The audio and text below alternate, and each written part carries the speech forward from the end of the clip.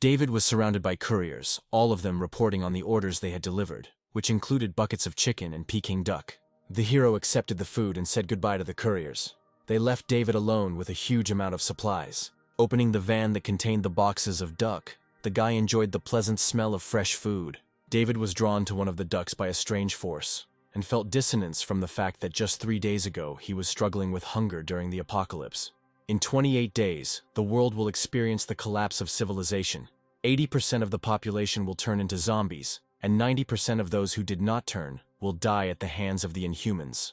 However, the remaining small part of the planet's population will evolve and gain supernatural abilities, which will be divided into physical, magical, and spiritual. David has acquired an incredibly rare cosmic power called the Prince of the Void. Since he mastered the ability, the hero was able to fight and defend himself, but he was unable to save everyone. Left alone in a world teeming with monsters, David felt lonely. He dug himself a grave and lay down in it with thoughts of death. However, when he opened his eyes again, he realized that something had happened that defied any logical explanation. The hero realized that he was born again only exactly 27 days before the start of the apocalypse. All his abilities were gone, except for the system he had mastered in his past life. He thought about what he felt the most lacking, and of course the first thing that came to mind was food. Fortunately, the question of storage did not arise, since the hero had the ability to generate a space in which time does not flow. With a sly grin, David decided to get down to business, not missing the opportunity given to him. As soon as the guy took a step onto the brightly sunlit tile, the phone rang. The voice on the other end of the line demanded that David appear in the company immediately. At the end of the short conversation, the hero said that the time had finally come. He grinned and thought that this time he wouldn't be so naive in front of his uncle. During a conversation at the company, Uncle was stunned by the news that David had sold the shares at 1/3 of their value. Besides the sale, the uncle was very interested in the question of why the guy didn't tell him anything, as if the uncle meant nothing to him. He thought David was being threatened, asked him to blink, and asked if the guy was in any trouble. But all this time, the hero thought that his uncle was a great actor, since it was he who arranged the death of David's parents in order to appropriate the shares, while thinking how stupid he had been before.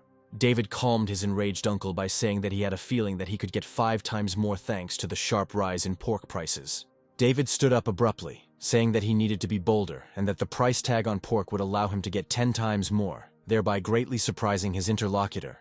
The uncle, softening his tone, offered David to resell him the shares at 1.5 times the price his nephew was paying. But David disappointed him by saying that the shares had already been sold and it would no longer be possible to buy them back. Suddenly, such a tense conversation was interrupted by an unexpected phone call. The hero apologized to his uncle, since he absolutely had to answer the call, and the dejected uncle didn't seem to mind. However, he himself was thinking how dare David sell the shares without telling him, while simultaneously thinking about the need to teach him a lesson. Stepping into the bright corridor, David took out his smartphone, put it to his ear, and greeted his interlocutor.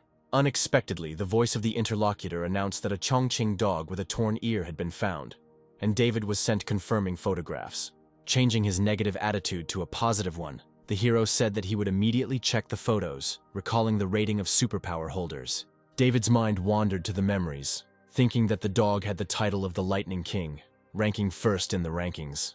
I even remembered that any creature that didn't turn into a zombie received superpowers, and I also thought that dog meat wasn't a bad option either. In the past, no one had ever managed to catch a Chongqing. No one except David, and on the first try. And after he caught it, he ate it, so now David and the dog seemed to be acquainted. Holding the phone in his hands, his mouth began to water at the thought of how delicious it tasted. After looking at the photographs, David was sure that this was the same dog. The torn left ear was proof of this. But this time there were no worries about food supplies. So in his thoughts, the guy decided to make friends with the dog, promising to take care of him. With thoughts of a potential new friend, he informed his interlocutor that he would arrive at the address immediately. David said goodbye to his uncle, citing other matters, to which he humbly replied that they would continue the conversation later. And in his thoughts, the main character knew that his uncle would no longer have the opportunity to talk to him.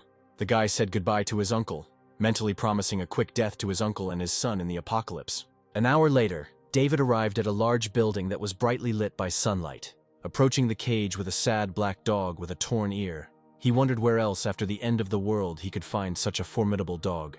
Kneeling down in front of the cage, the young man told the dog not to be afraid, because David would definitely save him, but the dog groaned pitifully. After a sharp turn, the hero rudely asked the seemingly peaceful owner to come out to him. The seemingly modest owner approached David and politely asked what he needed, to which David also sharply responded, "How dare the owner ask what he wants when they themselves steal dogs?" adding that a little more and his dog would have been on a plate. The stunned owner tried to calm the guy down, saying that he was buying dogs and he could have made a mistake, because all mongrels look the same. David, in turn, threatened to call the police, mentally doubting the honesty of the owner of the cage, to which the owner, frightened, rushed to the guy, saying that it was unfair and asking him to stop, but David continued.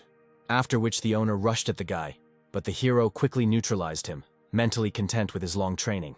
Moving away from the fallen owner, David asked him if he wanted to continue the fight. The owner quickly knelt down in front of the young man, trying to apologize to him thoroughly. He continued to justify himself to the hero, claiming that he did not know that the dog belonged to him, promising to bring the dog back that very day. David gave him a cold look, saying that he would forget the whole situation, thanks to the master's compliance. But the guy had something completely different in his head. Of course he wanted the owner of the cells to go broke, but he decided to use him. In a peaceful tone, turning to the boy, the owner told him to take the dog, letting go of the black dog wagging its tail. David, turning to the dog, named the dog Charlie and told them to go home, thinking that the dog even seemed to have a soul and understood his speech. The dog wondered who this young man had called Charlie, and then realized that it was him. After some thought, Charlie went after David, while the boy thought that the dog had calmed down after being struck by lightning in his past life. David opened the door of the bright red Ferrari, waiting for Charlie to flip sharply in the seat. Inside the car, David addressed the dog, promising to have fun with him and returning his nickname from his past life, Jiharaja.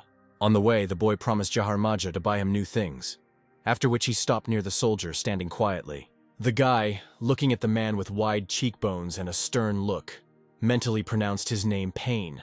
Still mentally, David was glad that they met again, glancing in his direction with a nostalgic smile. David remembered that while exploring the void world, Payne always covered his rear. Payne looked down at the boy, whose thoughts were filled with only good wishes for his friend from his past life. Finally, David invited Payne to play in the evening, to which he replied that his mother said that men cannot learn bad things. David grinned and asked to repeat the words of Payne's mother, to which Payne himself said that his mother told him to be afraid of the Danans who bring gifts. The young man was taken aback by what he heard, citing the fact that, chronologically, he and Payne were still not very familiar, recalling that Payne was here on duty during the apocalypse. At home, David, standing by the huge pool, addressed the dog and said that this was his new home, after which he invited Charlie to take a swim. Afterwards, the guy carefully soaped the dog in his huge water treatment room, illuminated by bright sunlight. While taking a bath with Jiharaja, the boy thought that after being reborn, he looked like an old man. Later, David realized that this time everything is different, because he knows about the emergence of a large number of people with superpowers. He decided that together with Jiharaja they would, even if by force, take everyone under their command. Warming up the dog's wet fur, the boy remembered that he could replenish his strength during teleportations, which would come in handy since he was bad in open combat. Among other things, David thought that since he had closed the question of storing resources, it was necessary to think about extracting everything that might be useful. Water was at the top of the priority list, because no trick could clear the water of viruses every time it was necessary to wait for rain. The guy hit himself on the forehead and said out loud that he needed a supply of stun guns and batons, to which the dog let out a single bark in fear. David reassured Jiharaja that the batons and stun guns were not for him, but for the zombies. Tasers were the best way to fight zombies, but electricity was not available for long during the apocalypse. The guy enthusiastically delved into his phone, mumbling something about legendary armor. After some time, the main character and his friendly, but very hungry dog were peacefully eating. While throwing away the bone, the boy promised Jiharaja that once they stocked up on grain, he would live like a king. To which the dog, like his new owner, spat the bone out of his mouth, which made David very surprised and happy that dogs also spit out bones. Then it dawned on the guy that he had indirectly insulted himself by calling himself a dog. As if out of nowhere, a dark silhouette appeared behind the glass door and knocked on the window, distracting the guy who was eating. The guy approached the door, but the new guest did not expect a joyful welcome. A young, beautiful girl stood in front of him. She introduced herself as Annette.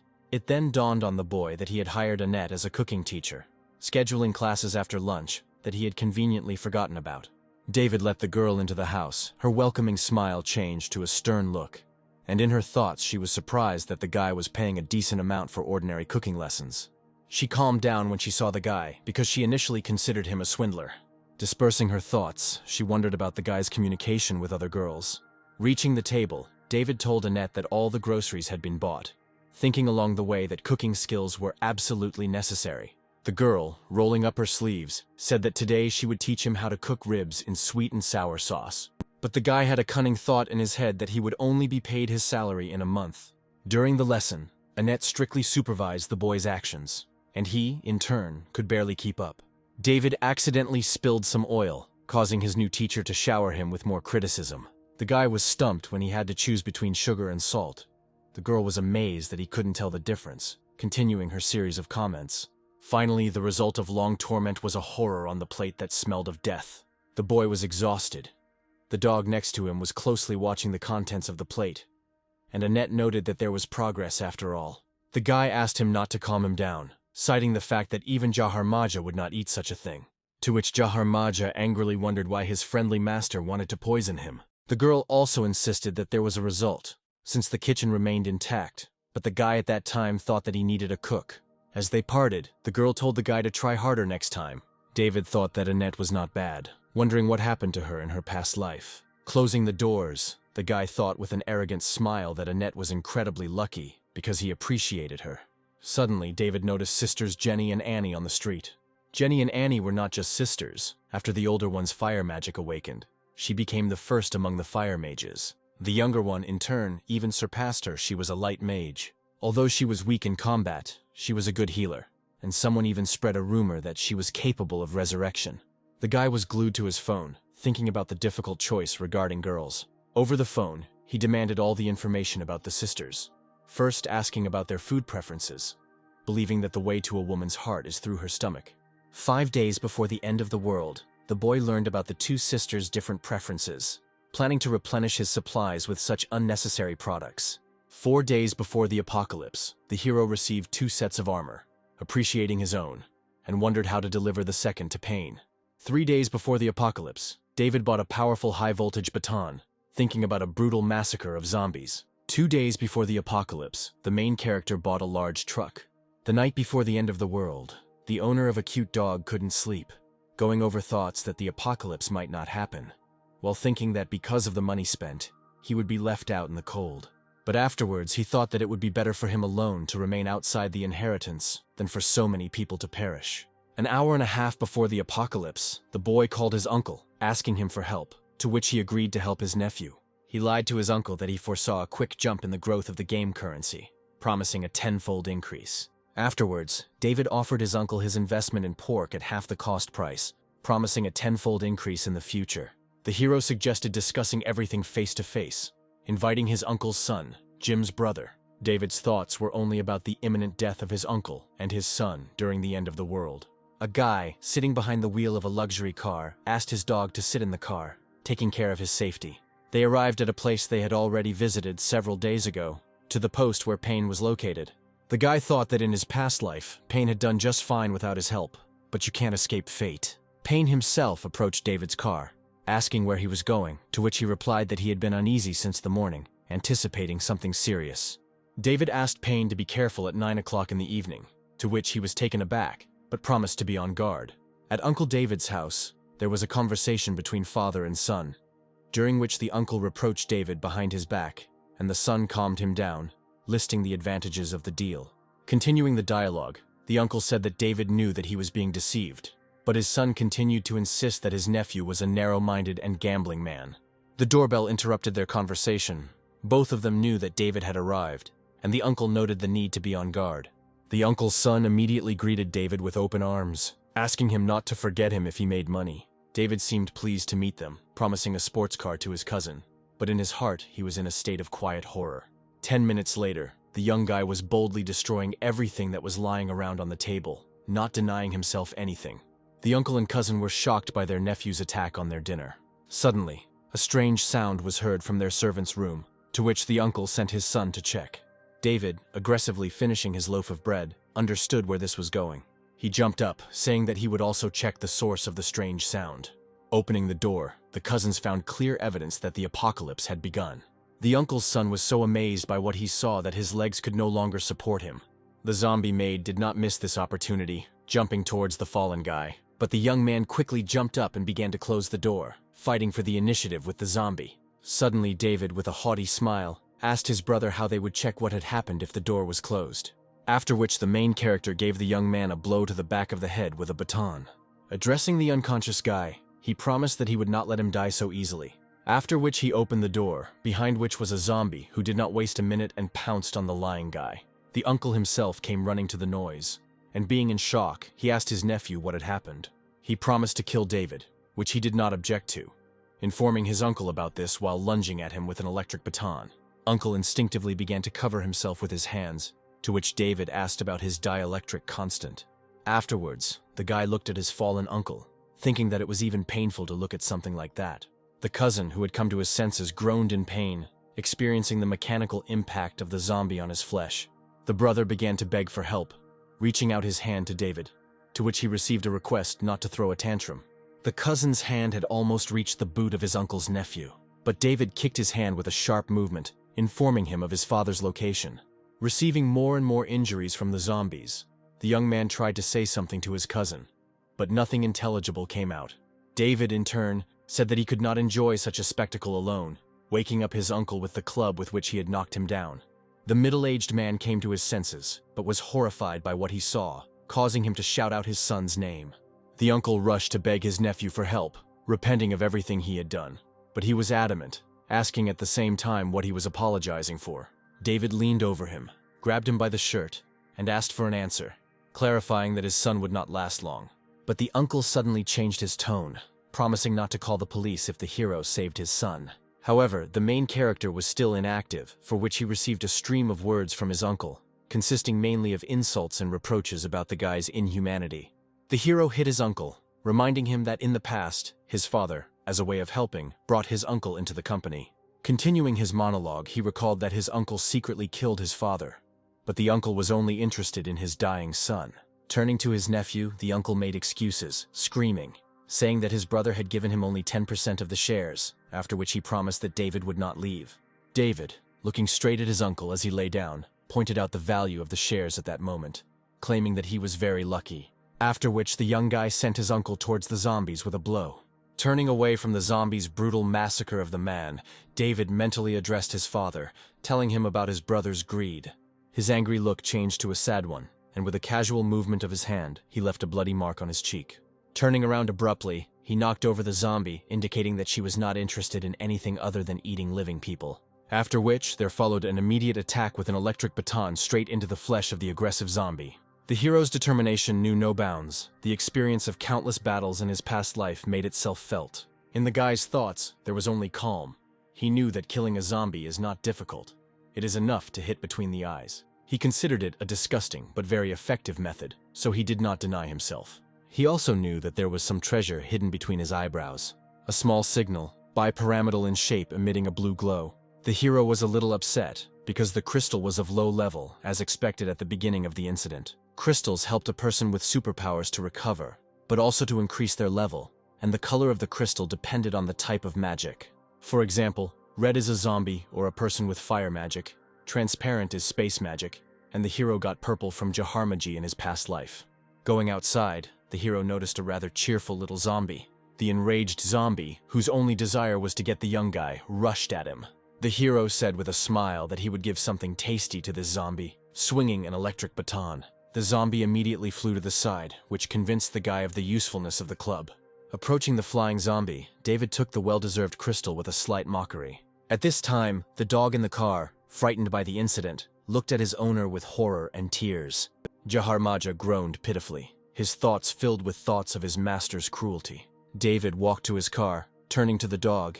He said that soon the time would come for them to wake up, but then it would be unsafe on the street, adding that the dog would leave after receiving superpowers. Walking through the traces of a recent incident with his uncle, the hero calmed the dog down, saying that he would get used to it. Sitting down on the sofa, David began to peel an apple, and Jiharaja sat close to the guy and trembled. However, a second later, the guy glanced towards the dog with a clicking sound. Jiharaja assumed an unnatural pose, and a yellow glow and many lightning bolts appeared around him. The dog seemed to be in great pain, and the hero assumed that it was time for the dog to wake up. The boy hid behind the sofa, fearing that he would be the first to experience Jiharaja's lightning. But the dog fell to the floor. The hero came out from behind the sofa, thinking that the sooner and faster you get your powers, the stronger they will be. David began to eat the apple, thinking that Jiharaja now had the maximum level of lightning, and wondered if his dog's intelligence had increased. David was already in despair that he was worse than a dog, when suddenly he too was overcome with grief and was glad that he was not bad either. With difficulty he rose to his feet, leaning on the sofa, feeling the impact of the abilities he had received. He immediately generated a small sphere in his hands that emitted a blue glow. The hero did not deny himself the opportunity to test his abilities after his sharp swing. A blue line appeared, describing the movement of his hand. The blow landed on the wall, which eventually cracked, which surprised the dog greatly. David was upset, because such an attack would not kill even a weak zombie, although it used up a quarter of his strength. Fortunately, he already had crystals. The hero remembered that in his past life, there were only 10 normal levels of magic proficiency. In addition to the 10 main ones, there was also a royal level, which was possessed by Jiharaja. In his past life, David absorbed his crystal, but then he did not understand its meaning. Because there was no one and nothing, it was better to just die. 5 minutes later, David was thinking that in order to get to the second level, he needed to absorb 20 crystals. At this time, the dog was experiencing discomfort from his new abilities, to which the guy told him to concentrate. Jiharaja focused and released a powerful lightning bolt, right where he was looking, following his master's advice. David patted the dog, telling him he was a good boy, and called him into the fridge for a treat. While driving past a supermarket, David suggested that the dog collect more resources, and the dog was not at all against it. David took out a couple of electric batons from his space. The dog was impatiently waiting to deal with the scary zombies. The hero gave the dog instructions to be more cunning than the zombie and not to attack head-on. After which, the friendly couple began to destroy the doomed inhabitants of the huge city with extreme cruelty. After using the ability, the dog was stunned to see that one of the 2 zombies had not a scratch on it, to which the hero immediately gave him the command to take the zombie away, after which the dog, with a determined expression on his face, began to carry out the task. The dog began to distract the zombies with dexterous leaps, and David, promising to return soon, moved in the other direction. Walking through the supermarket, David was amazed at the quality of the goods on the shelves, after which he used his abilities, pulling everything into his space without the slightest bit of embarrassment. In addition to collecting resources, the hero did not refuse to deal with zombies, collecting crystals. Stretching, David walked out of the supermarket, happy with the large space and the reduced prices on goods.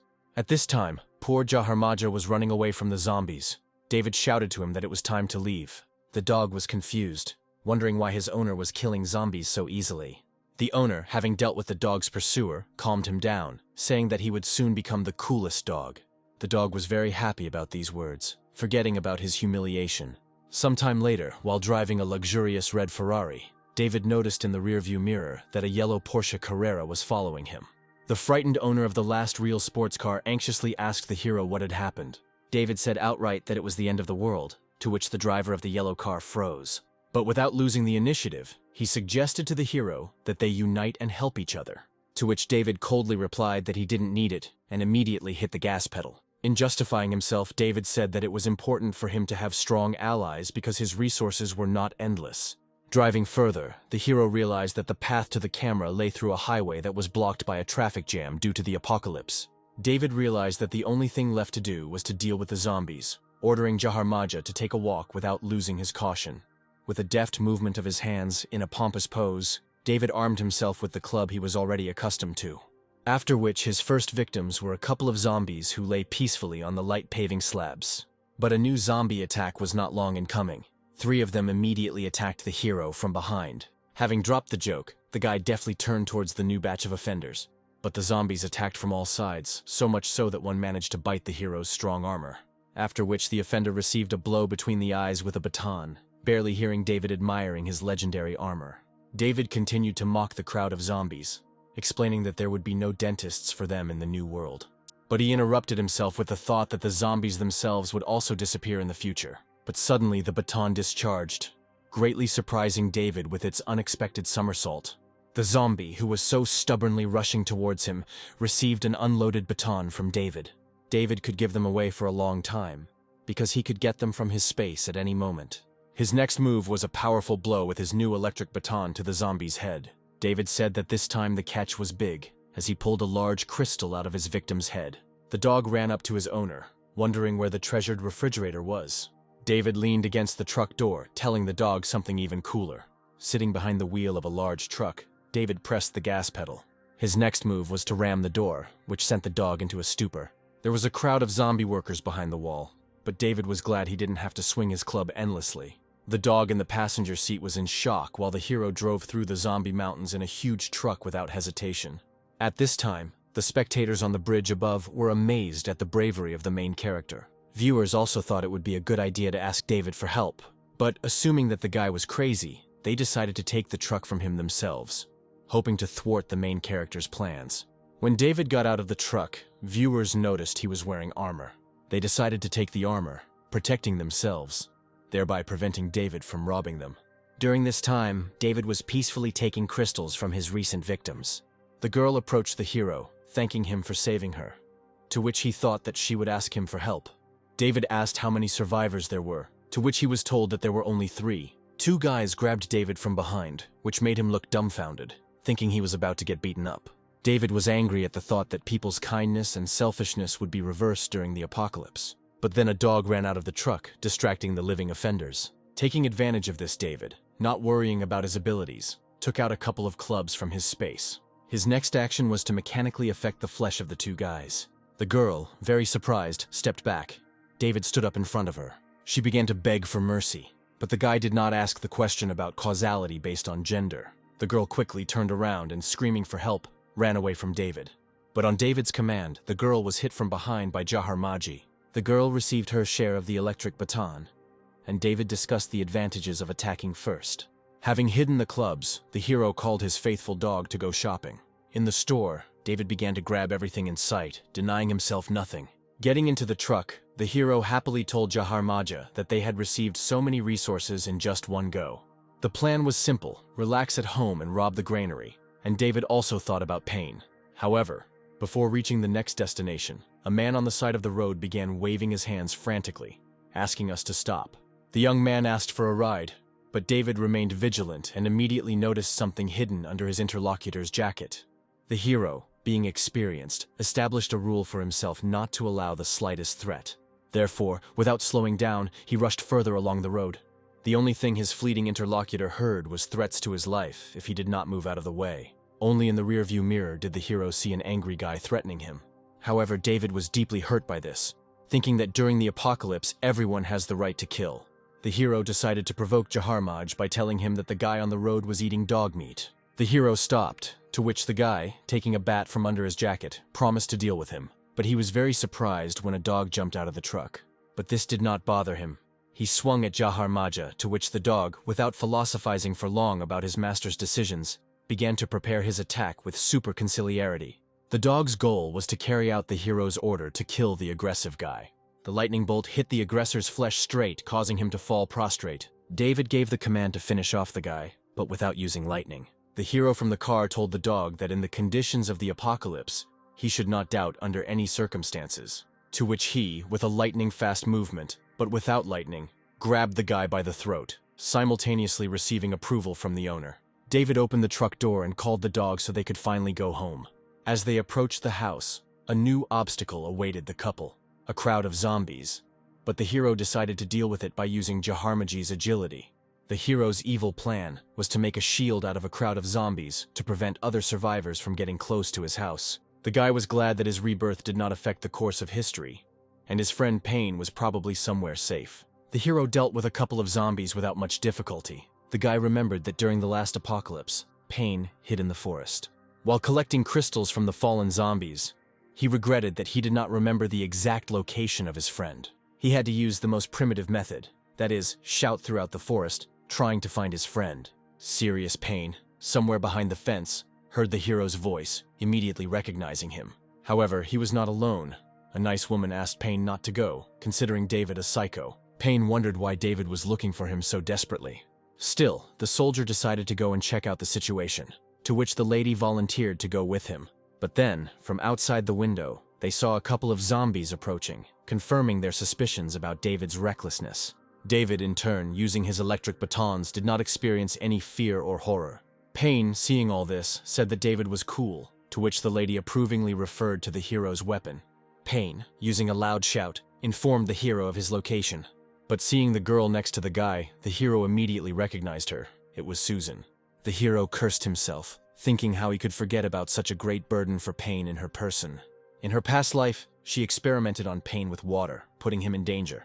She also didn't hesitate to lie behind people's backs, sucking up to one person or another. She had no shame in lying, taking advantage of Payne's kindness when she took his food. But the hero did not despair. He immediately decided that he would show Payne all the greed of this woman.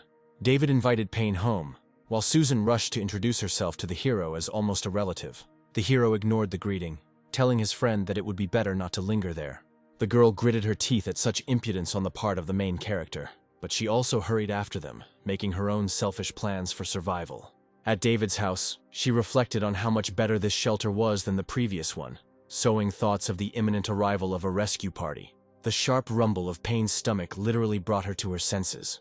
David also heard, offering to go get food, after which he received gratitude from the girl. Standing next to the refrigerator, David thought that there was nothing he could do to help this greedy woman. He secretly opened his space, which contained many supplies, but took out only 3 pieces of bread. His evil glare was a result of the memories of her hurting him and Payne in his past life. The hero gave the dog a sharp slap on the backside with a piece of bread and placed it on Susan's plate, wondering if his help would do the lady much good.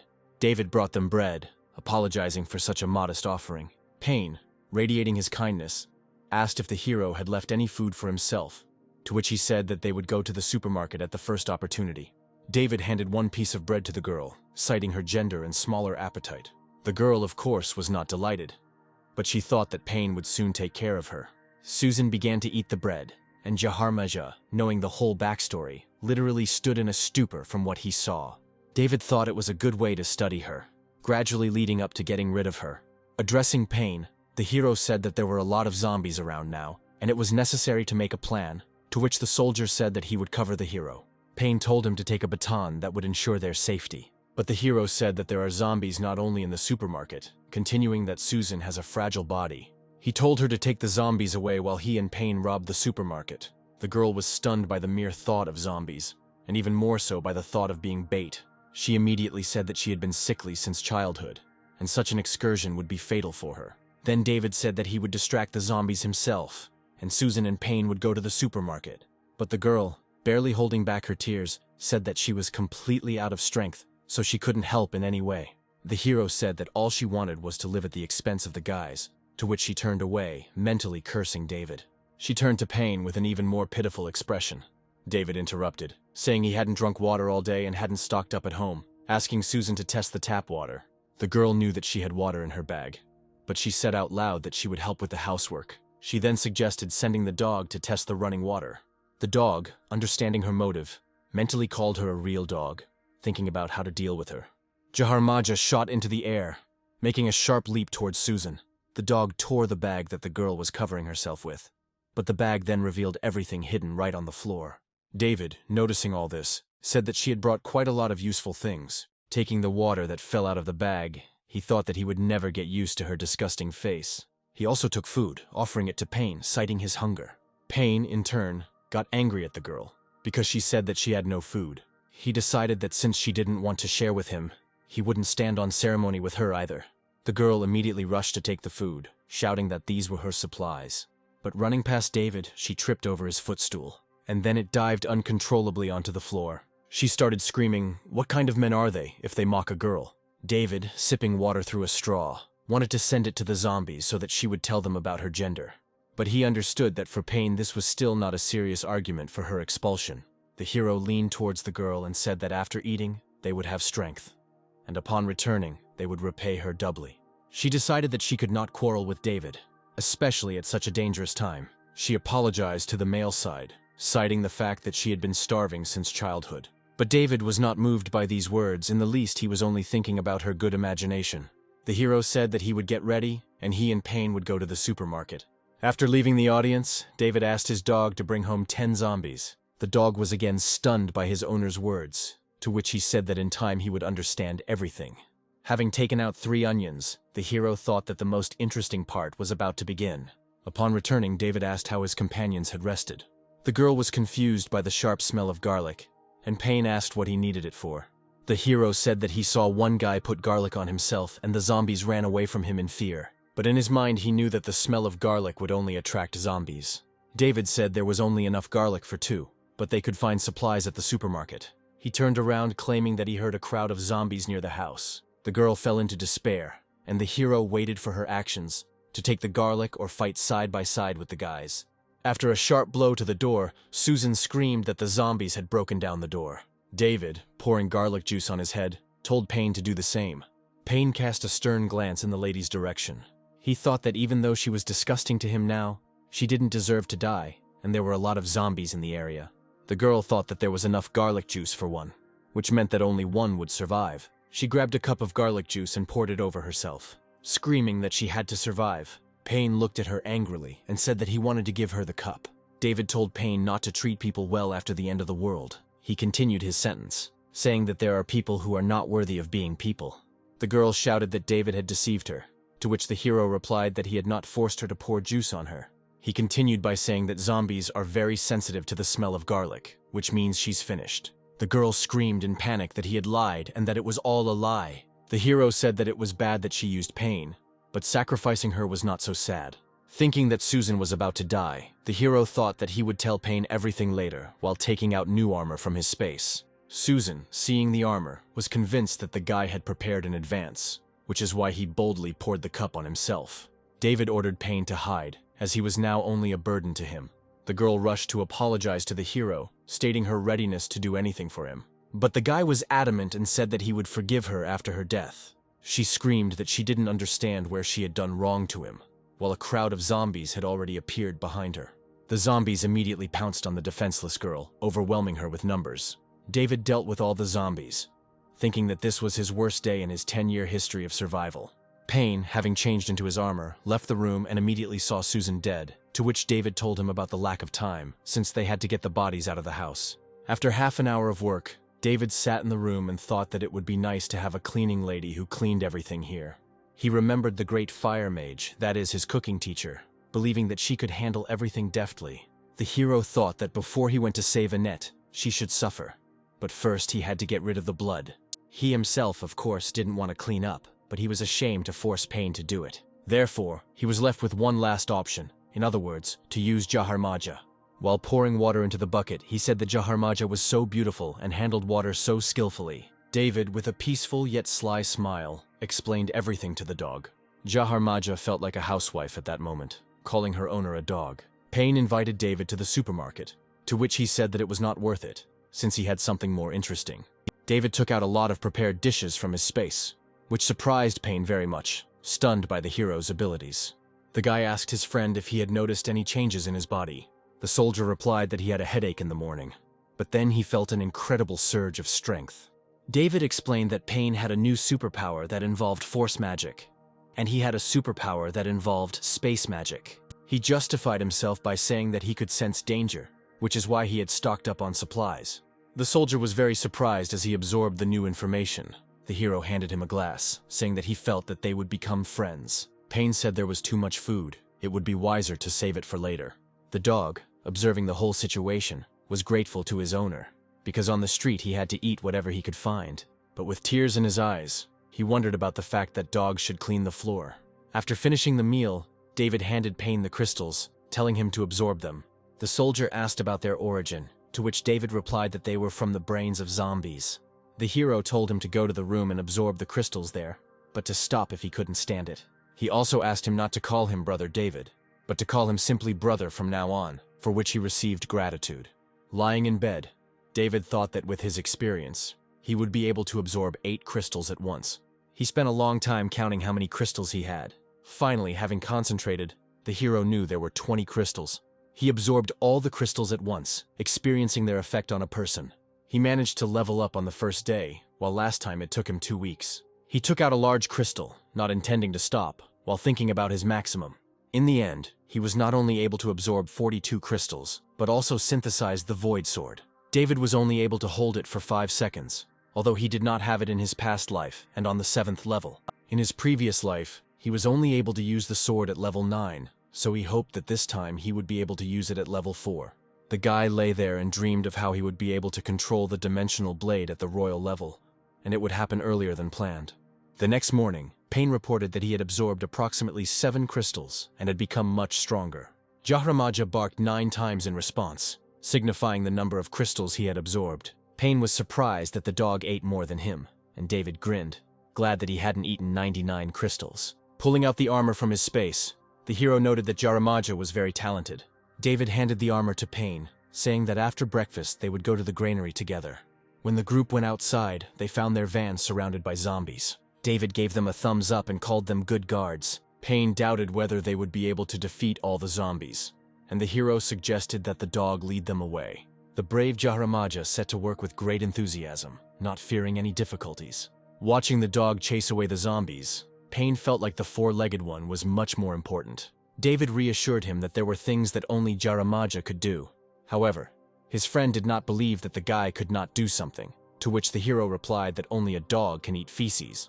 The company reached the grain storage facility without any problems, knocking down all the zombies in their path. David was puzzled by the lack of cries for help. Since there should have been survivors among the workers, he assumed that they were all in the basement and found an entrance leading there. Armed with flashlights, the boys went to the lower tier of the grain storage facility. David was stunned by what he saw and remarked that zombies never eat people so cleanly. There was a skeleton lying in the passage, and the guy assumed that it had been dealt with by small animals that could have mutated.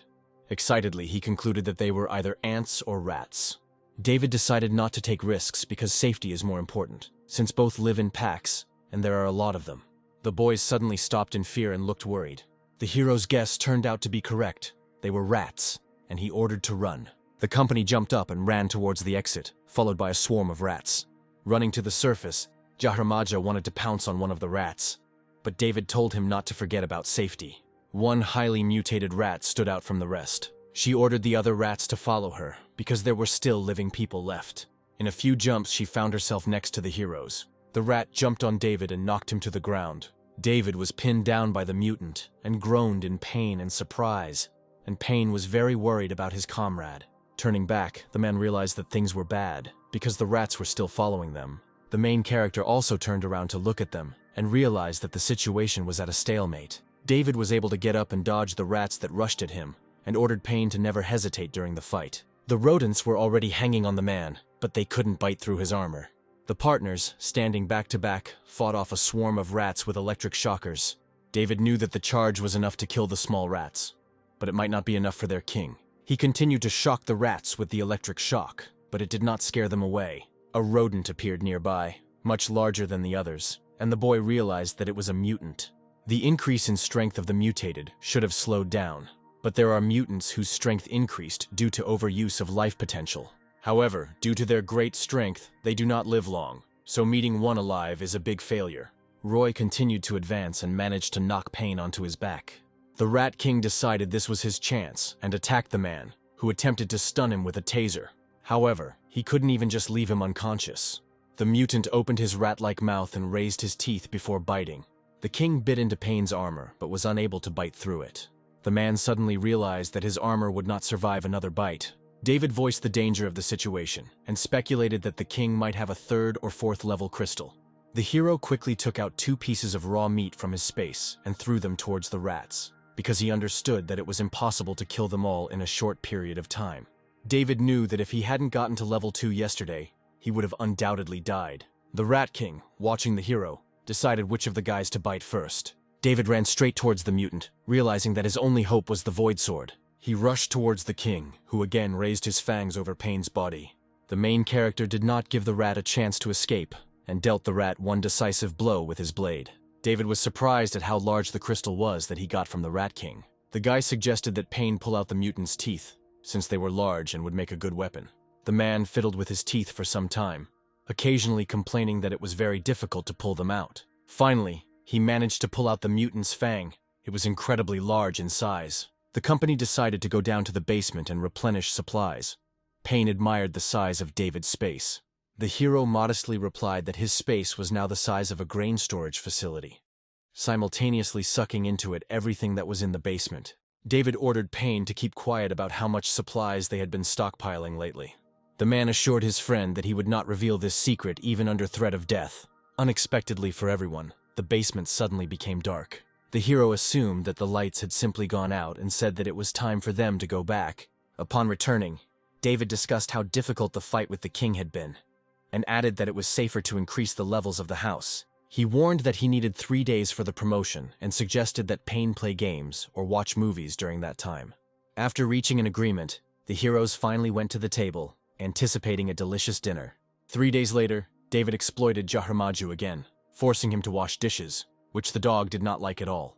During these days, the guy managed to lose the meaning of life. He asked his little friend if he had received the 2nd level a day ago. The 4-legged friend barked joyfully, his big eyes sparkling. David, in turn, sent the dog to practice his new skills on zombies. When Jiharaja was already standing near the front door, the boy called out to him. The dog turned towards the voice, hoping that his owner was worried about him and that he didn't need to go anywhere. But to his disappointment, David simply handed him 2 bags of trash and told him to throw it out on the way. The dog ran away with the bags, and the boy asked him not to make him worry anymore because Jiharaja could do everything himself without reminders. David began to think that he urgently needed Annette to take care of him. The hero remembered that she lived somewhere nearby, in a dormitory for employees of a 5-star hotel. He decided to follow her as soon as he raised his ability level to the 3rd. David lay quietly on the huge bed, either deep in thought or dozing. Suddenly he felt a headache, as if an electric current had passed through him. The hero was surprised at how quickly he increased his levels, because in his previous life it took him half a month, and this time only 3 days. He thought that he would not have envied Jiharaja if he had not been with the hero in this life. The duration of the Void Sword increased to 20 seconds, and the hero finally had the strength to take a walk. While warming up, David thought that at dawn he would go after Annette, and along the way he would replenish his supply of crystals. In the morning, the company was already at the hostel, having cleared a path to the entrance. They made their way deeper into the building, clearing the way of zombies along the way. Suddenly, they came across a guy who asked them for help. It was Christian, a hotel worker. David sighed with relief that they had finally met survivors, because they had already grown tired of the monsters.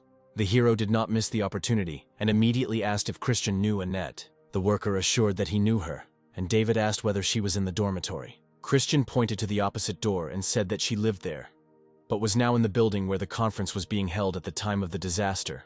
David grabbed the worker by the collar of his shirt and dragged him along. The guy ordered him to show him the way to the conference room, and Christian meekly hung on his arm. At this time, in the conference building, in the cold storage room, the hotel manager and Sarah Williams, an influencer, were trying to throw Annette out the door. Sarah punched the cook, claiming that there was no place for her, to which the cook replied that she too was a living person and deserved to live. The influencer grabbed Annette by the hair and threatened her position in society. Mike Wilson, a big man in business circles, said there wasn't enough food for everyone and suggested simply throwing out the cook. The hotel manager also told Annette that there was not enough room for everyone, while Sarah continued to beat the girl. The manager told her that she could escape to another place, but there were hordes of zombies roaming outside. The men surrounded Annette and tried to push her out the door, but she tried to resist. Sarah gave the final kick, and the chef was out the door while the influencer gloated. The corridor was filled with zombies, all of them looking like living corpses. Annette held back her tears and prayed for someone to save her and kill all her offenders. Suddenly her eyes widened in fear, and she began to tremble as her gaze fell upon the living dead. They, in turn, immediately rushed at her. Annette had already decided that there was no chance. She found it funny that she saved them, but they sent her to die. But suddenly the crowd of zombies felt an external force that forced them to change the direction of their movement. The girl heard shouts of her name and was surprised, turning to the side. David introduced himself to Annette and said he had come to save her from the angry zombies. But in his mind, he was more excited about the potential of having some delicious food at home. Selfish thoughts did not go well with the hero's sweet smile, but nevertheless, he hoped to win her heart. The girl, in tears and barely able to find the words, thanked David, but he suddenly became wary, glancing in the other direction and covering Annette's mouth. A crowd of zombies gathered around Annette, David, and Payne. The hero said that they would chat later. The hero waved his now familiar electric baton, hitting one zombie after another. Payne, in turn, did not lag behind, killing zombies with extreme cruelty. At this time, those locked in the cold storage room were happy that they would finally be rescued. As soon as the last of the dead was defeated, the rich men emerged from their hiding place. Sarah Williams walked ahead of her fellow sufferers, thanked the heroes for saving her, and introduced herself to them. The influencer raised her hand in greeting and hoped that the strangers would turn out to be her fans. David paid no attention to Sarah and turned to Annette, asking what had happened to her. The cook, with tears in her eyes, tried not to give in to her emotions, but her look betrayed that something terribly unfair had happened. The girl still couldn't hold back her tears. She blamed herself for everything that happened, and the hero calmed her down. Mike Wilson approached David and asked him to take him home. He guaranteed that after the end of the apocalypse he would provide a job. Payne appeared in front of Mike and was outraged at how much money he had. The man suddenly aimed his fist at the bigwig's jaw, shouting that he hated people like him. The hotel manager was stunned, surprised that the guys were too brave and not afraid of revenge. Wilson told David to calm his friend down and send them home on any terms. The hero again ignored the request and thought about not compromising his principles, and would take advantage of any opportunity to kill his enemy. David took something out of his space and assured the others that he would not kill them, even though they had offended his man. He decided to simply tie them up and let them decide the question of survival themselves. Mike was indignant that it made no difference whether he killed them or tied them up, saying that it was not normal, and Payne put him in his place, reminding him of what they did to Annette. While the man was tying up the impudent fellows, Sarah immediately fell to her knees and begged for mercy. She assured him that she would do absolutely anything, and David was surprised by her confidence that any man would immediately take off his pants upon seeing her. The guy arrogantly ordered her to get lost, calling her a girl of easy virtue. The hero did not fall for her false, flattering words and tied her up tightly. Having stuffed a rag into her mouth, David suggested that they leave them to their own devices and move on. The worker who acted as a navigator tried to ask to join the hero's team. Already standing on the street, David asked if this guy was worth taking under his wing. The guy modestly replied that he was capable, and the hero picked up the stick from the asphalt. David handed it to the worker and ordered him to kill a dozen zombies on the street. Only then would he be allowed to join the team. The guy replied excitedly that he couldn't do it, his voice trembling. The main character was mentally outraged that he had given the worker a chance, but he had not even taken advantage of it. After some time, David said that he would not accept the guy into the team, but would give him some advantage. The hero gave him 3 minutes to visit the store, after which he promised to take him back to the hostel. David, addressing Annette, said that he preferred to kill zombies rather than wash pots and cook. He assured her that he would provide her with protection and everything she needed, and added that meeting him was the happiest event in her life. The hero asked her to answer whether Annette wanted to go with him, to which she gratefully agreed. David congratulated her on joining the team and promised to throw a feast upon her return. However, he warned Annette that she would be the one cooking, to which the cook readily agreed. At home, the hero told the girl about his and Payne's powers and asked if she had anything, to which Annette replied that she only felt a slight headache on the 3rd day. David noted that his strength doesn't wake up that early and everything is fine. He ordered Annette to feel the superpowers inside her. She closed her eyes and listened to herself.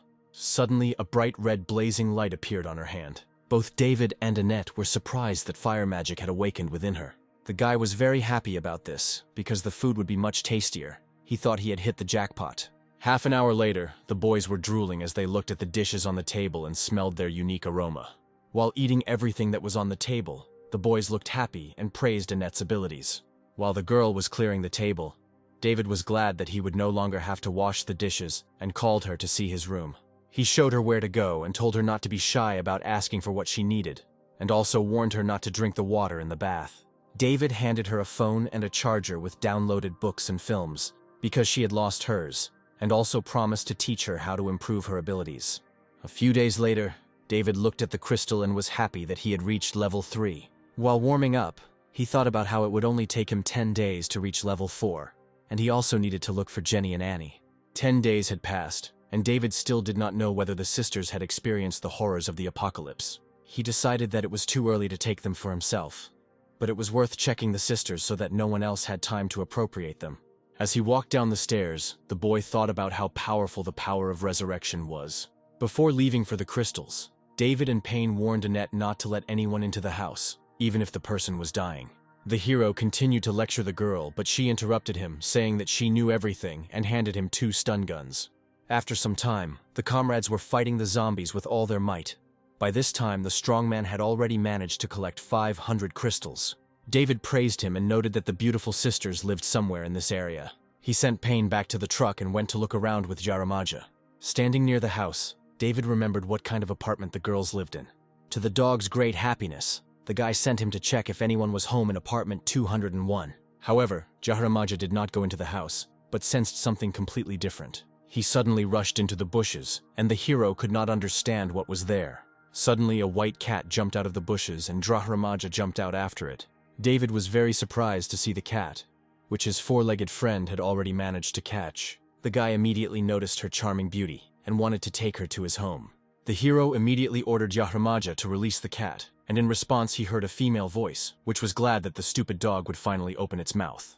When David heard the voice, he was very surprised, because there was not a single girl nearby. The guy suddenly had the idea that the cat had mutated and gained the ability to move its soul. David immediately ordered Jiharaja to release the white beauty again, and, because of her abilities, decided not to let her go. The guy lifted the cat by the scruff of the neck, almost tearing it out of the dog's teeth. Holding the fluffy beauty in front of his face, the hero suddenly heard the cat thinking that Jiharaja was a very evil and ill-mannered dog, and agreed with her. The Snow-White miracle fell silent and began to actively sniff the guy. She smelled that he had dried fish, and David was surprised by her sense of smell and thought it was intuition.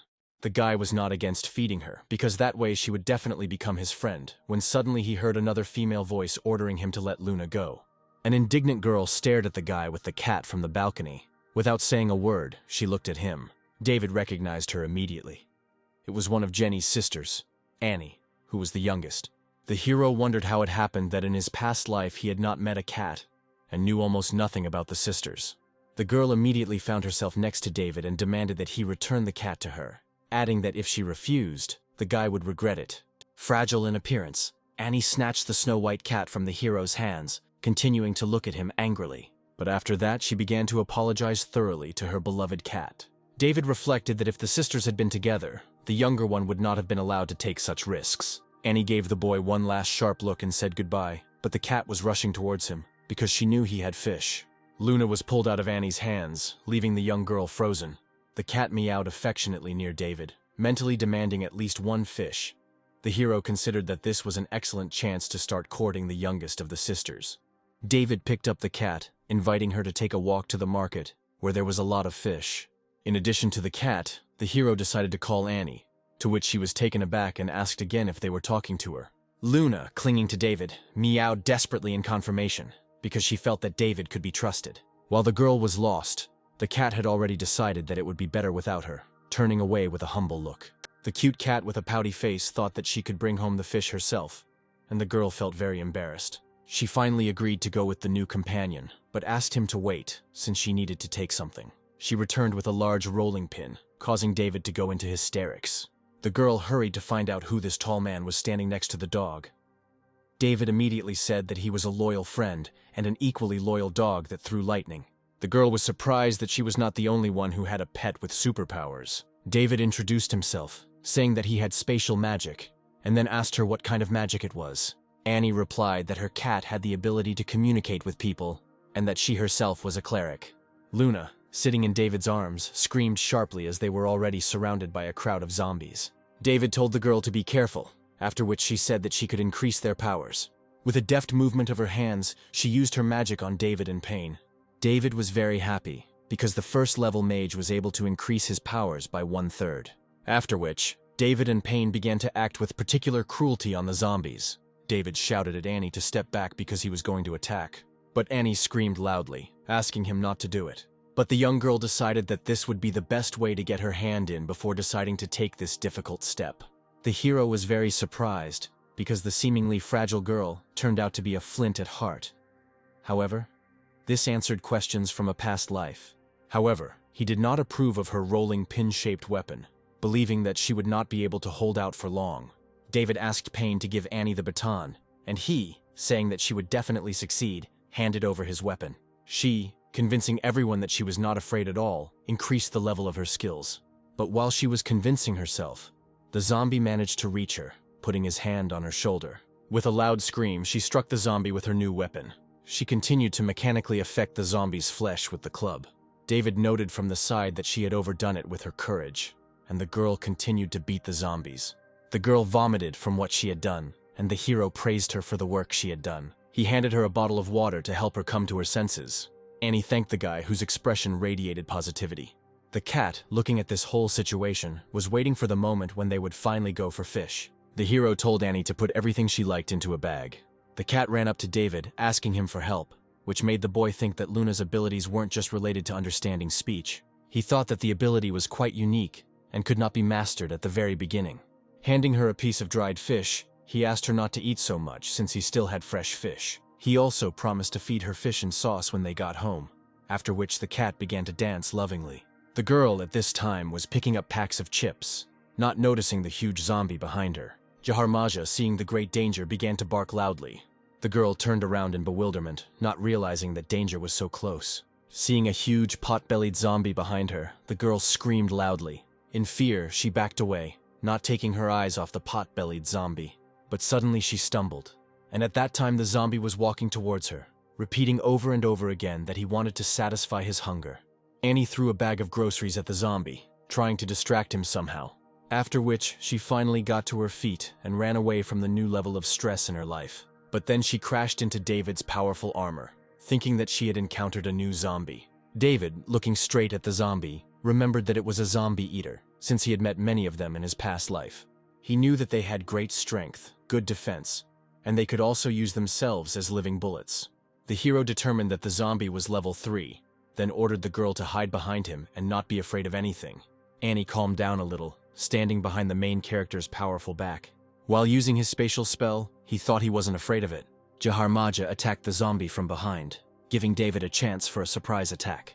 The guy jumped and swung the generated phantom sword, aiming at the zombie. One powerful blow was enough to cut through the rotting flesh of the zombie. He told the girl not to look, because the zombie corpse was not in the best shape right now. Annie was amazed by the protagonist's incredible strength, wondering that he only needed one blow. She began to think he was handsome, and he took her hand, offering to take her away from here. Afterwards, she opened her eyes after David's words that it was all over. In her eyes, David literally sparkled. She was convinced again and again that he was incredibly handsome. The hero looked at her in bewilderment, and she, blushing, looked back at him. David, looking at the girl's reaction, at one point also felt very embarrassed. Mentally calling himself a hero who saved the beauty, he was surprised that even in the modern world the method was very effective. He placed his hand on her head, saying that they would form a team and take care of each other. The hero offered to go to his house and have dinner, but she said that she needed to wait at home for her sister. Annie justified herself by saying that her sister would be very worried if she didn't see her younger sister at home. David had already resigned himself to this plan of action, but Luna intervened in the conversation, demanding that he disagree. The cat continued to convince Annie that she had left a note for her sister, who probably wouldn't be back today, but the main argument was the fish and sauce. The girl fell under the pressure of the cat's convictions, asking if the hero's house was far away, after which she received a positive answer. At David and Payne's house, a beautiful table of various dishes awaited the girl and the cat, which greatly surprised the girl and made the cat salivate. David reassured her that they were on the same team and should look after each other's health. Luna and the girl quickly pounced on the prepared pink salmon, amazed by its taste. After the meal, Annie thanked David, and again said that she needed to go back. The hero thought that it was very dangerous now, and for a lonely girl on the street it was even more dangerous. He boldly suggested that he, Jiharaja, Payne, and Annette move into her house, selfishly thinking that he could wait for his beautiful sister. The hero said that he wanted an empty room next to her so that they could take care of each other, to which he received a positive answer. David was delighted, but the girl objected, saying that at the moment they had one-sided care, which was wrong on her part. He shouted for Annette, Payne, and Jiharaja to pack their things as they were moving. Arriving at the girl's home, she asked if everyone would live with her, because if so, there would be just enough rooms. The hero, thinking that this was a great opportunity to be closer, said loudly that everything was fine. By 9 o'clock in the evening, they were sitting peacefully in the living room and eating watermelon. The girl doted on David, because in addition to all his merits, he brought her favorite dish, watermelon. She threw herself into the boy's arms, shouting that he made her the happiest girl in the world. David sat with a smug expression, thinking about her high level of amorousness. He repeated his words again that they were a team and should take care of each other, and she didn't have to be so polite. He decided to contain his emotions, fearing that his face would give everything away. Mocking her, he offered her to try the watermelon anyway, and then hug him again. Afterwards, he started a conversation, asking who would sleep where that night. The girl enthusiastically rushed to distribute the rooms, telling stories from a past life associated with each of the rooms. For David, she allocated a room with a luxurious bed that belonged to her sister. The hero wondered in his mind what would happen when her sister returned. But for now, he resigned himself and took out a handful of crystals that he wanted to give to Annie, while also showing her how to use them. After a short training, she, sitting with a puzzled face, said that she understood everything. He said goodbye to the girl, citing that he needed to rest and see something, receiving goodnight wishes in return. The hero reached for the door handle, but he was not prepared for what was behind it. The cute cat, sitting on the bed, interrupting her bathing procedures, wondered why he came. Caressing his hands, she said that she would sleep with him tonight and go to Annie's the next night. The hero was very happy about the kitty's daring love, laughing at the fact that she still didn't know how to share her grace equally. He took out another handful of crystals and offered them to the cat. The zombie's flaming face exuded anger and a daring desire to satisfy its hunger. The people who were avoiding her asked Jenny to be careful with her fire magic. The two guys were afraid to attack the zombies, asking Danny to replace them. Jenny, who possessed fire magic, in her evil thoughts called them pigs who could only hide behind her back. Not only were they hiding, but with instinctive movements one of them tried to cover himself with Jenny as a human shield. The fighting girl was already pretty fed up with the zombie hordes. She was generating a new attack. Her magic was so powerful that it instantly burned all the zombies that were nearby. She was pretty tired, thinking that even on the second level she was having a hard time. Jenny was very worried, wondering if she had it so hard. Then what was happening to her fragile sister? The two guys who had just recently been hiding behind the fire mage asked where they were going next. The girl confidently pointed her finger at their next target, urging the guys on, who immediately obeyed her. But she continued to worry about her precious little sister, hoping that she would definitely survive. At this time, the friendly team discussed their upcoming meal. Annette said she marinated the barbecue, but it's not safe to cook at home because there will be a lot of smoke. Then the hero suggested cooking on the roof, solving all the problems at once. And Annie at that time heard her being called from somewhere. She jumped up joyfully, recognizing her sister's voice, and ran towards her. David also stood up, anticipating the long-awaited meeting with the skilled magician. The sisters rushed into each other's arms, loudly shouting names. The hero thought that the scene of the meeting of the two sisters looked cute and even touching. But he immediately noticed the two guys, not understanding where they came from. The boys were amazed by the beauty of the two sisters, believing that if they could get along, they would achieve their dirty goals. But they turned their gaze sharply towards the guy, not understanding where he came from, because they knew that there was no brother in the family. Jenny turned her attention to the hero, asking her sister who he was. Annie introduced David as the one who took care of her while her sister was away. Jenny calmed down, thinking that the guy looked good for the apocalypse. One of the cheeky guys decided to abruptly switch from Jenny to Annie, believing that he would have a better chance with her. He asked if she was hungry, offering her some bread and making a satisfied face. The second one also didn't get lost in the background of the first one, and with a sharp movement of his hand offered a fried sausage, to which the first one almost stooped to direct threats. The girl was amazed but not hungry at the same time, and David decided that they were clearly trying to attract her to themselves. David, with a serious face, suggested going into the house. Annie said that it was not safe here and they should go home. Jenny approved of going into the house, mentally deciding that after dinner she would say goodbye to two burdens in the form of horny guys. And those same guys were already anticipating what a sweet life, full of love and care, awaited them next to the first beauty of the school. The fire mage wondered if there was food at home, to which the protagonist, smugly walking forward, thought that of course there was food. David ordered Annette to cook rice, thinking that Sister Annie needed to be well fed or she would leave. Annette was very surprised by the change of plan from barbecue to rice, but she didn't say anything out loud. She turned around and saw a crowd of unexpected guests with David at the head. He said not to rinse the rice, as water must be saved. Two cowardly but very proactive guys decided to inspect the kitchen at this time. Annette poured water into the rice. Noticing this, the guys became very excited, synchronizing their thoughts. One of them snatched the bottle from the cook's hands, leaving her in severe shock, after which he began to greedily swallow straight from the bottle, and the second tried to stop him in order to quench his thirst himself. Annette objected to a couple of the cheeky ones to use the mugs so that the others would not feel uncomfortable. The guy who took the bottle, passing it to another, replied that they had suffered a lot during the journey, so nothing would happen if they drank a little, and the second promised that in the future they would take glasses. David, watching this scene from the side, decided that these two could not stay. They, in turn, went and assessed the house. The guys considered it luxurious, but with one flaw in the form of another young man. Suddenly, one of them was very surprised and told Ed to look at something unexpected. The object of their surprise was Jiharaja, peacefully resting on the floor. They were amazed that the dog was alive. The boys' mouths began to water again, from the simultaneous thought that they could eat their fill of the dog. The cowardly team asked David why he needed a dog in such a difficult time, because as long as there was rice, there would be no problems. But when it ran out, the question would arise. Jiharaja, understanding the words of the two boys, became very angry, baring his teeth. One said that the dog was very aggressive and needed to be boiled. The second volunteered to deal with the dog. David sharply told them to stop, confirming that he had no food to feed the dogs, but by dogs he meant them. The first one objected to David not fighting the zombies alone, but his expression, due to the play on words, could be interpreted as never having sex with a zombie alone. David promised that he never would, to which the verbal voyeur replied that the hero was just a homebody. He then turned to Jenny to get David to reconsider his views on keeping a dog during such a difficult time. The second one started shouting that they had suffered so much on the way, and the impudent guy, in the person of the main character, keeps a dog at home. Jenny had already suffered enough from the two cowards, having told them everything she thought about them. She ended by saying that from now on it was every man for himself, adding that the guys should get lost. She continued, shouting that they were useless mouths and she was tired of keeping them. The guys were shocked. They didn't understand why Jenny wanted to disband the team.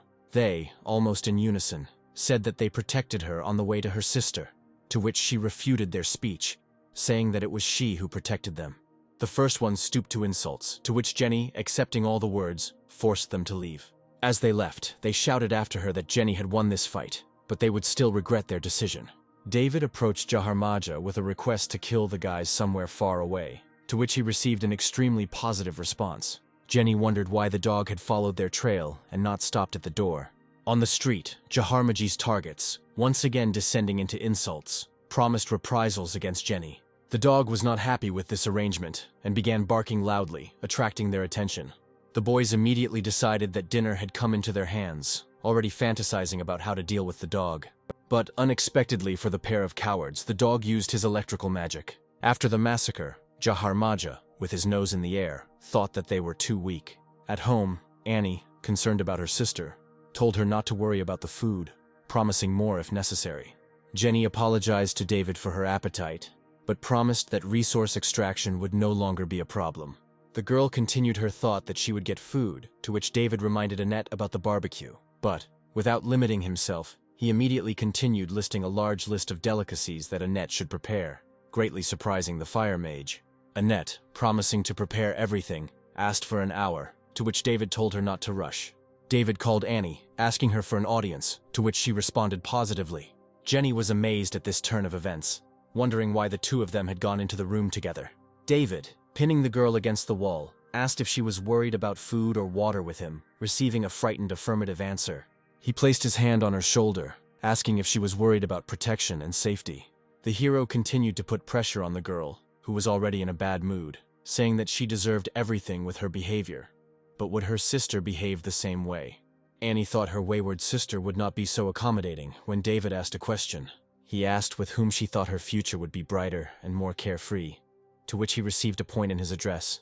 He said that her sister was needed, cutting himself off at the last word. The girl asked what was required of her sister, but the hero did not like the words train and accustom. The hero said directly that he wanted his older sister to see him as the main one. Otherwise, numerous conflicts and other senseless polemics would arise. She agreed to talk to her sister, and David continued that until the moment of confession came, he was not going to share his supplies with her. Continuing, David said he would share the food the second he confessed. Annie remembered it was for her own good. At that time, in the kitchen, Annette was already preparing the table, decorating it with a large number of wonderful dishes. Jenny asked herself, suggesting that they cook just one thing, otherwise there wouldn't be enough food for later. Annette replied that David was the one who decided everything, after which the fire mage decided to talk to him about resources. Having met the hero, she asked to stop Annette, to which David said that nothing would be too much for the sake of the sisters' meeting. The girl continued to insist that there was too much food, to which the hero asked her not to interfere, referring to the owner of the supplies. Afterwards, Jenny thought that even after eating all the rice, she was not full, but even she could not eat all the food, even though the smell was enticing. An hour later, at the ready table, Jenny wondered why there were only 4 bottles for 5 people. She thought that she would refuse water, quenching her thirst with soup. And at this time, Annette was already calling everyone to the table. David, with an inflated sense of self-importance, seeing Jenny sit down on the chair, asked why she was there. The fire mage objected, not understanding what difference it made where they sat. Annie thought that her sister needed to be patient a little. The guy asked if the girl would be uncomfortable watching them eat. However, if that was her wish, he had nothing to say in response. The girl cried out, asking about the whole situation and her great honor. She asked if the hero wanted to celebrate the meeting of the two sisters. Then why wasn't she invited? Smiling slyly, David said that only his people could eat the delicious food he brought, risking his life. He turned to Annie, asking if she was his person, to which she told her sister that she was David's person. David continued by asking similar questions to Payne and Annette, which would get the desired answers from both.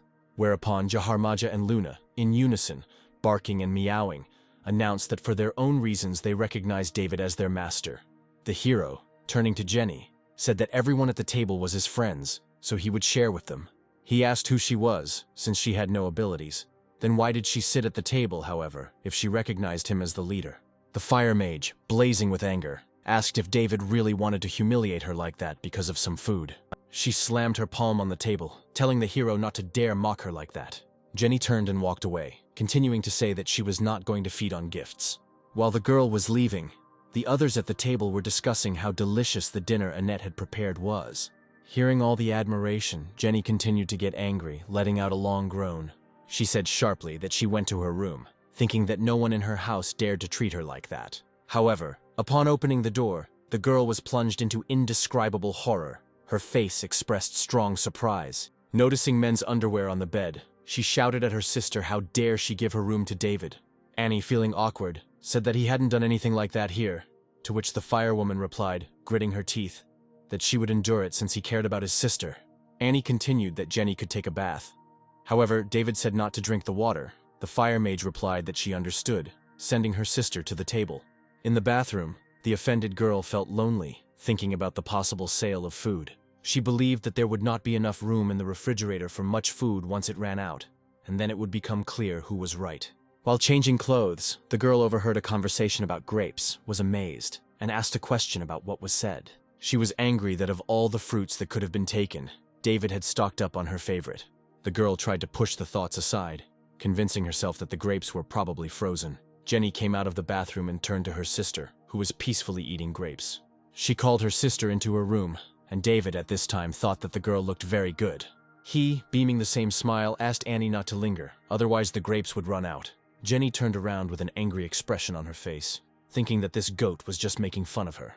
In the room, the older sister grabbed the younger one, wondering how she got involved with a stranger to irritate her. She tickled her sister, demanding to tell her everything, and she, through painful laughter, said that he had invited her to join his team. Still in agony, she said that to avoid discord, they had accepted that David would be the leader. She said that David was afraid that Jenny would wreak havoc on his team, which is why he was acting the way he did. Jenny asked if Annie had been brainwashed. Jenny stopped tickling and said that the hero would deserve her recognition only by his abilities. Annie asked her sister what Jenny would do, since being so stubborn was not a good option. Jenny responded sharply that if David wanted her to listen to him, then he should act sharply. She decided to fight with him, and then they would see who would be the leader. With a sharp and decisive movement of her hand, the fire mage grabbed her clothes. Annie asked where Jenny had gone, to which she replied that since David did not want to share food, she would find her own food. The younger sister said that the street was dangerous, and asked David to stop Jenny, to which she received the answer that if the girl wanted to, then no one could stop her. He said he had no good reason to stop Jenny, but since Annie had asked, David allowed Luna to be taken with him so that she could warn him in case of danger. But the cat was not happy with this news. The hero continued that Jiharaja could also go, to which the dog, like the cat, did not express any obvious enthusiasm. Annie asked to go with her sister. David agreed, but told her to take the taser. While some of the team and Jenny were leaving, David thought that if the fire mage hadn't been so stubborn, she wouldn't have had to go through such difficulties. The hero remembered how in the past he stole food, receiving kicks from Jenny, demanding to share. She beat him, every day coming up with new ways to deal with the thief. After finishing the replay session, he decided that a little revenge on Jenny wasn't so bad, but it was time to end it. At home, a short time later, Jenny was happy because she found some custard noodles. Laughing at Jenny, David asked Annette to make them beef noodles, to which she responded positively. Mentally mocking Jenny, he asked her not to lead her with such a bared grin. The hero suggested that they talk to her, to which she replied that they would talk, while trying to belittle him. David began by apologizing, because he had gone overboard with his teasing earlier in the day. The girl did not believe the apology, to which the guy continued his speech, saying that until she recognized him as a leader, he would not share. He said that they would not sort it out without diplomacy, and he would break the girl, not being ashamed of any means. The hero continued, offering to fight in 3 days, and if he was defeated, Jenny would be the leader. The girl liked this turn of events so much that she didn't even believe it. The hero, smiling innocently, promised that everything would be as he said. Jenny wasn't satisfied with the deadline. She suggested fighting right now. David stopped her, saying that he was not fully in control of his powers and was afraid of hurting her, mentally thinking that in 3 days he would be at level 4. He continued his statement, claiming that she would not be able to defeat Jiharaja either, after which he listened to the girl's indignation. He grinned and agreed that she was better than a dog, which made Jenny very angry. At this time, the dog began to growl towards the door, becoming ready. Suddenly, there was a knock at the door, calling the sisters Jenny and Annie, inquiring about their presence in the house. The voice behind the door asked Jenny for some food, citing her hunger, which had lasted for 2 days. Jenny, moving towards the door, asked if the guest had eaten 2 days ago. The hero was amazed at her composure. The elder sister said that they had no food and that the uninvited guest should leave, to which she received disapproval from the younger one. Jenny explained that no matter how much food they gave her, it would all be gone in just 1 day, so it was time to stop. She said that they themselves were having a hard time surviving, after which David noted that his older sister was very smart. Jenny told the guy to keep quiet, because in 3 days he would have the opportunity to show everything in action. The cat, clinging to David, informed him that the unexpected guest standing behind the door had bad intentions. The hero picked her up in his arms, accepting everything she said. The cat smiled peacefully. He didn't care about intentions. He told the guest to come into the house. The elderly lady standing behind the door rudely said that Jenny was really annoying her. She turned to the crowd of guys standing behind her, who were inquiring about the presence of an older sister at home. The crowd, in the middle of which the woman stood, discussed how everyone wanted to have fun with Jenny. Each armed himself with clubs and crowbars, after which they decided to break into the house in order to mock the residents. Payne, standing at the window of his room, silently watched everything that was happening on the street. He turned to David to carry the weapon because ill-wishers had arrived. David told Payne to deal with them, but not to kill them in the hallway, since he didn't want to clean up. Payne took the order, arming himself with a club, while Annie gave him more strength with her magic. The powerful soldier, calmly opening the front door, said that he would return as soon as he finished, and Jiharaja also followed him. Jenny stood there, dumbfounded, next to David, who was calmly closing the door. She took a closer look and decided that the guy looked good, deciding that in 3 days they would see if she and the dog were really that strong. There was a dog barking outside the door, voices insisting that they would be eating cooked dog that evening, but David and Jenny's expressions did not change at all. The crowd of guys surrounding Payne turned their attention to Jiharaja barking nearby, who by this sigh meant sending everyone to the grave. Payne, without wasting a minute, knocked out one of the attackers with a club, only hearing the indignation of his target. A couple of other guys were amazed, but without losing heart, they decided to attack the huge soldier. They struck Payne's muscular body, but he felt nothing. One of them immediately realized that it was due to superpowers. Jiharaja had just begun to use his skills, which was noticed by one of the awakened attackers in the squad. His next move was to get hit in the face with a baton by Payne, screaming out sounds of pain. David, observing the whole situation, was surprised that the dog himself had learned to distract his opponents in this way. David ordered Annie to get the crystals from the boys that are located between their eyebrows. The girl was taken aback and, panicking, asked if she really had to do this. The hero said that this was part of her training, because in a serious situation she would have to stay out of the way and help the rest of the team. Annie, panicking, turned to her sister, but Jenny, in retaliation for the lack of support, confirmed David's words. David gave Annie the knife, promising to go down with her, to which the resigned girl peacefully accepted the weapon.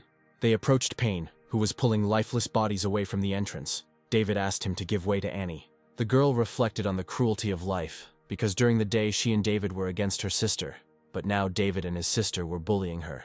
Annie, in tears, asked Jiharaja to help her, but the dog, turning his head, thought that this was not a dog's business. The girl resolutely swung the knife straight at the forehead of the guy who had fallen back, but she vomited suddenly, and at the same time she thought that the blow was too strong. Afterwards, the girl, giving David the crystals she had received ridicule and instructions to go get food from Annette. At home, Jenny was amazed by the food that was prepared, and she felt that she should be eating beef noodles, not beef and noodles. David, pushing a portion towards Annie, said that she needed to eat more. But the girl, barely holding back her tears, said that she didn't want to eat at all. Feeling humiliated, Sister Annie thought she didn't want to either. The next morning, the team ate a peaceful lunch of onion pancakes, talking about milk, much to the irritation of the aloof Jenny. A few hours later, the team was having lunch, leaving Jenny alone again, but still hoping that the food from the fridge would soon run out. That evening, Jenny was amazed at the number of dishes, wondering how so much food fit into the refrigerator. She rushed towards the refrigerator with a sharp and rapid movement. Opening the door of the cupboard of desires, she was amazed, because all the shelves were almost bursting with the amount of food. She asked David where all the food in the refrigerator came from, because even if he had gone out during the day to get supplies, he still wouldn't have been able to get that much fresh food. But Annie was quick to disappoint her sister by telling her about David's abilities, thereby shocking her. Jenny, feeling angry, asked why her sister hadn't told her earlier, and she, with a twisted face, said that she had forgotten. The fire mage turned to David, informing him that his kingdom had only 2 days left. But he only laughed arrogantly, informing him of his readiness to fulfill all her whims after her defeat. She turned away from him, imagining how he would bow at her feet, call her sister, and hold out food to her. The hero decided to speed up, since the 4th level will allow him to use spatial gate, as well as mysterious transmutations. Sitting on his bed, the boy thought that the 1st level crystals of the recent attackers were weak, and he should use the Rat King's crystal. The hero began to use the extracted crystal for its intended purpose. Suddenly, a sharp headache arose, such that David grabbed his head with his hands. The cat, who had been lying nearby all this time, was surprised, wondering if everything was okay with the owner. David, in agony from the absorbed crystal, wondered what had finally happened. He was happy because he had reached the 4th level. The cat meowed in surprise at its owner. The guy said that not even half of the artifact's power was used up, then ordered the cat to wait for him in the room while he tested his new abilities. Jiharaja sat peacefully, not expecting anything exciting or unexpected. Suddenly, out of nowhere, the owner appeared, simultaneously emitting a strong, bright glow. The hero, radiating self-confidence, told the dog not to worry.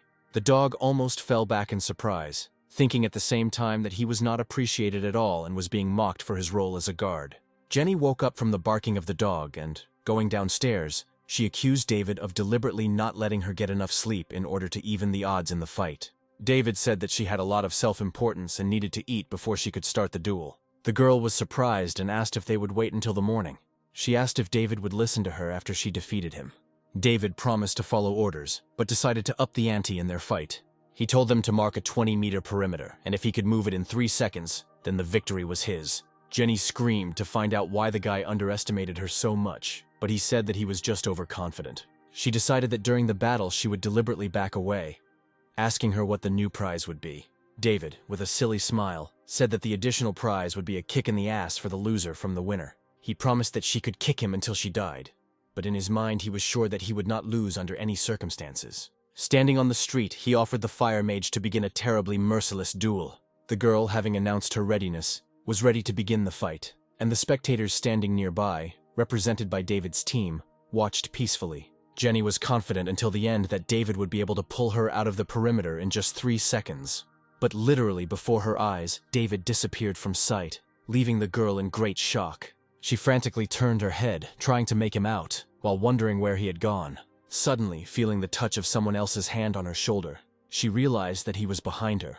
She tried to grab hold of her ill-wisher's sleeve, feeling a little embarrassed as she did so. But David, standing behind her, smiled peacefully, shocking the girl. After which, having exhaled peacefully, he informed Jenny that she had lost in their lightning-fast duel. The girl thought that if he had not grabbed her but simply pinched her, she would have pulled out a sharp dagger. She thought about the bitter defeat, expecting a nasty kick in the ass from the winner.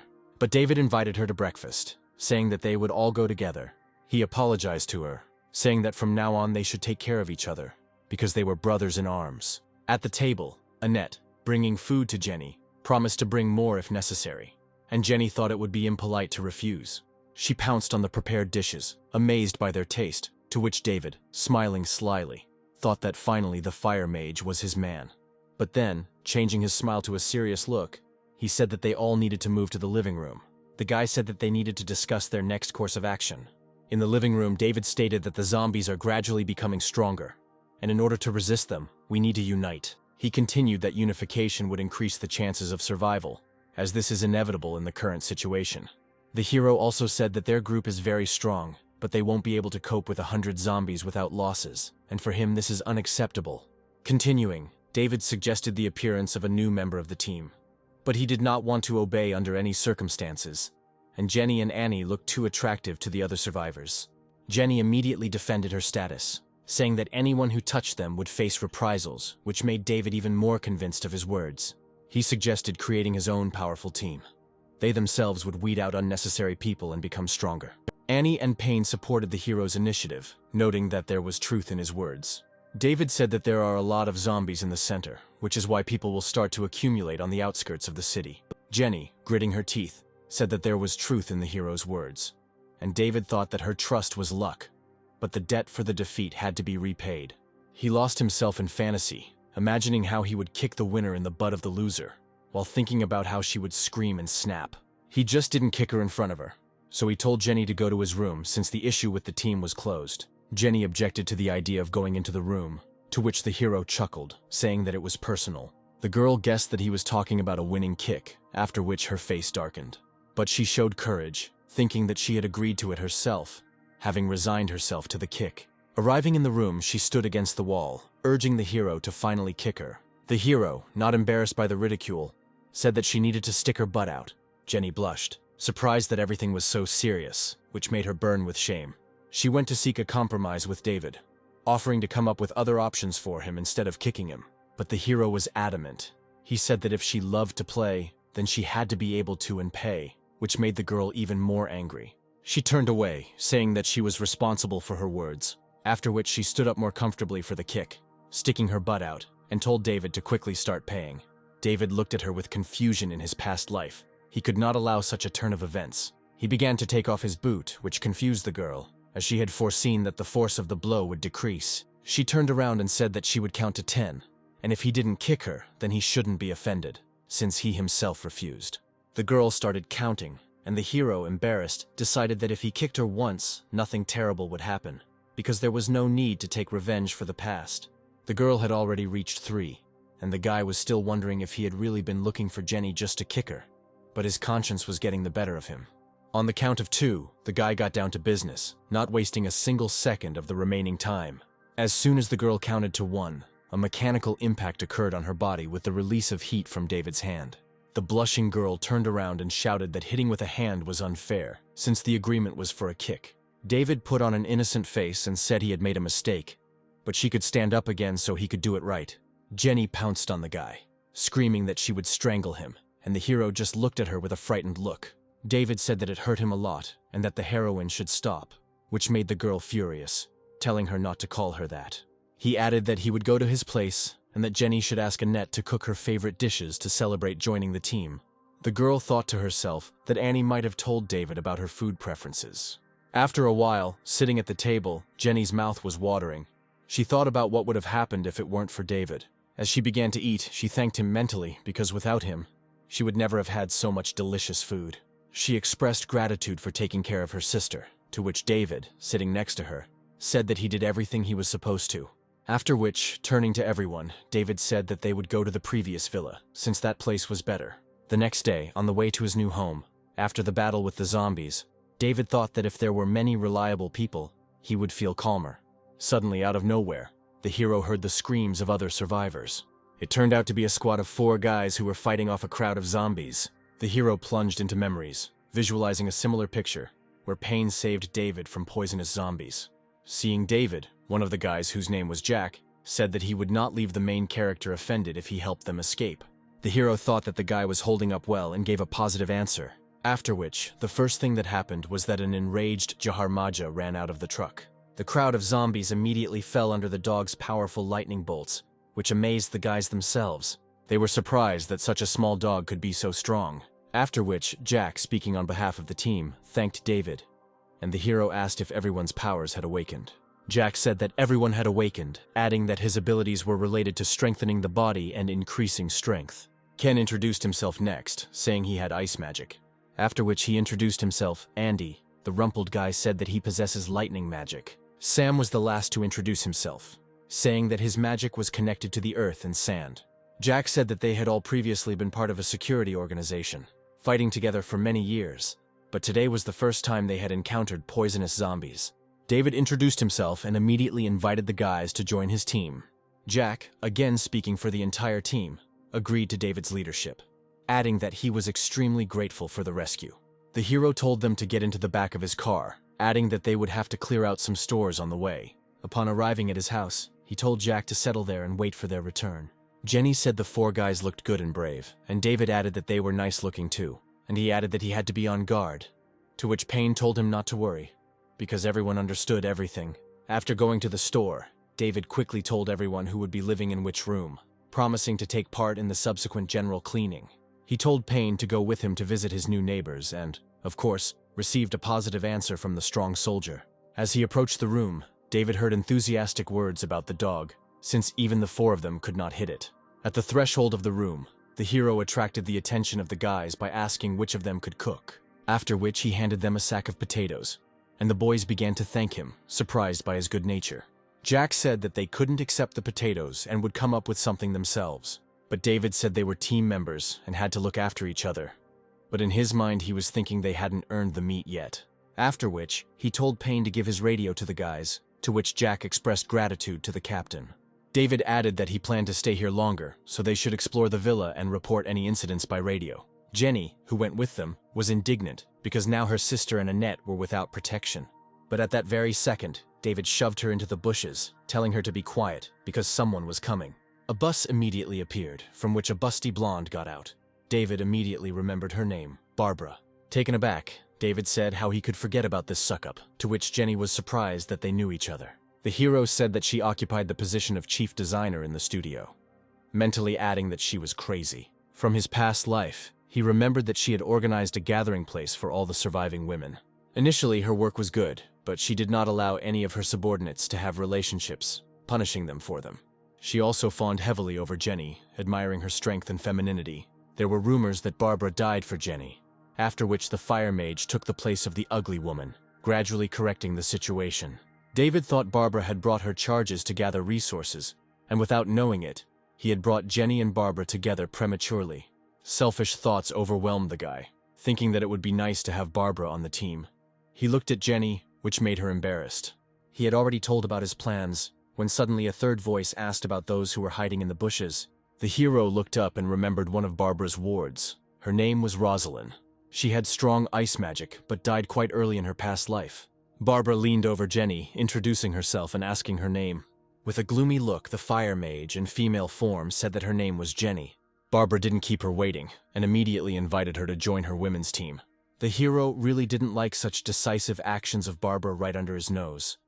But, fortunately for him, Jenny refused, saying that she was already on the team. Barbara pointed her finger at David, asking if he was her boyfriend. David, looking incredibly masculine and with charming eyes, said that it was none of her business. He turned around, telling Jenny that it was time for them to clear the area and catch up with the others. Barbara thought that David was an impudent womanizer who bullied poor Jenny. She decided to show his true face to the poor girl.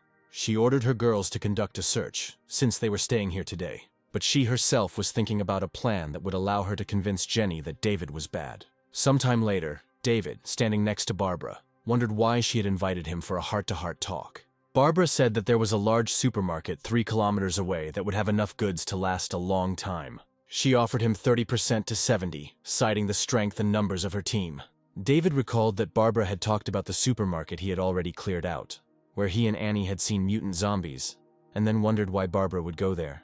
He played dumb, saying that he was very afraid of zombies, and that there were a whole bunch of them in that store. Barbara was angry when she heard David's words, wondering at his cowardice and why Jenny was still with them. David wished her a safe journey, and the girl regretted that her plan to uninstall the guy ended in failure at the very beginning. She thought that not all was lost, implying some outside help. David guessed that Barbara wanted to get rid of him and win Jenny. The pompous guy went home, planning his plan of revenge for such intrigues from the supposedly unknown woman. When he entered the house, his eyes lit up at the sight of Jiharaja, because no one from the enemy team would wait for the dog. After some time, Barbara stood at the door and called Spike. A tall man came out whose name was Speed, and he told the girl that she could call him whatever she wanted. Barbara thought she wouldn't have turned to this pathetic creature if it weren't for his flighty magic and the situation with Jenny. She told Speed her plans, in which he was supposed to disperse the zombies with his wind, so that she would show the true face of the boar, by which she meant David.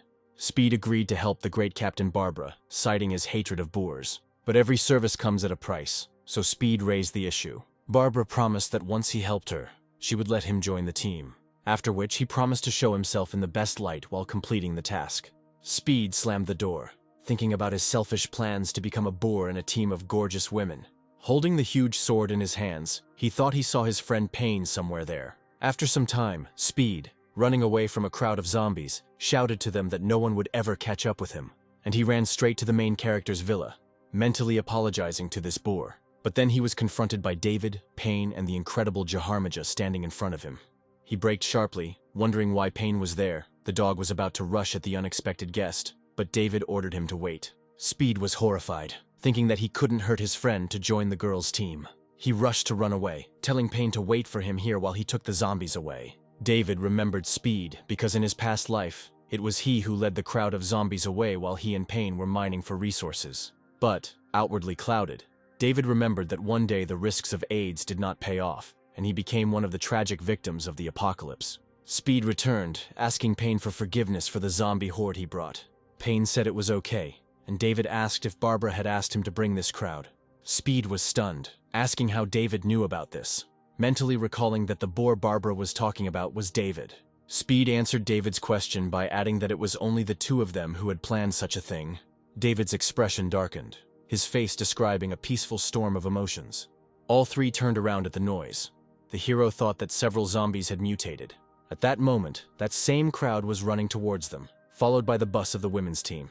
Inside the bus, Barbara commanded not to stop and even to speed up, and mentally thanked Speed for the crowd of zombies. She ordered everyone in the bus's path to be crushed, thinking of Jenny, wishing she wouldn't get eaten. The bus, without slowing down, exerted a strong mechanical influence on the zombies, demonstrating to the undead all of Newtonian mechanics. One of the mutated zombies began to use fire magic, after which, he showed a clear example of how zombies can mutate, launching a fireball straight at the bus.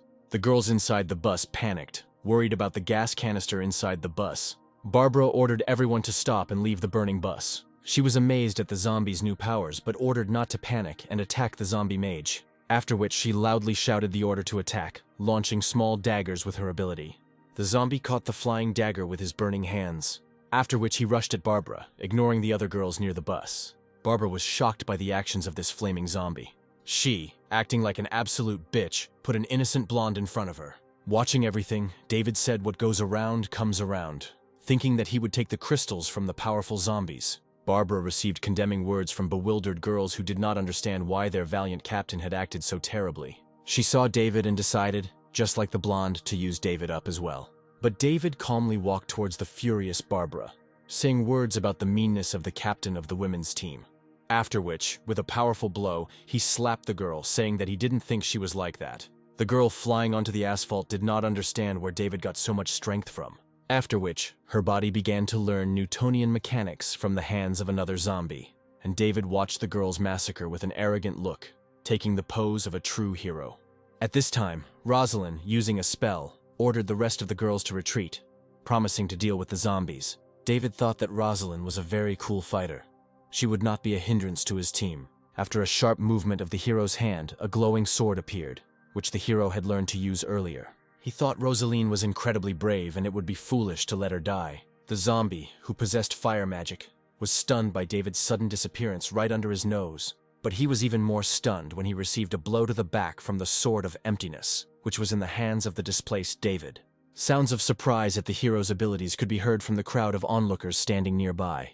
David ordered Rosalind to throw away the gas canister to prevent an explosion. As soon as the girl threw the canister high into the sky, a powerful explosion was heard. Rosaline fell to her knees and moaned piteously, modestly glad it was over. David did not waste time. He was happy not about the end of the battle, but about the new powerful crystals that he managed to get from the mutants.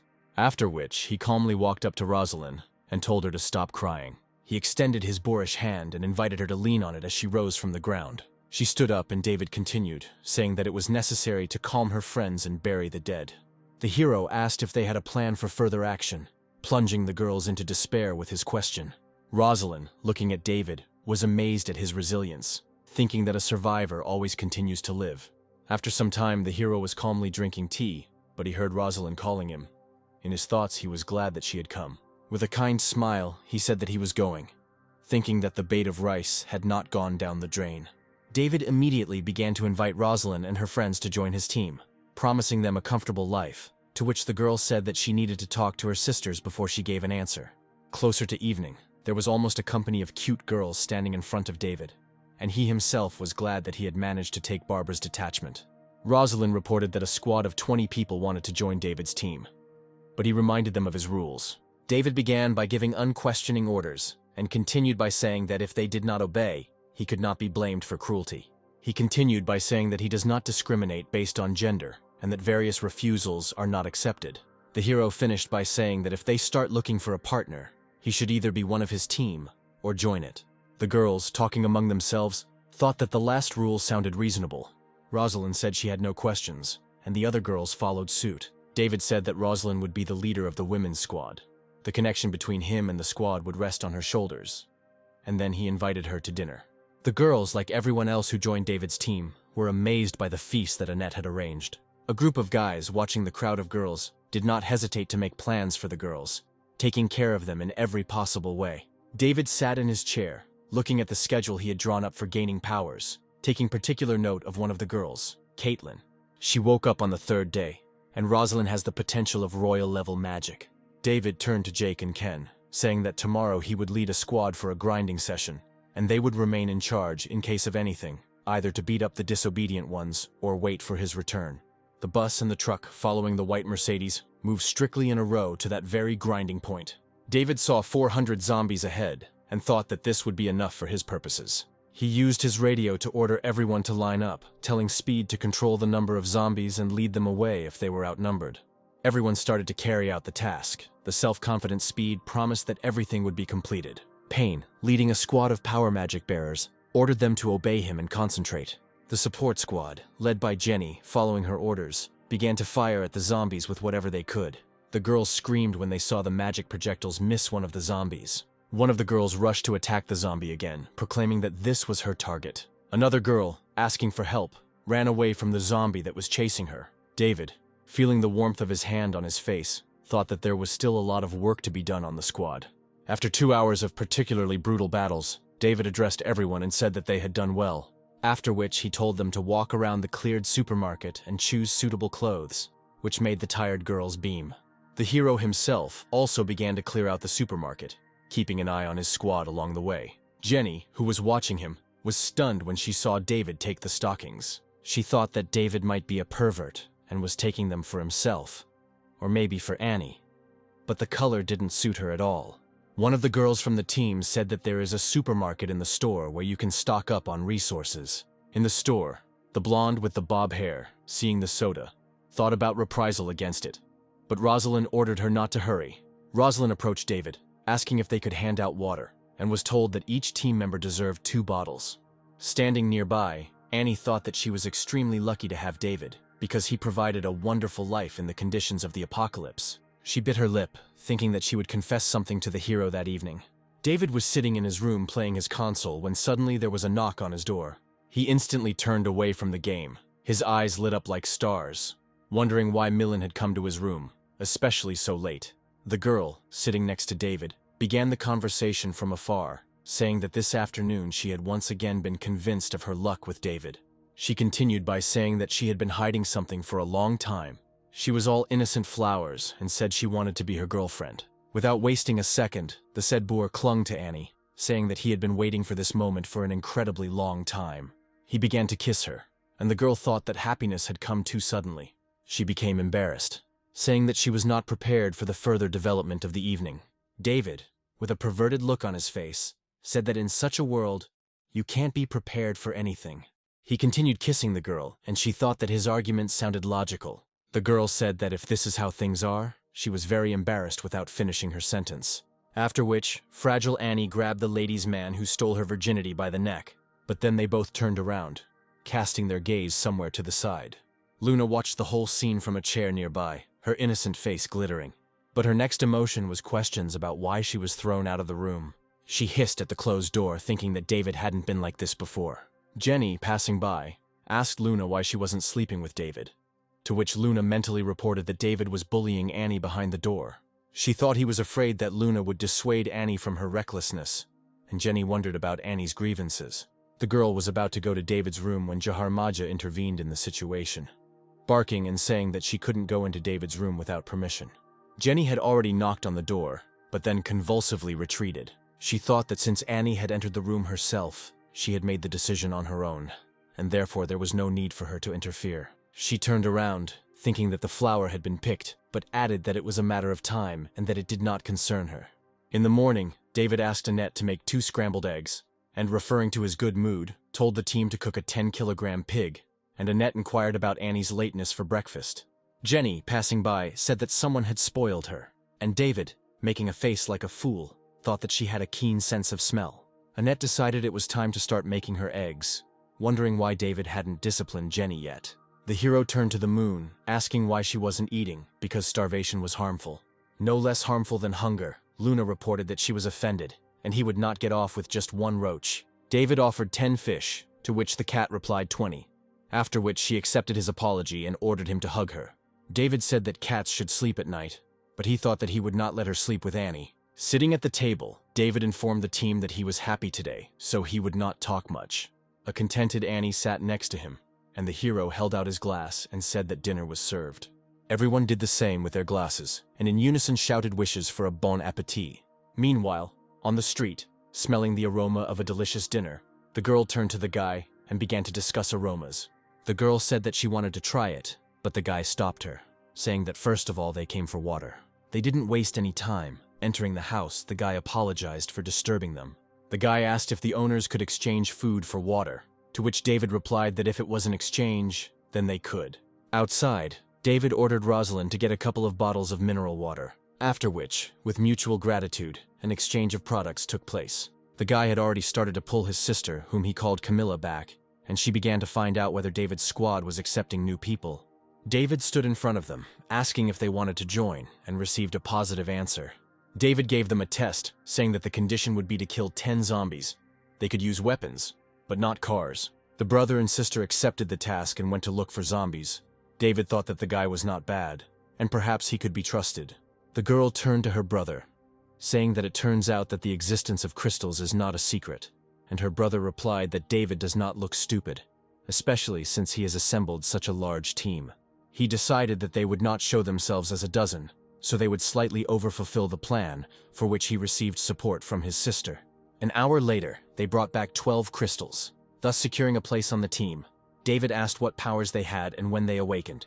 The guy introduced himself as Anthony, saying that he awakened the soldiers' powers on the 3rd day, and that Camilla was a witch and gained powers on the 2nd day.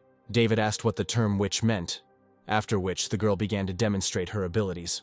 David was happy, because it was dark magic, which meant it would definitely be useful to the team. David asked Annette to cook the new team members some pork and potato stew, as they deserved it, to which the cook of course agreed.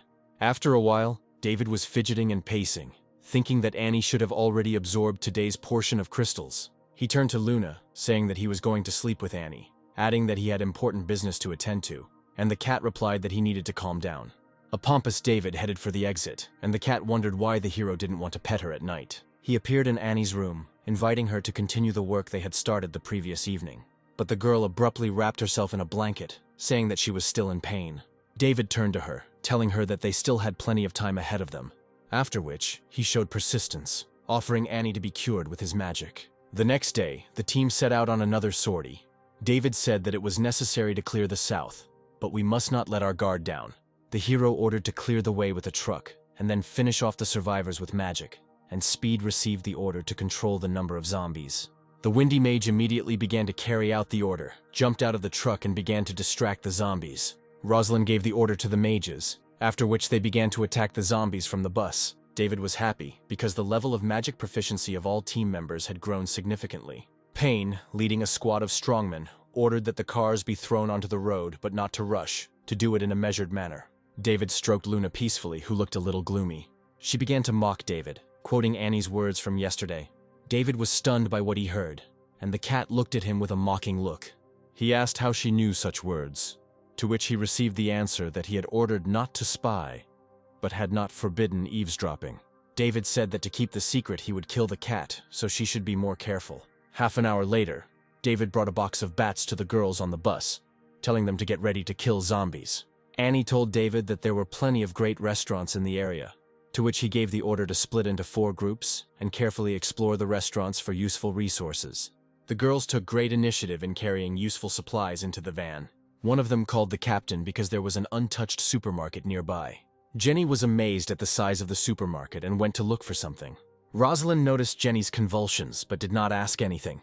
She was only thinking about the nature of the actions of the captain of her group. She saw Jenny pick up a pack of ultra-thin contraceptives. Rosalind was stunned by what she saw, thinking that she would use them with David, amazed at the level of their relationship.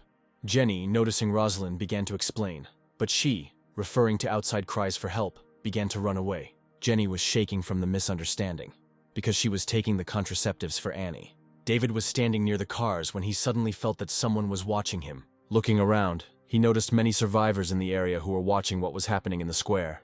One of the observers turned out to be a grandmother who asked a kind young man to bring watermelons, after which he was bombarded with other requests for goods from the supermarket, to which David thought they were very impudent. He showed impudence by saying that his legs hurt, so he wouldn't bring anything. After which, all the observers became angry, accusing David of stealing their resources. While escaping, they were worried that there were a lot of zombies outside, but then they decided that all the zombies were crushed by the truck. Now it was necessary to capture it too. A crowd of adults, armed with everything they could, moved straight towards David, wanting to kill him. One of the women demanded the return of things that the brazen thieves had stolen. Another person pointed out the lack of education among young people. David calmly asked if the old men owned the store. The man with the bald spot on his head declared that the store was his, while the others decided to steal a truck. One man with a beard told another to get behind the wheel. David, standing next to the bald man, told them not to get into trouble and to get lost. The man tried to provoke David by saying that he would not dare hit his elder brother. But David was not embarrassed and administered a strong slap, saying that the bald man had had enough. The man began to test the force of friction and heat against the asphalt. A crowd of old men stood around the wounded man, each trying to put in his 2 cents. David, standing to the side, said that adults' eyes are not what they used to be, so they cannot see the consequences of a blow. David ordered his squad's men to return the stolen resources. 2 adults who possessed magic began to threaten the young people, but they immediately ran away when several fireballs fired from David's direction flew at them. David turned around and noticed young people standing behind him. At first he thought it was the second wave of the indignant, after which he took a closer look and recognized one of the young men standing behind him. In a past life, when David was incredibly weak, he hung out with Peter, a young man who stood next to him. Peter immediately said that the adults had been pestering them for several days, and David asked if he wanted to get revenge on them. But the young man said that David had misunderstood him, because they had come to be friends and ask for help, after which he introduced himself. David willingly shook hands with his new old acquaintance, telling him his name, and then asked how he could help them. Peter said that their area is full of untapped resources, but recently a zombie husky has appeared there, who is smart and runs like lightning. The dog attacked when the team split up, and when it got back together, he hid. They found his den, but didn't dare to go in. Peter asked David's rather large team to deal with the dog, after which the hero, imitating the legendary Witcher, asked about the reward. Peter promised to give 150 kilograms of rice and 5 tears of water. Luna, caressing David's leg, informed him that these people had no evil intent whatsoever. David picked up the cat and, turning to Peter, told him to show him the way. David ordered his team to continue working while he went and looked around, after which he called Jiharaja to join him. Peter said that this would not work, because he could not cope with the husky alone, to which David replied that he was not alone, but with Jiharaja. The young man tried to stop the hero, saying that his dog might not survive. Annie intervened in the conversation, offering David to go with him, but the hero gave her the moon and asked her to wait for him at the supermarkets. Peter wiped away tears of envy, because David had a girlfriend, a dog, a first course, a second course, and compote. Along the way, a group of 4 young men discussed a plan of action for further action with the dog. David looked at Jiharaja with a smile and said that cures like. Peter again began to object, suggesting that the hero's dog would not survive, and David reassured him, citing Jiharaja's strength. Jiharaja turned to Peter and nodded, who was surprised and thought that the dog must be incredibly smart. The The small team entered the building and walked peacefully up the stairs, Jiharaja flying ahead. Approaching one of the walls, in which there was a large hole, David smelled blood, and everyone heard a long howl. David suddenly opened the door behind which the dog was located. The team was stunned by the guy's actions. The protagonist ordered Jiharaja to attack the dog, who instantly flew at the enemy, who had already begun to use his abilities. But the dog deftly dodged the enemy dog, mocking it. The boys, watching everything that was happening, were amazed at the speed of Jiharaja. Jiharaja approached the dog with lightning speed, not expecting such a turn of events. After which he hit her on the head with an electric tail. David was surprised, because he did not know that his faithful friend had learned a new technique. The husky flew into the wall, experiencing a storm of emotions that dogs usually experience when they receive an electric shock from their tail. Jiharaja happily announced that he was finished. David smiled as he said that their part of the deal was done. All that was left was to pay off the debts. Peter wondered if it was all over, to which Jiharaja stated his reliability. While giving the promised supplies to David, Peter offered David an alliance, citing the strength of a large team. Peter bragged that everyone was an experienced zombie killer, and that the supplies would last a long time. But David didn't want an alliance, he wanted to subjugate them. David said that he could destroy them all on his own, so he saw no point in an alliance. After which he suggested that they form a team, but he himself would be the leader. Suddenly, a guy from Peter's team appeared from behind, shouting that one of his companions had been wounded by a zombie, and Peter asked to be taken there immediately. David approached Annie, saying that she would go with him, and the girl, of course, agreed. Peter asked David if there was a way to save his team member.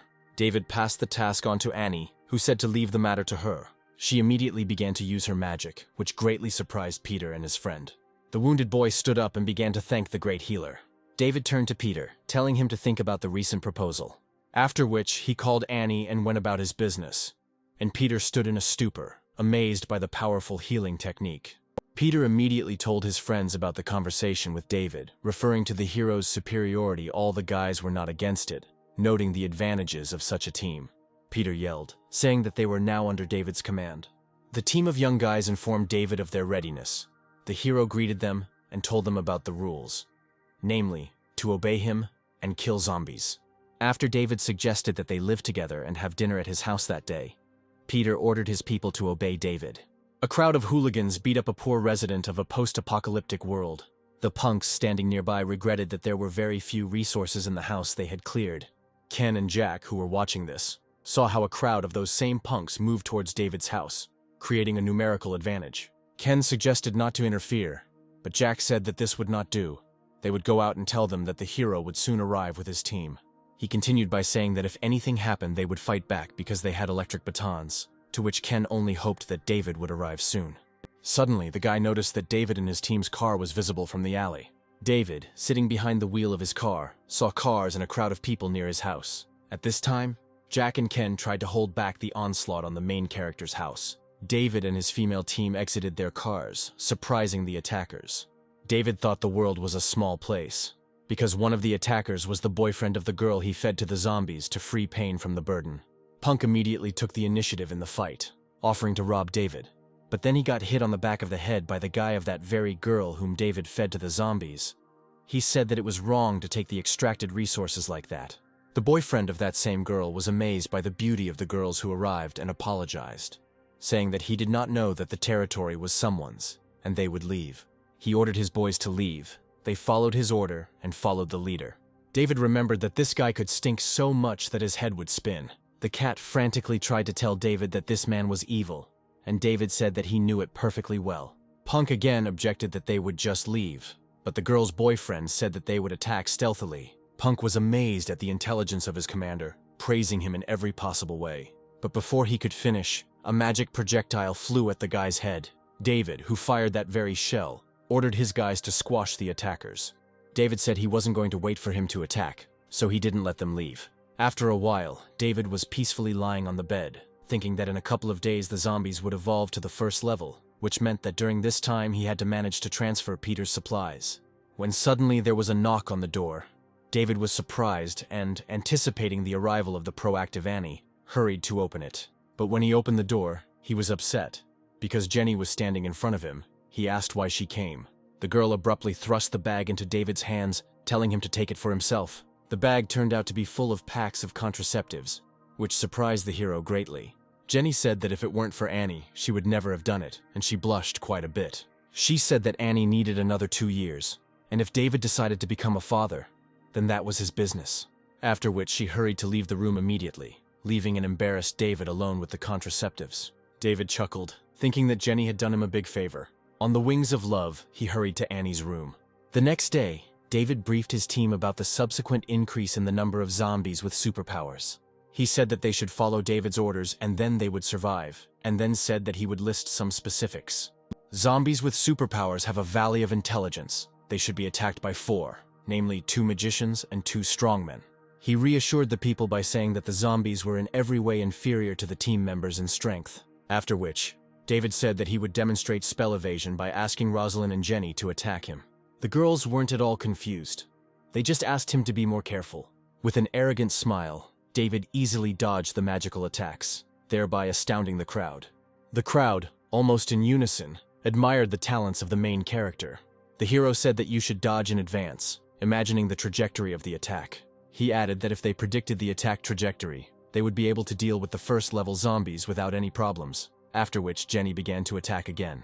David dodged the first attack with his eyes closed, directly exposing his face to the second. Jenny laughed happily as she hit David right in the face. Jenny said that she had predicted his prediction, and Annie at that time was treating the protagonist, who praised the fire mage. He continued to broadcast to the crowd, saying that if they encountered a zombie that could predict their actions, they needed to run. After which he told everyone to split into pairs and start practicing because after training they would set off on a journey. Having set out on a sortie, David set aside half a day to complete the task, threatening that in case of defeat, everyone would be left without dinner. Sitting in the car, David thought that after the evolution of zombies, people will start attacking each other. Annie noticed a crowd of people surrounding the couple. She said they were her classmates. David asked if they were friends, to which Annie said that they were friends, and that they should help deal with the bullies. The guy said that he wouldn't help strangers, but since his girlfriend's best friend was there, he would definitely help. He gave the order to Jiharaja, who, as was customary, joyfully rushed into the attack. The crowd of offenders rejoiced at the approaching dinner, dreaming of how they would roast her. But Jenny and Payne attacked from behind, greatly surprising the crowd of incompetents. Jiharaja, using his electrical magic, mentally asked if they still wanted to eat the dog. Annie and David approached the rescued people, one of whom was Margaret, who immediately recognized her friend. The girl introduced Margaret and her father to her companion, and they in turn thanked them for saving her. Annie's friend said that she and her father had nowhere to go and asked to join the group, and he firmly told them to follow them to the base. Margaret began asking to spend the night with her friend so she could chat all night. However, David immediately objected and said that such matters could not be resolved without him, thinking that there was a third wheel. The hero asked Rosalind to take care of the new arrivals while taking Annie away. After some time, Margaret ate and praised the food, while wondering where Annie was and why she wasn't eating with her. Rosalind said that not everyone is comfortable eating at the same table with their boss, so David and Annie eat separately. The friend immediately thought that they had much more food, and it was definitely tastier than that of the rest of their subordinates. At the same time, in another room, the hero asked his girlfriend to watch Margaret and not tell her anything. He clarified that there was only room on the team for capable people, but if her friend was honest, he would allow her to stay. Suddenly a voice came over the radio warning of 10 cars near the gate, from which about 50 people emerged. David assumed that these were survivors and ordered everyone to gather and go there. Rosaline lined up her female subordinates in the dining room, while Margaret looked at them in surprise, plate in hand. She was afraid that a fight would start, but the girl commander calmly asked if she had any abilities. Margaret replied that she had the power and was directed to stand in the front row. However, the girl began to be indignant because she was only 18 years old, and asked why they did not put Camilla first, to which she said that she had an auxiliary ability. Rosaline grabbed the rebel by the hand and led her outside, but she tried to break free and screamed that she and Annie were friends and that she shouldn't be treated like that. She screamed that she would not stand in front, while Annie tried to calm her down, saying that it only had to be experienced once. Annie promised that if her friend was hurt, she would heal her in an instant, and the rebel wondered where Annie found the ice cream. The healer magician promised that David would also be there and would not let anyone be harmed. The girl was furious that Annie hadn't said anything about her relationship with David, but she decided that if she could endure that, she could definitely handle it herself. The crowd buzzed loudly. Everyone was indignant for their own reasons. Some didn't like that they weren't being given freedom. Some threatened with their connections. Peter was glad that David had finally come, expressing his emotions out loud. The big man mentally took a swing at David's appearance, then objected that there were no supplies left in the area. He said his people were starving and asked David for help, but the young entrepreneur said he refused to help just like that. His condition was half a kilo of rice and a bottle of water for one crystal from the zombie's forehead. The man was taken aback, thinking that David was stupid because he was just telling about crystals. He said he thought a large crowd of people would come, but it turned out to be just a group of not bad girls. Turning to his friends, he told them what David wanted from them in exchange for food. The crowd objected, citing their hunger, and they demanded food from David, not hesitating to make any threats. The hero became angry because they thought they could harm him. Margaret shouted from the crowd that it would be better to give them some of the supplies. The main thing was to keep the peace, and Annie tried to shut her up. First of all, the girl took care of herself, but said that it was easier to share than to fight. The hostile crowd supported Margaret's statements and then promised to pay them back in the future. David walked up to Margaret and gave her a powerful slap, telling her to stand in her place and keep quiet. The father immediately stood up for his dejected daughter. He also believed that she was saying the right things. He said that there were too many of them. David's team would lose in a fight, so it would be easier to go around the houses and look for more resources. Annie tried to help her friend, but she accused her of conspiring with the hero, calling her a hypocrite. David, standing with a calm face, said that they had no right to object, being full thanks to him. The guy returned to the conversation with the huge man in the scary t-shirt, who asked him to give him just part of the food. The hero asked the representative of the third group what he thought about this. The guy said that they were just looking for a place to move. They didn't need fights, so they would just leave, to which he received an insult from the sweaty man. The man turned to David again, asking if he would give them some food. The hero said that of course he would give everything, while simultaneously using his superpowers. His magic hit the man straight in the face, after which the crowd screamed, worried about the leader. David, addressing his team, said that they do not value their lives, so it is necessary to teach them a lesson. A fight ensued, and Margaret and her father were amazed at the protagonist's strength, having received answers to their questions about the hero's prudence. David ordered the crystals to be taken from the people and their bodies to be buried under the bridge, while Margaret, lying on the ground, worried about her future. She pitifully begged David for mercy, and he said that he would not touch her because she was Annie's friend. But he added that he was not going to support her in the future, so he was giving her one last chance to leave.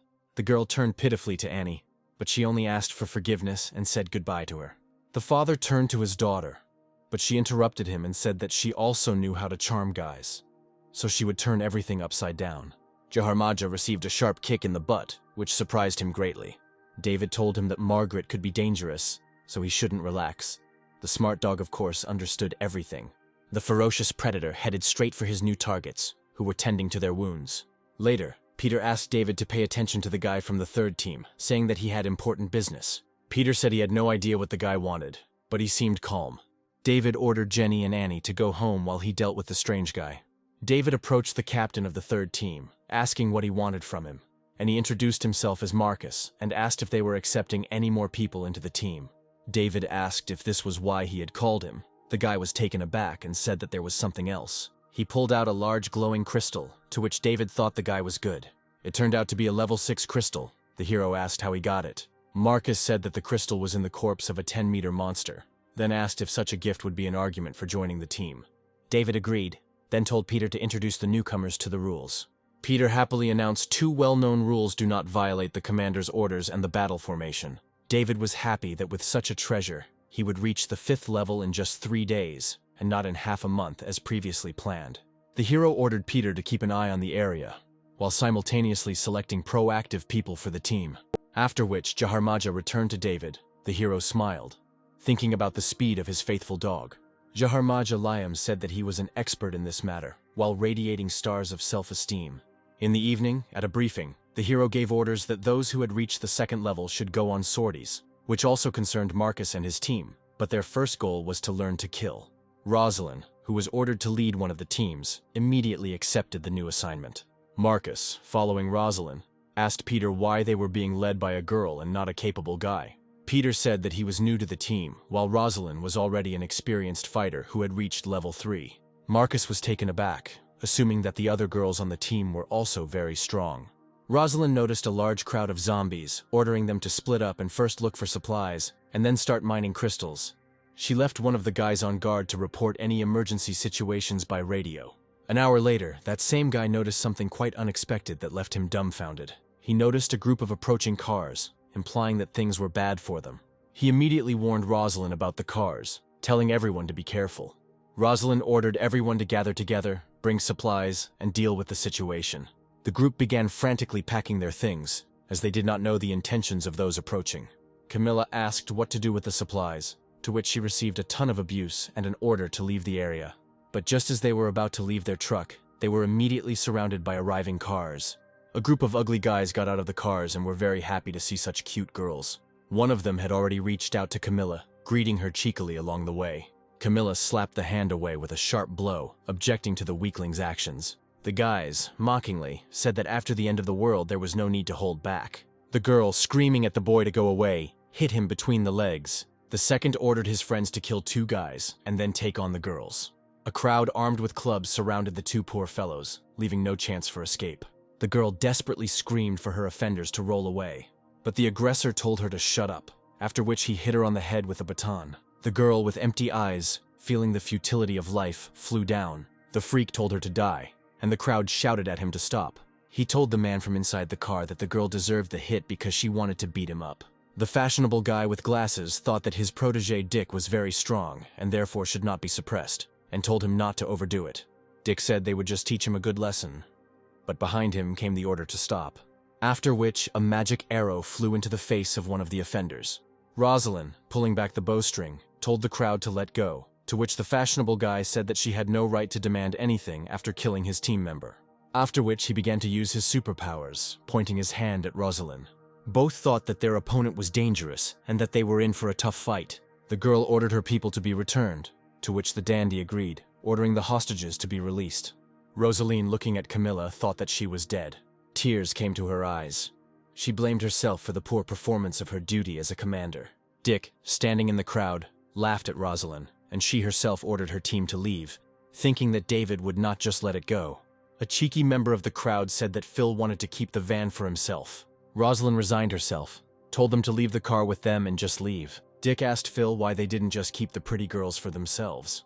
Phil ordered a slap on Dick, saying that he didn't understand that she was no ordinary opponent. Dick continued to insist, to which he received the remark that he was acting too frivolously. Phil himself thought that they needed to find their base and then attack. After some time, Rosalind informed David of the situation that had happened, blaming herself for poor command. The hero said that she did the right thing, because a fight would not have led to anything good. He continued that if he died from a zombie, he would not be able to do anything, but he would take full revenge on the person. David stood up abruptly, saying that an eye for an eye and a tooth for a tooth. The hero raised his team members, saying that he could not help but take revenge, to which he received supportive cries. Dick noticed a crowd of people who had just escaped, and then reported this to Phil. David, having gathered a team of loyal people, walked in the lead, followed by Rosalind and Peter. Phil ordered the boys to be called, saying that they should be ready for battle. One wall stood opposite the other. Rosalind told David that it was they who robbed and killed Camilla. Phil thought it was the same girl who had recently reached level 3. She complained to the guy in charge. David turned to the chief, saying that for their cruelty he would not let them go alive. Phil, thinking that David looked self-confident, offered to pay him off with a ton of rice. David said that he would give 100 tons of rice in exchange for their lives. Phil believed that if he didn't explain himself to David, things would end badly. He thought that after the apocalypse everything would be decided by supplies and materials. He could not risk all his capital. Phil recognized Rosalind as the same third-level girl and thought that she had complained to her commander. David turned to the chief, saying that for their cruelty he would not let them go alive. Phil, thinking that David looked self-confident, offered to pay him off with a ton of rice. The hero said that he would give 100 tons of rice in exchange for their lives. Phil believed that if he didn't explain himself to David, things would end badly. He thought that after the apocalypse everything would be decided by supplies and materials. He could not risk all his capital. Phil said that Dick was the only one to blame for what happened, and that the rest of us shouldn't be held responsible for his mistakes. The culprit, kneeling, insisted that Rosalind had started the fight, and that he himself had always been loyal to Phil. David mentally promised to take revenge. He didn't want to give one person over to be torn apart by the crowd. Dick, addressing the enemy leader, assured that he was not the only one to blame for what happened. David immediately turned to Phil and asked what he thought about it. However, The commander was not against giving up 2 more people as a sacrifice for the common good. David immediately ordered his men to beat the culprits to death, without sparing them. A group of guys beat up the killers while they begged for mercy and promised to help in the fight against Phil. When the guys stepped aside, the culprits' faces were already broken, with bruises alternating with contusions. David ordered to cure them because there are still people who want revenge. This time, Rosalind approached them and said that the battle fan would be used. Phil, watching all this, was shocked by how crazy David's team was. After some time, the 3 guys were lying in pools of their own blood. They did not have enough stamina to endure all the torture. Phil said that they were now even, since the guys were dead, and David noted that all their lives were not worth the life of even 1 person from his team. David said directly that 3 lives were not enough for him, and his interlocutor asked him to clarify what exactly he needed.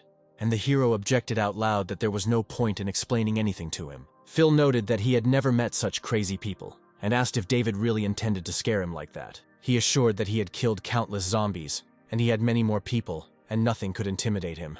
David thought that the new guys hadn't seen him in action yet, and that keeping subordinates in check required not only resources, but also force. So he told everyone to step back and handle it himself. Phil was very surprised that his opponent decided to go at them alone. He looked at David with a contemptuous squint and mocked him for deciding to look like a hero. The protagonist immediately took out the Sword of Emptiness and noted that it was time to show what he was capable of. He jumped up and immediately headed towards Phil, who stood there in confusion. At the last second, he raised a wall of earth around himself as a shield. However, David grinned at his pathetic attempts, and in that same second found himself in front of his opponent. Phil was cut in 2, fear and confusion were in his eyes, and surprised voices were heard all around. The main character winked at Annie and mentally thanked her for making him stronger. David immediately turned to the rest of Phil's team and asked if they were ready to die. The hero rushed towards them, and the small fry began to run in all directions, begging for mercy. However, nothing could stop David, and his sword pierced every single one of them. Peter and Marcus were shocked by their captain's strength, and were very glad that they never fought him. Annie, seeing her lover's abilities, realized that the difference in their strength was growing larger and larger. She told everyone else to join the captain.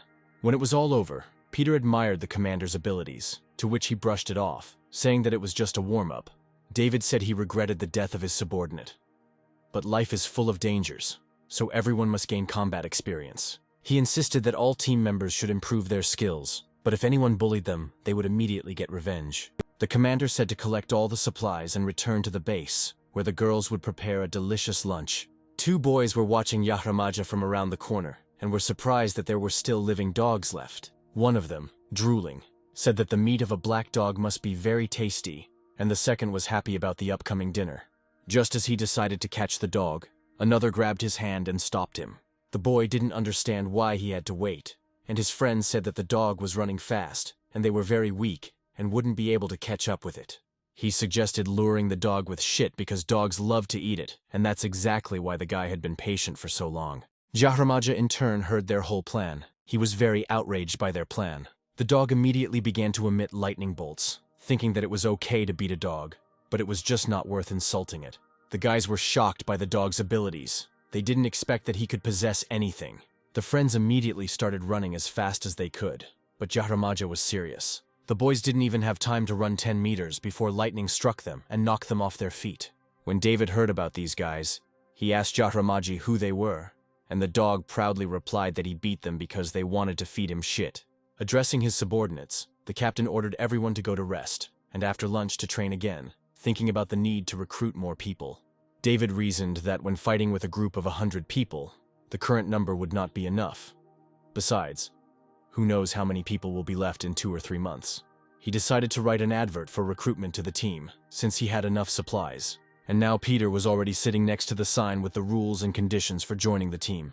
Finally, the first car stopped near the advert. The guys in it were very surprised by the living conditions. They discussed it and decided that they should talk to the guy next to the ad, since several of them didn't fit the criteria. Peter said that if the level is not right, you can pay 3 crystals. The guy with the bun on his head introduced himself as Luca, and asked if he could join since he had healing and strength enhancement.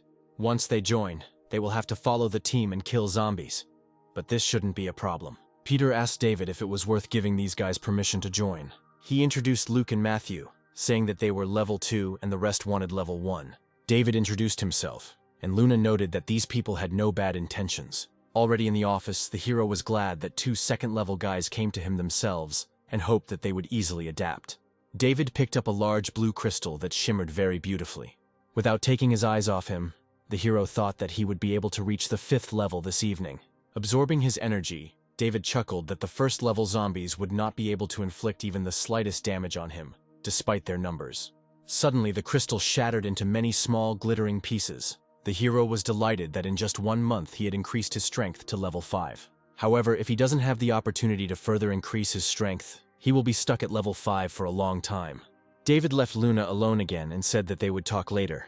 He explained that people were celebrating good events, so it was a good time to visit Annie. Luna was outraged by his actions and stated that she was once again left as a guard cat. After a while, David was already standing on the pedestal and telling the others that today they were going to the vegetable market. He ordered Peter and Jiharaja to guard the house and sent the rest to their cars. Soon, several cars, led by a truck, were already heading to the training site. Half an hour later, they were already at the farmer's market, where there are cold storage rooms and many shops. David radioed everyone that in places like this, zombies would gather in large groups to attack, making 4-man teams useless. The hero ordered Speed to lure out the zombies in order to split up the large group. He immediately came across a small group of monsters and began to call them to him. With a very happy look, Speed announced that the show was about to begin. But it is worth noting that the attack range of low-level zombies is very small. Speed should stay 20 feet away from them so no one can touch him. While the guy was distracting the zombies, the others threw spells at them. But if there were a lot more zombies, this technique wouldn't work. David ordered the deployment of several second-level people to restore order in the market. An hour later, the commander was informed that 100 zombies had already been destroyed, and the leader said that he would handle the rest himself. David remembered from his past life that there should be a high-level zombie in this market. Inside the market, David was noticed by a zombie wearing a farmer's hat. He watched as the hero easily dodged all the zombies without even taking his hands out of his pockets. David felt someone approaching quickly, and this made him a little wary. The same zombie in the hat released sand stakes from the ground towards David, and he was glad that the mutant had found himself. The protagonist dodged the attack very easily with a smirk on his face. David suddenly disappeared, and then appeared right in front of the zombie, accompanied by a bright flash. The hero told him to rest in peace, and raised his sword over the mutant's head. His head separated from his body in that same second, with a frozen grimace of fear on his face. Holding the zombie's head in his hands, David promised to take the crystal from its forehead, while running away from the crowd of monsters. The subordinates were collecting supplies and froze in shock at the sight of their fleeing commander. David ordered them not to stand like idols, approaching them with the crowd. Having already caught up with his subordinates, the leader ordered them to run away faster and let them catch up with him. He added that the others should use spells on the turn. After some time, all the zombies were finished, and there were about 200 of them, so they need to spend more time training in order to deal with the monsters faster. David clarified that it was important to keep up with the pace of zombie evolution, and mentally noted that not everyone could keep up with the zombies' progress. He then ordered everyone to take from the market whatever they could carry. The hero was outraged that there was no electricity in the cold workshop, so all the meat went rotten. He expected that the supplies the boys would find would be sufficient. 2 hours later, some guy noticed the cars of David's group. He stopped, got out of his car, and walked towards them. The guy blocked the road. The main character tried to drive him away, but the stranger wanted to talk about something. He had just had time to think that it was better not to mess with David when a motorcyclist appeared from behind. The commander immediately noticed him and was very surprised because he recognized this guy. This man was Tyler, who is known in society as the Iron Fist. He approached the strange stranger and asked if it was true that he had caught a chicken and if he could give it to him. Tyler stated that his mother was sick and wanted to eat chicken soup for the last time. He asked for help and specified that he would not remain in debt. However, his interlocutor immediately refused him. Laughter immediately began to come from all sides, as if Tyler couldn't do anything without help from others. But David began to think that he would be a complete fool if he passed up such a deal. He got out of the car and said that he could satisfy his request in exchange for his life. Tyler immediately agreed to sell his life for a bowl of soup for his mother. David told Annie that he wanted to go with Tyler, so they needed to switch cars. The hero told Iron Fist to take him to his mother and ordered Payne to put the motorcycle in the truck. After some time, Tyler came out of the apartment building, carrying an elderly woman on his back. He explained that his mother had terminal cancer as he put her in the car. David expressed his condolences and was mentally saddened that Annie could not yet treat such diseases. The main character immediately promised to organize everything in the near future. David ordered Rosalind to set aside a separate room for her mother, and asked Tyler to wait until everything was arranged. Annette was immediately ordered to prepare the most delicious chicken soup. The hero emphasized that she had to try hard. The cook was offended by the commander's remark, because in his opinion, she had not tried before. But the hero immediately justified it by saying that he simply meant to cook faster. Annette clarified that the soup would be ready in at least 3 hours. Then David asked to prepare 4 meat and vegetable dishes. He gave this order because he wanted to gain the trust of Tyler and his mother, because she would definitely want to eat something other than chicken soup. 3 hours later, all the dishes were served at the table, and the elderly woman was surprised by the amount of food prepared, because it was all expensive. However, David reassured the woman that everything was fine so that she would not worry. He asked them to start eating while it was hot, because it tasted better that way. During the meal, David wanted to leave, but Tyler's mother grabbed him by the sleeve, stopping him. She said that David was a very good man and asked him to take care of her son. She assured that Tyler is very responsible, copes with everything better than her, and will never let anyone down. Iron Fist, with tears in his eyes, asked his mother not to worry about him, and David wished them bon appetit. The commander retired to the roof of the villa and looked at the bright starry sky. Tyler appeared next to David, thanked him for taking care of his mother, and said that she had passed on to the next world in peace. The hero expressed his condolences, and the Iron Fist promised that he would try. David said he believed him, and thought that sooner or later he would have joined them anyway.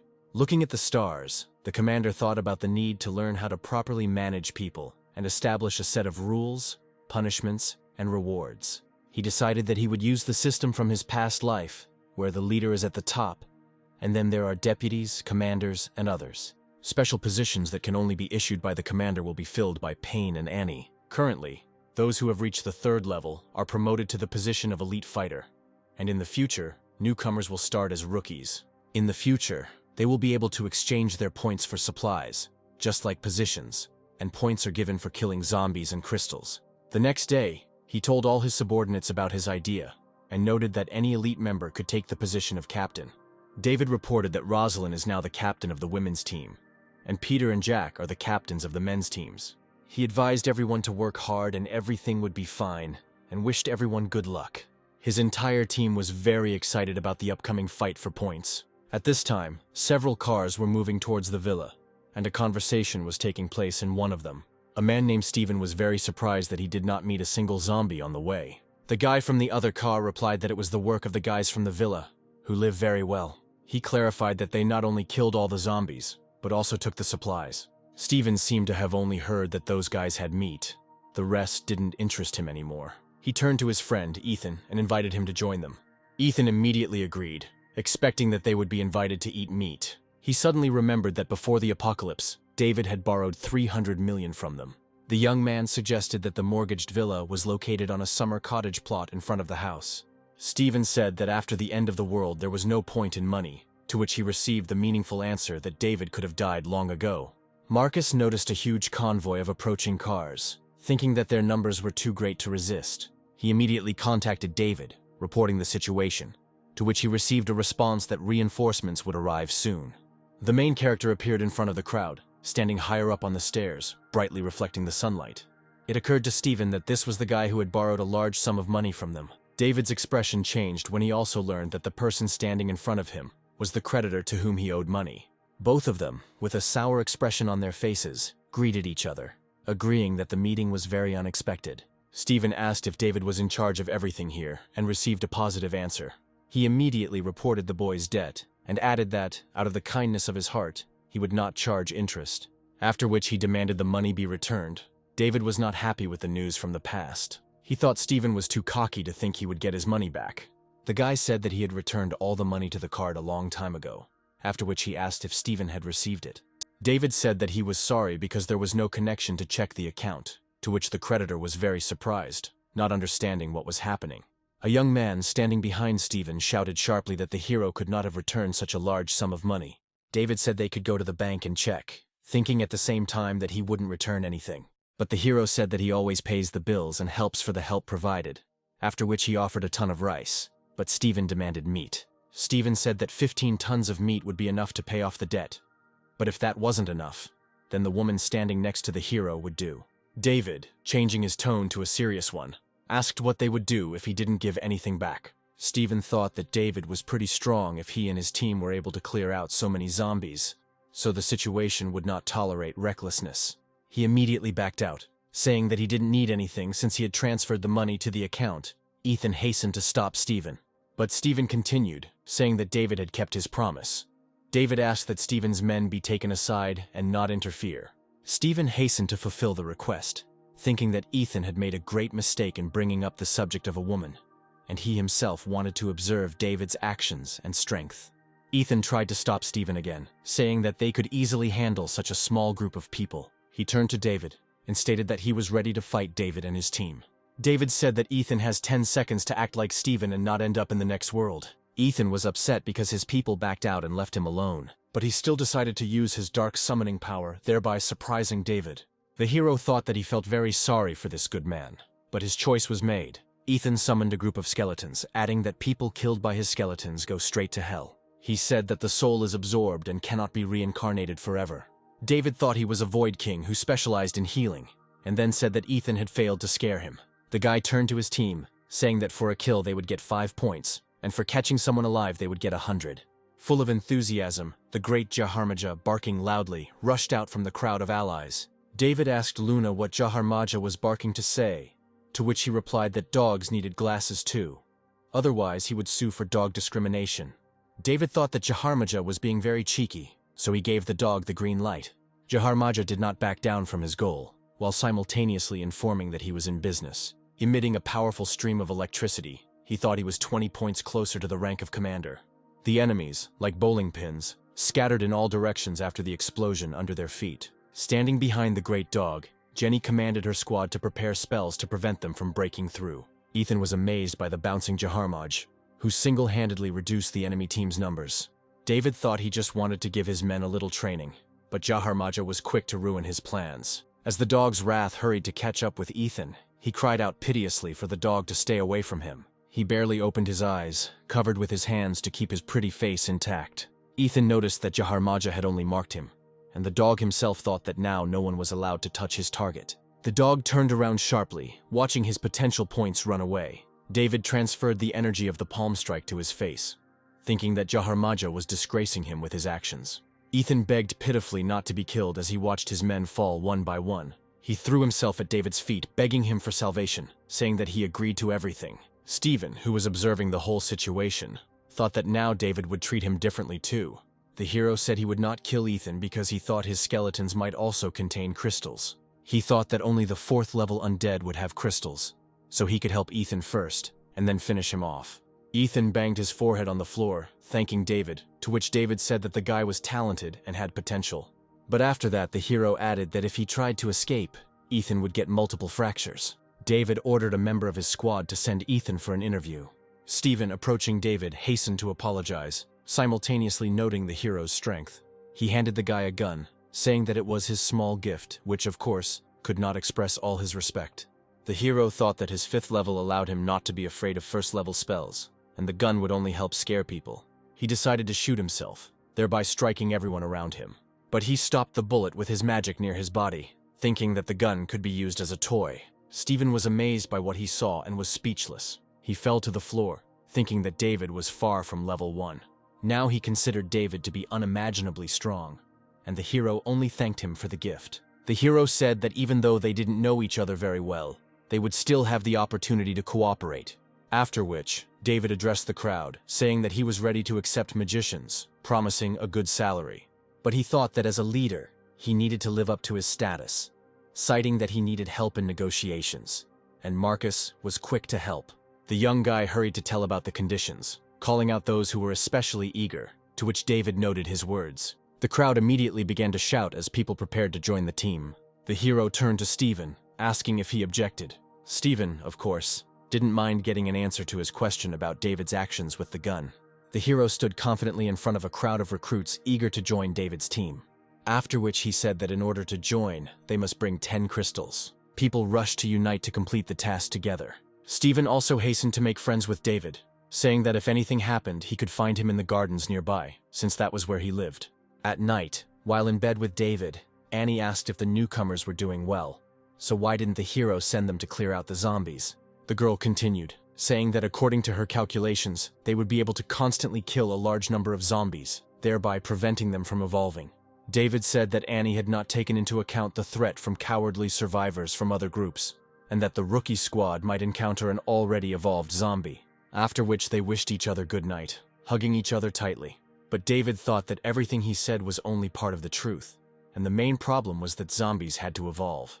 After all, only in this way will people be able to obtain high-level crystals to accelerate their development. Looking back, David thought that if they were not strong enough, strong monsters would come and doom them to certain death. The next morning, David gave his team a morning briefing, telling them that the zombies would begin to reach level 2 that day. The columns, in an orderly movement, moved forward, receiving final instructions from the hero in the back.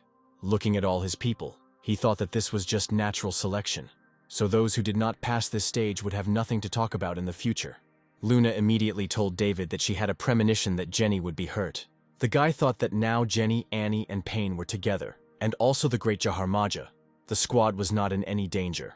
David asked Luna if the girl was wounded, but not fatally, to which he received a positive answer. After which he wondered if he should go to them, but he decided that without constant protection, and without going through all the difficulties, none of them would become truly royal in strength. David praised Luna, saying that she was amazing, because he knew that the ability to foresee danger was available to 10th level mages. He thought that maybe he needed to collect high-level crystals and give them to Luna to increase her level. At this time, Jenny, fighting shoulder to shoulder with Payne, was amazed at the current resilience of the zombies. She said that the second-level zombies would be more difficult, but the crystals would also be of higher value.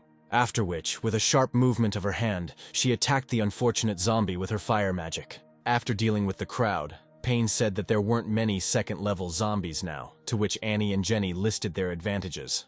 The zombie standing around the corner of the house watched the company, thinking that these people were much stronger than those he had already eaten, so he would not fight alone.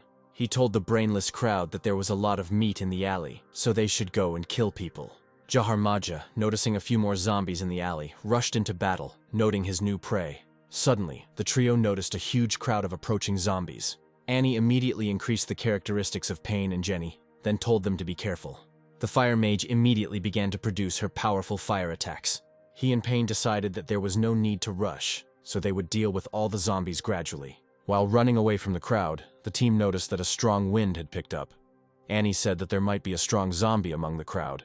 Then Jenny said that they couldn't run away, they had no choice but to fight. Payne and Jenny rushed to influence the crowd mechanically, physically, and psychologically. But having gone around the team from behind, the smart zombie decided that this was his chance to attack the defenseless Annie. He used his wind spell and flew straight towards Annie. Jenny noticed this situation and suddenly shouted out her sister's name, after which she covered Annie with her body from the attack of a high-level zombie. The girl was bleeding, she leaned on her sister, and then said that she was fine. Next, the great fire mage hastened to return the zombie's greeting with a spark of fire. But the zombie, experiencing some surprise and fear, jumped back, thereby conveying the surprise to Jenny. Payne, standing up for the girls, told them to deal with the regular zombies while he dealt with the powerful one. Annie said that she would help Payne, and then hurried to strengthen the soldier with her magic. But the wave of amplification was so powerful that it reached the smart zombie. Payne charged forward, while simultaneously motioning for Annie to strengthen him. Annie and Payne form a powerful zombie-killing team. Jiharaja, distracted from the merciless massacre of zombies, wondered about the actions of his people. He watched as all three of them mercilessly spent their magical powers to destroy one poor zombie. The great dog decided to help, because if something happens to the trio, David will let him go to the great shawarma. The zombie, confused, was distracted by Jiharaja, allowing the trio to rest a little. The greatest dog circled the zombie while the intelligent, unintelligent creature thought that a dog could not be a member of the team. Payne quickly took advantage of Jiharaja's help and hit the zombie with his club as hard as he could. But his plan went down the drain as the zombie grabbed the club right next to his skull. After which, Annie, accompanied by the barking of the incomparable Jiharaja, hastened to attack the zombies. But he dodged Payne, Jiharaja, and Annie. After which he began to run away, but in the morning the dog rushed after him, not wanting his points to burn out just like that. A powerful blow from Jiharaja's soft paw caught the zombie's back. After which the troubled young man finally fell to the asphalt. Payne and Jiharaja rushed to immobilize him. And when the girls caught up with the soldier and the dog, the team rushed to deal with the zombies with particular cruelty. Annie treated Jenny and Payne, and they encouraged each other by talking about the possible reward. Jiharaja did not waste a second and pulled out one crystal after another. As a result, The team collected a whole bag of red crystals. Upon arriving home, Jiharaja barked, to which the cat quickly translated to David, saying that the smelly dog was interested in the cost of the crystals. David noticed that among the first-level crystals, there was one of the fourth level, for which the guy promised the dog 100 points. Jiharaja was so pleased with the turn of events that his mouth began to water, and his eyes shone brighter than the stars. David told Luna to absorb the crystal to increase her powers, to which the dog was taken aback. Then the hero said that if Jiharaja shared the crystal, he would give him extra points. Then Jiharaja decided that there was nothing special about the crystals, so he would renounce them, to which David praised him. The hero thought that Luna understood everything correctly, because Annie and Jenny were indeed in danger, but not life-threatening. The guy remembered the incident with the huge zombie in the supermarket when he first met Annie, because the situations were similar. He thought that Payne had gotten it too, and then wondered if the cat's abilities were only related to its owner. But he still remained of the opinion that such ability needed to be further developed. After a while, when the team was sitting at the table, Jiharaja came running and demanded to be looked at. Everyone asked questions but noted that either Annette had fed Jiharaja or he had grown. Luna hastened to report that Jiharaja had reached the fourth level, and therefore his size had increased. David and Annie rushed to congratulate the good boy, and Payne and Jenny thought that they were now weaker than a dog. Luna relayed Jiharaja's question about how many points David would give for being the first to reach level 4, after which the hero himself asked what he needed the points for. The greatest Jiharaja, with the help of the moon, said that he was going to become a dog elder, and subsequently achieve the status of a dog leader. David kicked the dog in the rear, angry that Jiharaja wanted to remove him. But the greatest insisted on his points, after which David asked him to give him time to think. But at that moment, the guard's voice came from David's radio, saying that Stephen's messenger had arrived asking for help. David grimaced, but still ordered the uninvited guests to be let in. The young man immediately began with new gifts, handing David 100 cigarettes, saying that it was a tribute of respect. He added that Stephen said that regardless of David's response to his pleas for help, the cigarettes would still be his. David asked what happened and why they decided to come to him. The guest hastened to tell them that now in the city, they are threatened by a certain Martin, who is taking people, supplies, and recently has begun to threaten the leadership directly. He continued by saying that Martin was truly strong, having personally dealt with a dozen people who possessed the second level. David thought that the gap between the second and third levels was not that big, so that Martin must be at least the fourth. He continued to speculate that Martin might have simply gotten lucky with a high-level crystal, as had happened with Marcus. The thoughts ended with David deciding that he could get a crystal of a very high level. The hero hastened to find out from the guest about the nature of Marcus's powers, assuming that he had physical enhancement. Without waiting for an answer, he agreed to help, thereby greatly delighting the young man. David said they wouldn't waste any time. He would go into the house for a short while, and then they would head out. At home, the hero hurried to find out from Luna whether he was in danger on this trip. The cat said that she thought that no trouble would happen, but David was not satisfied with such ambiguity. He demanded a more specific answer from the cat, to which he received only a meow. With beady eyes, she announced that he could go on his way. Then the hero grabbed the cat under his arm and said that they would go together, ordering the incomparable Jiharaja to guard the house. On the train, David said that the car they were riding in looked good, to which he received the answer that he could safely take it. The peaceful driver said that if David liked something, he should say so, because Stephen would not regret anything. David noted that these people know very well how to solve any problems. Arriving at Stephen's house, the owner hastened to thank David in advance, but added that Martin was immune to all attack spells. He told David to wait a little while he ordered his men to locate the offender. Marcus, enjoying the cooling drinks, noted that reading books helped him a lot. After all, it was from there that he learned that there were amplifying crystals in the zombie's head. Even though he regretted that after the apocalypse he had no tasty food left, at least he always had reliable women with him. Immediately a man burst into his room and said that Stephen had brought his people. Martin jumped up from the sofa, saying that he was not looking for him, but he came, after which he ordered all the people to be gathered. Watching the crowd approach, David wondered if the fat man's name was Martin. There would be problems with determining the level. Martin immediately told Stephen that he would give him one last chance, after which he would not live. David calmed down, thinking that if Martin didn't have the 7th, then he was in no danger. Stephen said that if Marcus could beat everyone who came, then he would submit to him. Afterwards, he announced that he would give half a kilo of sausages to anyone who came out against Martin. David left Luna nearby, telling her to wait for him at this place, after which he stood up confidently, thinking that it was time to begin the performance. A dozen clubs rushed to inflict at least some damage on Martin, but each one flew off as if from steel, to which Martin said that he would show what he was capable of. David, standing at the back of the crowd, began to cast his spell behind his back, thinking that Martin was still a brat. The big guy himself was already in full swing administering justice to the offenders. David launched a magical attack at him, thinking that he should not rely on his own powers. David's attack split Martin in half, and while he was still conscious, he only managed to say that it couldn't be. The crowd roared for various reasons, but the main thing was that everyone admired David's strength. The hero himself stood over each of the halves of the once great and terrifying Martin. He began to search for the crystal, being sure that the crystal must be of a high level. The young man who came to David for help offered his services in the search. He decided that since it wasn't in his pockets, he could look in his underwear. David decided that the crystal was well hidden and the guy could absorb it himself. The boy found the crystal, was amazed by its enormous size, and David already extended his hand to get it for himself. The kind young man hastened to hand over the crystal. David determined that it was a level 6 crystal, but with a quarter of the power, it had spiritual magic, so it should be given to Luna. Stephen, watching David take the crystal out of Martin's forehead, thought that the crystal was very expensive. But then he turned to the crowd, saying that now they needed to unite and clear out the zombies in the area. He said that none of them would regret it if they decided to join his team. David hurried to say goodbye, saying that it was time for him to return to base, and Stephen, as was already customary, hurried to thank the guy, offering him any help.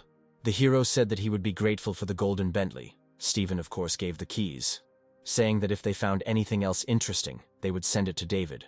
Stephen told the young man that now every member of his team should respect David, because in a difficult situation, he will help them. On the way home, Luna stared at the radio screen.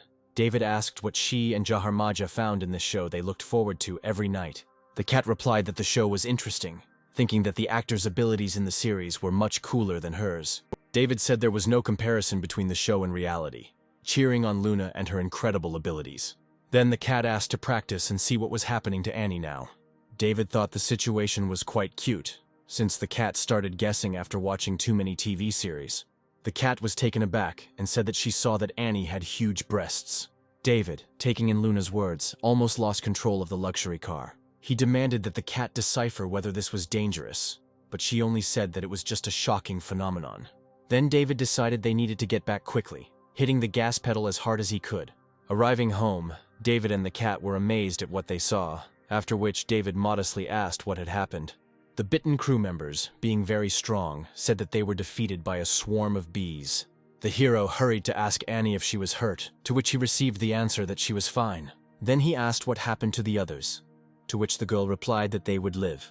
Annie whispered in the hero's ear that she was experiencing some pain, so she returned to the room before the situation arose. David latched onto Annie's words, not understanding what she was talking about. The girl, very embarrassed, pointed to her chest, after which the hero finally connected the moon's prediction and Annie's words. He told Luna that he finally understood what she was talking about, to which she replied that that was what she was talking about her breasts. The next night, the stranger, holding his dying brother in his arms, listened as he spoke his last words about joining the team that lived in a villa nearby. In tears, the young man said that they could do it together, but the dying man said that they didn't have enough crystals for both of them. The boy's last words were wishes for his brother to be safe and live. The guy, taking out his brother's crystal, thought that the conditions were unfair because forcing him to kill zombies one by one to join the team was not fair. He became angry at the requirements to join the team, blaming them for his brother's death. The guy promised to pay for his brother's death. In the morning, he stood next to David, handing him the crystals he had obtained. The moon, sitting on David's hands, said that this man wanted to kill him. David wondered, and the guy asked if he could join the team now. The hero said that he would show the guy the surroundings, after which he ordered Luna to return home. After a short period of time, David was already beating up the young guy.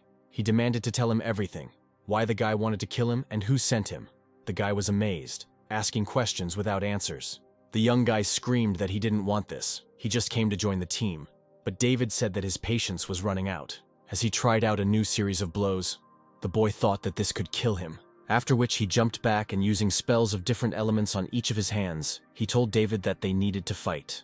David, seeing the gypsy tricks of the young guy, was amazed, thinking about his abilities. The guy screamed that David had killed his brother with his demands, that he was just sitting at home and enjoying life, and therefore he should pay. David countered by saying that he didn't ask his brother to join his team, and he wasn't the one who killed his brother.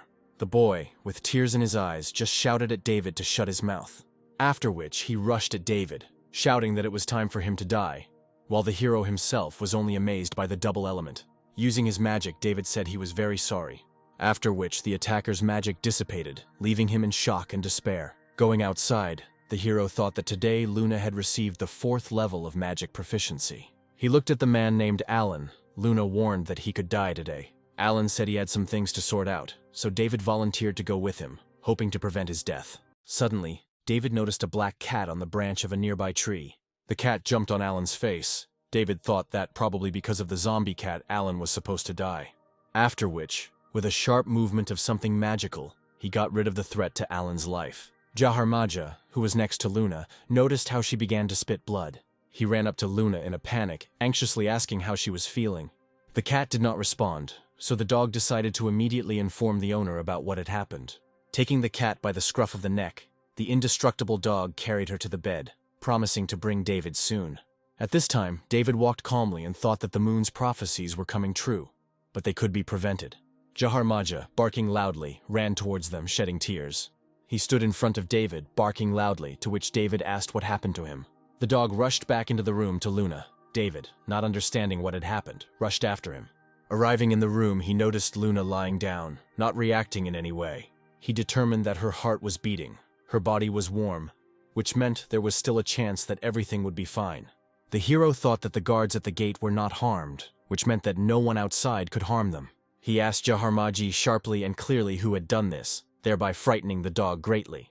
Jiharaja stood there, not understanding anything but following orders. Annie appeared behind him, wondering about the reason for the urgency. She screamed to find out what was wrong with Luna. But David told her to heal her first, and then they would figure everything out. David thought that perhaps his actions in changing the prediction had caused this outcome. But then he thought that he had changed them before, protecting Jenny and Annie. The cat regained consciousness and told them not to worry because she was fine. David thought that it was because of him that she vomited blood and lost consciousness, after which she asked for forgiveness. Luna said that she felt as if Jenny and Annie were revolving around her as if in orbits. It was possible to correct their predictions, but correcting someone else's was a big risk. She added that Jiharaja is also in one of the orbits, but if it moves too far, it will leave the orbit. The cat thought that she could only change the prophecy of those close to her, and the only people close to her were David, Jenny, and Annie. David thought that the cat's ability needed to be improved and controlled, and then ordered Jiharaja to spend more time with Luna. The dog was stunned because he understood that she was a cat, not a dog, and therefore he had no business looking after her. But David gently whispered in his ear that perhaps Luna would save him from death. After which, David placed Luna near Jiharaja and said that henceforth the faithful dog would protect her. A month later, David held another briefing to mark the day the zombies' abilities would increase, with people in the crowd sharing their horrors. David was quick to calm the crowd, saying that the evolution of humans and zombies was not equal, and added that he would give them time to adapt. He said that in the near future, just one level 3 crystal would be enough, after which their number would increase, and there would be bonus points for exceeding the plan. The hero was informed over the radio that Steven's people had arrived with new requests. The hero gave the command to his men to begin training, dividing them into pairs, and then let them go. The already familiar young man greeted David, saying that he had news today. He said that some people had set up a fair near the roadblock, and Steven wanted to know all the information, so he suggested meeting the day after tomorrow. David said the fair sounded interesting, but thought he had never attended one in his past life. He thought that his goal was to defeat all the strong people and form a powerful army, and such a place suited him perfectly. 2 days later, a certain young man was waving his hand vigorously at the young guys. David and Steven stopped, and the guy, surrounded by girls in evening dresses, asked where they were going. He offered the guys to play, saying that the prices were low, and it was either 5 kilograms of rice or 1 second-level crystal. David thought that compared to him, he was an angel in the flesh, even taking into account the baggage of his actions and inactions. David moved on, and Steven, following the hero's movements, told the boy to get lost. In the large square, people were making noise. Everyone had their hands and heads busy preparing for the fair. But he told a few of the boys, including Jack, Payne, and the rest, to come with him, and he told the rest to go have fun. Noticing the crowd, they decided to go to them to see what they were selling or doing. Asking them to pass, the guy threw the poor fellows in different directions. David was delighted because he met an acquaintance from a past life, whose name was Logan. Logan was dealing with one of the salesmen, being aggressive in the dialogue. His interlocutor reported that the meat Logan brought was bad, which caused people to suffer, so he offered only 50 kilograms of rice. Logan said that he was not happy with this, but then David intervened in the dialogue, offering to switch to him. He said he would give 20 level 2 crystals for the meat. The seller, taken aback by David's words, told him not to interfere, since the chicken was his. One of the crowd, addressing David as a boy, hastened to grab him from behind. But his plans went down the drain after Comrade David hit him right in the face of the troublemaker. The guy lay down on the asphalt but continued to snap, threatening both David and his team. The comrade took the initiative in finishing off the offender, for which he received approval from the hero. The guy quickly rushed into the crowd. The offenders flew away one after another, receiving powerful blows. The crowd scattered. Everyone shouted as much as they could, but the message was the same: run away from the aggressor. One by one, people fell, receiving mechanical impact on their faces from the guy's powerful fists. The guy stood over a mountain of defeated opponents, while the rest ran away in different directions. Logan thought he wasn't prepared for this turn of events, that the guy was ready to scatter the crowd for the sake of a chicken. Logan then decided that such determination simply could not be denied. David took the chicken and said that while the guys were fighting, he and Logan could calmly go about their business. David took the chicken and went away, leaving a dejected Logan, who was sad about the fate of the bird. The chicken turned around abruptly, surprising David. He pulled one feather out of her, telling her not to dare to break free. The guy threatened the chicken, saying that he would pluck out all of its feathers. He demanded that it behave calmly, then he would get the same in return. David heard a loud announcement that team leaders were being asked to report to the toll booth. Space was limited, so it was best to come in pairs. David was glad that the fair organizers had finally shown up. He ordered Max and Payne to follow him, letting the others go free. Arriving at the meeting point, David noticed Steven, who had already saved their seats. Steven pointed to Morgan, saying that he was an organizer, formerly involved in foreign trade, and was famous for many positive qualities. But as he watched the scene, he thought that Morgan was not as important as Ted standing next to him. The hero knew that Ted was a powerful magician, since he could transform into objects of any shape made of metal and use them as weapons. And in his past life, he was one of the kings. David wondered whether to turn it into a sword or a staff, his cheeky smile starting to stand out from the crowd. Morgan began his speech. He thanked those who came, after which he said that he had about 1,200 people in total, 3 of whom already had the 4th level. David thought he only had 4, and a cat and a dog. He realized the guy on stage was pretty strong, and probably found some powerful crystals. Morgan, speaking from the stage, said that being at level 4 meant there was no need to worry about water pollution. He continued by saying that water is the source of life, and David thought that half of what he said was true, because anyone who drank water would have bad luck. Afterwards, Morgan began to take a crystal out of his pants pocket, starting a story about the secret of crystals. David determined that this crystal was level 6, but its power was already slightly reduced. Morgan said he couldn't tell the level of this crystal yet, but his people would easily advance to level 6 thanks to it. Steven, having heard all Morgan's words, almost glanced sideways with envy. He thought that since David was so powerful, he must have used very high-level crystals. Morgan began to talk about his research regarding the number of crystals and the speed of leveling up. David thought Morgan was doing something suspicious by sharing information so easily. But Morgan immediately answered all the questions, saying that he was not happy with people killing each other. He wanted to unite and work together. He proposed creating a federal form of government so that each team would produce a strong leader who would lead his district. David thought that Morgan had arranged all these actions to enslave a certain brother. At this time, many spectators supported the idea of the man on stage, thinking that the actions were quite reasonable. The girl standing next to Morgan said that everything was voluntary, but if someone didn't want to, then complaints during resource extraction would not be accepted. Steven thought that they were dishonestly intimidating the crowd in this way. The crowd cheered with joy, supporting Morgan and his initiative.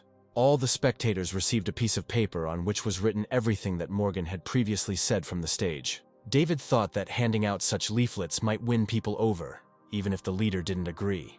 Morgan finally said that if anyone agreed, then by all means go and sign up, becoming a brother for his team. David thought that he had never met Morgan in his past life, so if he did nothing, he would soon be finished.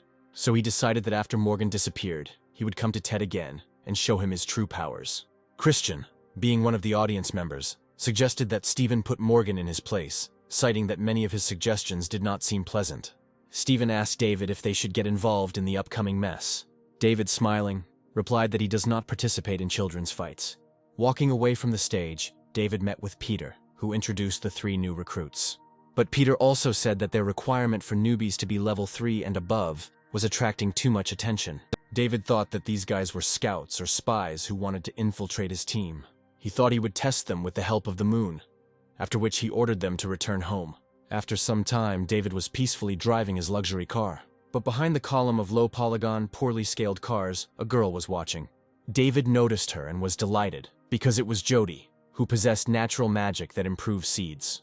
He quickly stopped his car, thinking that such a treasure could not be missed. The girl was frightened by such a large number of people, thinking about saving herself from a certain Felix. She ran away, thinking that if Felix didn't save her, they would never meet again. And David shouted after her, promising not to do anything bad. The girl, barely holding back panic and tears, decided that she had no way out. She transformed into a small, timid bunny and continued her escape attempt. David decided that the hare was running too fast, so he used his spatial magic. He grabbed the hare by the ears, while the hare girl panicked, thinking about the incredibly fast guy. David said he had no evil intentions when he offered the girl to turn into a human, to which she received a rebuff. The hero hugged the hare and said that he would take her to his base, where he would give her food, and since she didn't say anything, it meant she agreed. The girl in the form of a hare panicked in her hands, thinking that he had bribed her with food after all. Annie met him at home and of course asked him where he got the hare and the chicken. He threw the hare on the floor, and the girl immediately transformed into human form, greatly surprising Annie. She stood up and began to complain that she had been taken by force. David asked Rosalind to take the beautiful lady to dinner, but Jody said that even when she was dying, she was not going to take food from him, even on the verge of starvation. The guy kept trying to persuade her to give him a small amount of food. A short time later, David approached the table where Jody was peacefully dining and pointed out her recent protest. The girl said that she was not on the verge of starvation, which meant that she was fulfilling her condition. David smiled, thinking that Jody was quite an interesting girl. He sat down next to her and told her not to be shy, but to bring her here, since he had seen her magic in action. He offered her to grow vegetables, and in return receive meat every day. Jody said that since she had been kidnapped, she had no choice, and then she thought that she would have to bring Felix along too. David, without wasting any time, gave the girl a large bag of seeds, after which he hastened to leave, saying that he hoped for further cooperation. But then Payne informed David that the 3 recruits were spies, but Payne had already personally interrogated them. 2 were sent by Morgan and 1 by Christian. Then David ordered to simply kill them without making a fuss. The next day, Stephen's ambassador came to David again, reporting that Christian had called Stephen to him in order to deal with Morgan. The guy continued by saying that Christian insisted on David's presence, which is why Stephen sent him. David agreed, thinking that he was curious to watch the confrontation between Christian and Morgan, and if the opportunity arose, he might be able to save Ted. Arriving at the leaders' meeting, Christian confidently declared that Morgan had gone too far in trying to absorb them all. Christian volunteered to deal with him personally, keeping 30% of all his supplies for himself, and let the rest of us share the remaining 70%. David, citing the small size of his squad, attempted to leave the group. Christian told David to think again, because usually the confrontation between 2 sides begins with the death of the spectators. Stephen, as well as David, were surprised by such an obvious threat. Christian suggested that David wanted them to lose so he could take everything for himself, and the guy sitting next to him said that David wanted to take supplies from the base while they were out on a mission. Stephen was quick to stop the flow of accusations, but Christian said he only believed in actions, not words. Stephen sat down, after which David asked that Christian was quite brave. But why was he going to make him kneel? After which he declared that Christian was a useless piece of excrement. Christian suggested out loud that David was level 4, but he couldn't handle 100. So let him kneel, give up the crystals, and go fight Morgan. David thought that all of Christian's actions were done to drag him here and deal with him. The hero was surrounded by a crowd of bouncers who were ordered to take the crystals, and the guy himself was told to sit up straight. David said he didn't want to fight them, but he thought that events would go like in the past life if Christian killed Morgan. He teleported behind Christian and then said that he was sorry, but they forced him to do it. Christian turned around sharply, not understanding how the hero managed to get behind him so quickly and unnoticed. While he was trying to yell at David, the guy's hand had already reached his face. David slapped him, telling him it was all just empty talk, after which he grabbed Christian by the shirt, asking how he planned to defeat Morgan. A badly beaten Christian said that the guy wouldn't dare kill him, because then he wouldn't leave the base alive. At this time, Everyone sitting at the table stood up and surrounded the main character. David simply replied that he could not stand any threats, and the crowd kept trying to stop him by shouting. Receiving another round of slaps, Christian shouted that he would deal with David. People, in shock, looked at the whole situation and asked the guy to stop. David stopped the beating and again demanded that Christian tell him how to fight Morgan. But Christian kept shouting that he was beaten as a child, that his life was not sweet, and that David was finished. David thought the guy had some guts, but it was a shame he wasn't cooperating, so he grabbed him by the neck. The crowd, seeing David strangle Christian, rushed at him, and the hero himself thought that the whole situation irritated him, especially Christian. Stephen, covering his face with his hand, said he knew it would end like this. David dealt with a couple of 3 of the attackers, after which the rest began to carry out a tactical maneuver, or rather, a retreat. The hero thought that killing everyone alone was very inconvenient, since it would take a very long time to catch each one. He turned to those sitting and said that as long as they did not provoke him, he would not touch them. The guy added that, unlike Morgan, he doesn't try to get everyone under his wing, and the only sounds from the crowd were fawning over David. But when David left, all the sycophants, having consulted, decided to ask Morgan for help in pacifying David. At Morgan's base, a man asked Ted for help in dealing with his wife's killer. Ted asked the man if he was sure of his words, to which he said that he was absolutely sure, since he found his wife's body thanks to rumors. Ted said that it was unforgivable and ran to look for the killer in order to question him. Approaching one of the hangars, the guy heard someone saying that he was sorry that the girl died so quickly, because he hadn't played enough. Ted opened the door abruptly, asking Edgar what had happened, to which he was greatly surprised by Ted's action. Morgan ran up to the young man, calming his ardor, to which he accused Edgar of killing the wife of one of the fighters. The man said that Edgar was a valuable fighter. He could justify his name by killing zombies. But Ted was not satisfied with this. He said that he was more valuable, so he would kill Edgar. Edgar shouted for Morgan to save him since he was taking the blame for him, to which Ted demanded an explanation. The guy continued by saying that in order to manage a large number of people, Morgan needs psychological stability, which is why he plays with girls at night. Ted, going over all of Morgan's points during his speeches, accused him of hypocrisy and himself of blindness. Afterwards, he added that this was where their paths diverged, and he said goodbye to them. Edgar said that they had to finish off Ted because he might spill the beans, but Morgan said that he had a lot of friends at the base, and the fight wouldn't be easy. Morgan ordered Edgar to tell everyone from now on that Ted was bullying people and using women as toys. Ted, along with his comrades, left the base, thinking that he was too naive, since he was guided by good intentions. The guy wondered where he should go now, and what he should do, and his comrades shouted that one day David would come with a strong army and kill Morgan. At David's base, one of his team members was happy that he had finally reached level 4. David immediately told him that he now had access to improvements to individual parts of his body. He said that in addition to his head and heart, he could also direct improvements to his fists. The guy thanked the commander and said that he would definitely do so, adding that he used to be involved in boxing. David received a message that Stephen had arrived, and was reporting that Morgan was already here. The hero said to let Stephen inside. When David met Stephen, he asked how Morgan found his base, and Stephen said that the guys he had released the night before had run to Morgan. David regretted that the only time he failed to fix a problem, it came back to haunt him in the future, and Stephen warned that the hero needed to prepare. The guy picked up the radio and ordered everyone to be ready. Marcus, leading the car squadron, said that they needed to unite, because there were people who wanted to destroy the Union. Staring at David's protected home, he thought there was something about the guy.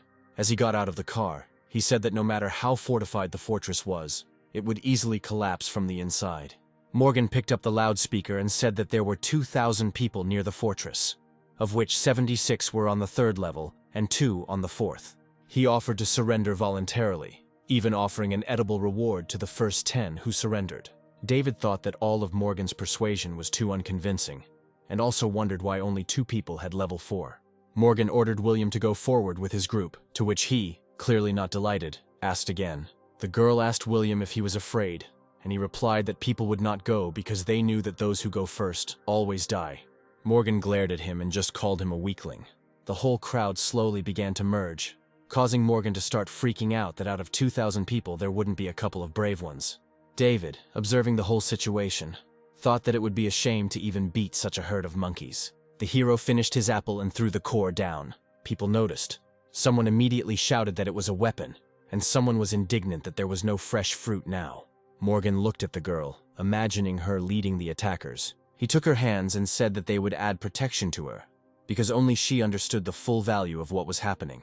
The flushed girl immediately led the attack, and Morgan shouted that the matter must first be left to the Earth Mages. But before the army had time to enter the fence, David's army immediately began shelling from above.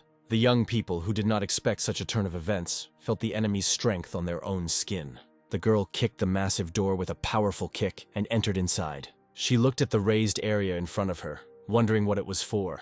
Suddenly, Jenny and Rosalind unexpectedly attacked the remaining army. The girl hurried to shield herself from the fire magic with an innocent guy. But the explosion was so powerful that all the attackers scattered like bowling pins. The girl, flying away from the blast wave, wondered where 2 level 4 girls got so much strength from. Morgan watched as David launched the incomparable Jiharaja into battle, and remembered that once a dog entered the battlefield, everyone had to run as far away as possible. Jiharaja, obsessed with the idea of points, saw before him not a person, but a potential point equivalent. The dog's somersault was so unimaginable that the girl, maddened by pain, saw a hovering angel, not a black dog. But no one interfered with the dog's goals, after which a powerful attack fell upon the aggressors. Morgan, having seen the dog's strength in life, thought with resignation that his abilities were much weaker. But he did not have long to think, since the great mission of Jiharaja had already overtaken him. Powerful blows from the unimaginably strong dog rained down on the weak body of the leader of the attacking army. But the great and terrible one did not hesitate to use other limbs. Even his tail was used. He used a spell and summoned an electric ball. After which, in a far from friendly manner, he extended his paw, imparting enormous kinetic energy to Morgan's body. The horror stood on Morgan's lifeless body, his thoughts focused only on the points he had earned. The leader's defeat shocked the entire crowd of attacking people. David ordered one of the losers to be brought to him, and his comrades hastened to carry out the order. The beaten guy only asked not to kill him, to which David told him to answer honestly the question regarding Ted's location. The guy said that Morgan kicked him out because he allegedly used the girls as toys, but David didn't believe his words. The beaten man added that everyone knew that Morgan had slandered him, but no one dared to do anything. Standing over the bodies of the losers, David asked Stephen to tidy up his gang and then help him, and in return, he promised a fancy dinner. David loudly ordered everyone to gather as they were heading to Morgan's base for supplies. Jiharaja ran up to David, interested only in his scores. The guy ordered the dog to stay here and guard the base, and when they returned, they would count all the points. Stephen's young driver asked why they couldn't just go under David's command, as life would be easier. Stephen remembered his subordinates objecting, saying they didn't want to be treated as newbies. Therefore, all he could do was hope for high-level crystals that would allow him to become stronger. Arriving at Morgan's base, David gave orders to search for resources, for which he received a promise of quick execution. Suddenly, the guy's keen attention was struck by one fact, albeit not the most unusual. A beautiful, healthy dog with golden fur stood right in front of him. David ran his playful hands through the dog's fluffy fur. The guy learned all the necessary information that he desperately needed. He took the leash out of his space and thought that Jiharaja would lose 1,000 points, but would gain a new girlfriend. After the cleanup, David promised Stephen an evening barbecue, after which he hurried to return his men. Returning to the base, David looked in on Jiharaja, who was already tired of waiting for his points. Then the boy brought out a dazzling little dog, introducing it to Jiharaja. The great and terrible one approached the gentle and beautiful one, who trembled a little at the sight of him. His eyes filled with tears. His terribly bloodthirsty face changed to a pleasant and cute one. David himself was surprised, but he thought it was because of the faithful dog's long loneliness. But the dog burst into tears, accusing David of having not only a cat, but also another dog. Jiharaja was freaking out, jealous of David for having another dog, because he tried to follow all orders and show his loyalty. David asked if he didn't like the wife he brought him, suggesting that he look for another, which made the dog fall silent. Jiharaja began to sniff the guest. He thought that she was too cowardly and unworthy to be near the great and terrible. He said that since he didn't like her, he would send the retriever to the girls to be their pet, and then called for a translator in Luna's face. David said that he would get 300 points for Morgan, but Luna said that he had killed many more besides him. The hero added another 200, and said that over all this time, the great and terrible one managed to accumulate 1,500 points. Jiharaja barked slightly, Luna translated, saying that he wanted to spend all the points to become captain. David's face darkened, wondering why he was doing this, and Luna said that he was demanding that the boy tell everyone to call Jiharaja Captain Dog. The guy said that everyone was already resting now, so he would tell everyone tomorrow. and the dog asked him to get up early tomorrow. Stephen came to David's house with his gang and was amazed to see real shashlik. David said that Stephen had done a great service, so when they went back, he would give them an extra 50 kilograms of meat. But only the guy knew that the expiration date of that meat had long since expired. But before the meal, David loudly announced that one of his brothers had scored 1,500 points, thereby fulfilling the conditions for becoming a captain. Therefore, the commander-in-chief awards this champion the title of captain. The crowd of people were confused. Everyone thought that one of them, or the strong fighters, had gained such a number. But David said to welcome the new captain, inviting him onto the stage, adjusting the luxurious hat that hid Jiharaja's delightful face. The great dog came out onto the stage to loud cries of admiration. The crowd recognized the power of Jiharaja, who could smash a crowd of people into pieces and protect the base from any threat. David said that from now on he should be called Captain Dog. Some were jealous and thought it was a prank, but most stood at attention and saluted the dog captain. Jiharaja let out a loud bark, and David said that everyone was drinking at his expense today. At this time, Ted listened to the words of his comrade, who said that a certain David killed Morgan and Christian, and besides, he was recruiting people. Ted decided to go and see what was going on, since they were right next to the base. Two guys walked behind the fence, where they saw a huge crowd grilling shashlik, quietly hoping to get a piece themselves. But they were stopped by David, who said that in order to get food, they needed to join the headquarters and be at least level 3. Ted thought they would work well together because he liked the main character's way of thinking. But he was upset that not all of his friends had the 3rd level. His comrade said that it might be possible to negotiate with amending conditions. However, Ted said that all the 3rd level guys would join the team, and he himself would help the others to quickly increase their strength. Each of the guys tried to express their opinion that David might make concessions. Ted decided to approach one of David's team and said that he wanted to find David himself. And the guy named David listened calmly to everything.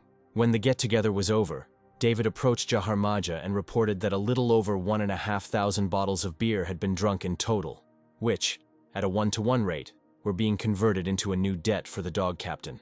The hero, smiling, said that from now on he would have to work twice as hard. Jiharaja thought that the people at the base were as greedy as pigs, which is why he was mired in debt. As David walked away from the dog, he received a radio call that a level 4 fighter named Ted wanted to join his team. He immediately ran to the gate, thinking that he had been struck by incredible luck. David met Ted at the gate, said he knew everything and there would be no problems, but asked why they decided to join him. Ted said that he also wants to quickly rid the world of zombies and return people to a peaceful life. David thought about it, because he knew that he couldn't just kill all the zombies. David asked what powers Ted had, to which he replied that he could turn his body into metal and use any other metal object for his own purposes. David knew he wasn't just turning his body into metal, but he just asked him to demonstrate. Ted agreed, opening his body completely to attack. David, swinging his powerful fist, asked him to be careful. The hero knew that letting him get close to him was a big mistake. The guy, flying backwards onto the grass, tried to understand how this was even possible. Ted thought he couldn't feel hits from people below level 3, making guesses about the hero's level, but David only said he used half his strength. David said that he had already seen the power of metal, which can recombine and change the shape of metal. Then Ted said that he can do it too. But the hero said that he did not want to change the shape of the metal, but to turn it into gold. He handed Ted a metal ring and asked him to try changing the chemical composition. The guy tried to concentrate his abilities on the ring. Suddenly the ring that was in David's face turned into gold. The guy was very surprised when he realized that he could do this. David said that the guy's strength lies in changing the density of metals. He needs to train to become stronger. He added that it is better to invent new weapons than to rush into battle himself. The hero hastened to inform Ted that he had been accepted into the team, inviting him to try some shashlik. The loud voices of the hero's drunken team could be heard from the square in front of the house. But one girl, who had not joined the hero's team before, watched the entire yard, thinking that her treasure was somewhere here. She went into stealth mode using her abilities, after which she deftly ran through the guards, thinking that she would soon save her darling.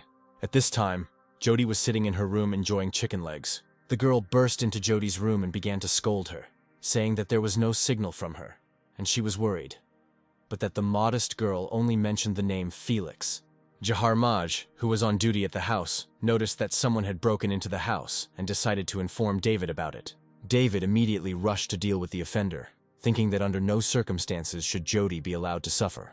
The hero abruptly opened the door, demanding an explanation from the unexpected guest about who she was and how she got there. Jody rushed to reassure David that it was her friend Felix, who could become invisible. The hero thought that this was a rare ability and that he needed to take the girl under his wing, after which he apologized, because he did not know that by saving Jody, he was making someone worry. After which he launched into a standard dance, offering the girl to stay, because here she would find new friends and would not need anything. Felix asked what was required of her in return, and David said that she needed to use her skills to find mutants. The girl clarified that they were talking about zombies that were much stronger than normal ones, and the hero asked if she had met them before. She said she saw one on the way here. He was trapped in ice, but the crystal was never removed from him. David immediately formed a picture that the man would have gotten the crystal, which means that he died during a fight with a zombie, which of course means that there is a mutant in the area that is too strong. David asked Felix for the address, deciding to go on reconnaissance in the morning, and she told him everything. The next morning, just as the hero was about to leave his property, he was stopped by a frightened Steven. Steven, shaking, tried to light a cigarette, and said only that it was time for them to leave here. He said that a zombie, who was 100 meters away from him, suddenly teleported to his team and killed them all in one movement.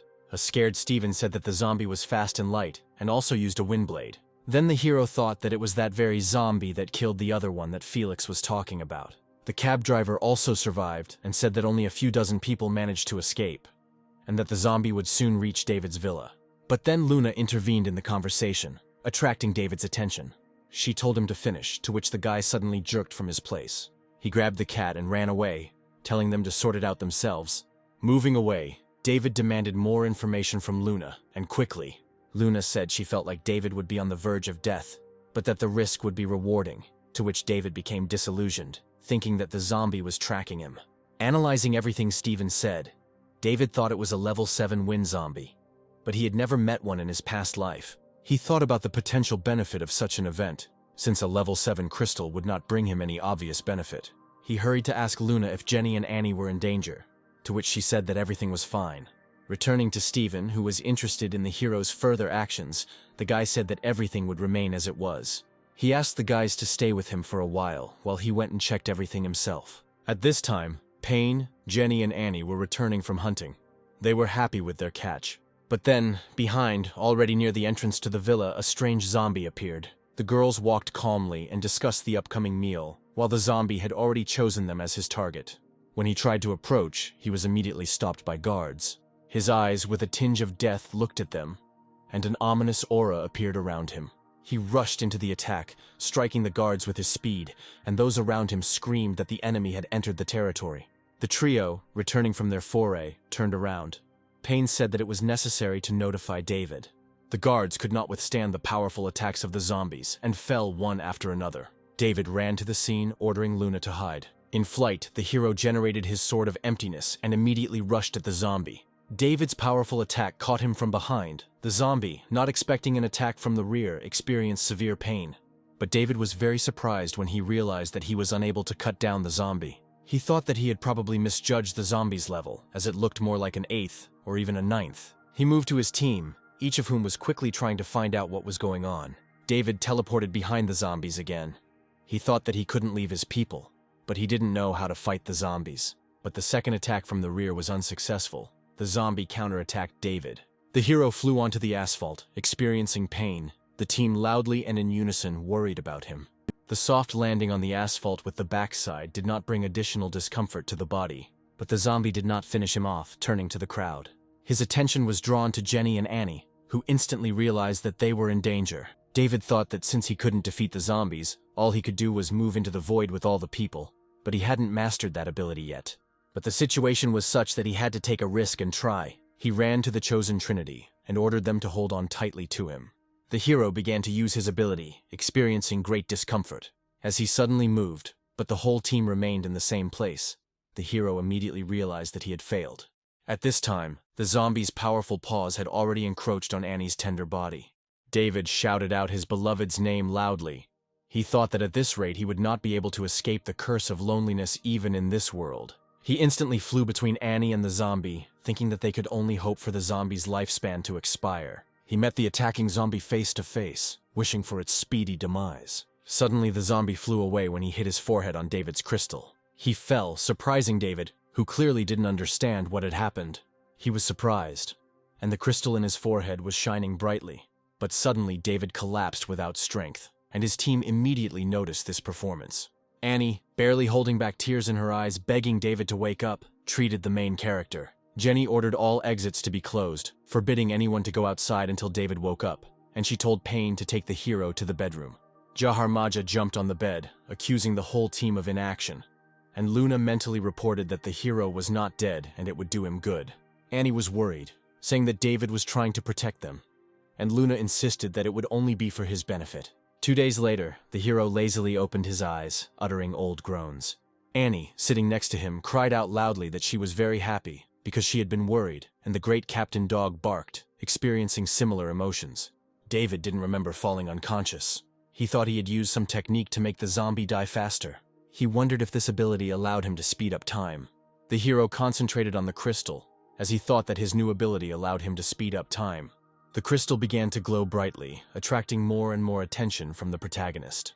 David jumped out of bed. He was surprised, because he really could control time. On the street, a young man sitting on an elephant, who was crushing zombies one by one, said that they needed to break into the base ahead and get hold of the dog. 2 jackals watched the whole scene from afar, hiding behind dense thickets. They looked at each other. 2 dogs. One was white and the other was gray with a mark on his forehead.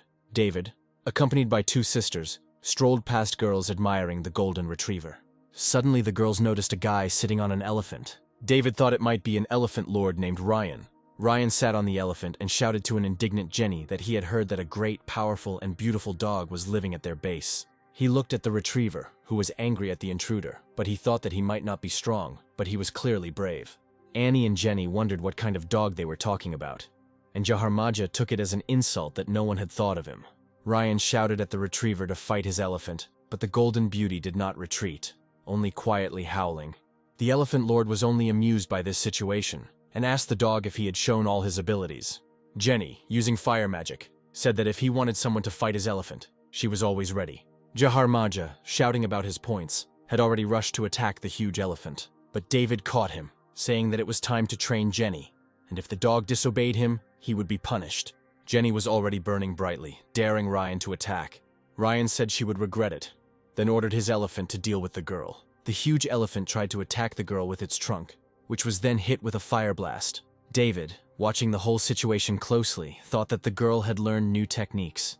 While attacking the elephant, she used her signature, albeit from her past life, Red Lotus explosion technique. Ryan flew off the elephant, whose trunk was ablaze with bright flames after Jenny's attack.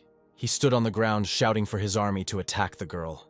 David, observing the situation, only sighed and thought that one man is no warrior in the field. Jenny was exhausted from her attack and sat on the asphalt without strength. David, being among his loyal and strong comrades, said that they would help Jenny. The attackers fell one after another, amazed that David's team was so strong. Ryan began to run away, and David finally gave free rein to his great captain dog. Jiharaja, trying to catch up with Ryan, was already wondering about the number of points. Ryan, running away, noticed the dog and wondered where it came from and why it was catching up with him. Suddenly, that same pair of wolves stood in front of him, blocking his escape route. The jackals pounced on Ryan, surprising Jiharaja with their actions. The great dog commander became angry and attacked the elephant lord himself, thinking about the points. The wolves, watching Jiharaja's powerful attack, were surprised and stopped attacking. The captain dog looked at the white she-wolf and was amazed by her beauty, so much so that his mouth began to water. The wolves began to run away, but Jiharaja rushed after them, not allowing the guests to leave. He pushed the white jackal over onto its side, beaming a joyful smile. In dog language, he called her a beauty and offered to be friends, but she snapped, trying to throw off her pursuer. The dark jackal slowly approached, frightening even the white one. Jiharaja was not happy with this turn of events, but he was ready for a fight. At this time, a crowd of people had already arrived. They were surprised by the 2 wolves, especially the rare white one.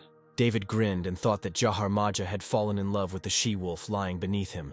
He approached his dog, who was paying every attention to the jackal, after which he called him a sycophant. David grabbed both wolves by the scruff of the neck and said that they were coming back. Jiharaja was mad with love, but David said that no one does that, because wolves only value strength. The hero said that the dog must gain respect by force, take everything by force, to which Jiharaja decided that the owner was right. With a cheerful kick in the ass, Jiharaja flew off to win the jackal's heart. The hero himself thought that in a month the zombies would reach the 4th level, and, in addition to strength, would also gain wisdom. Zombies will no longer wander aimlessly around the city, but will purposefully search for living people. The hero took out a map. He decided that such things cannot be left to chance, because they need a new base. He thought that a village 30 kilometers from the city would be quite suitable for them. David decided that he would first take people to clear the area of zombies, after which a large-scale move would begin. The next day, during the trip, the hero said that people need to watch out not only for zombies, but also for mutated mosquitoes, whose bites can poison you. For the first time in a long time, voices were heard from the village. The team checked the water resources, which were in order.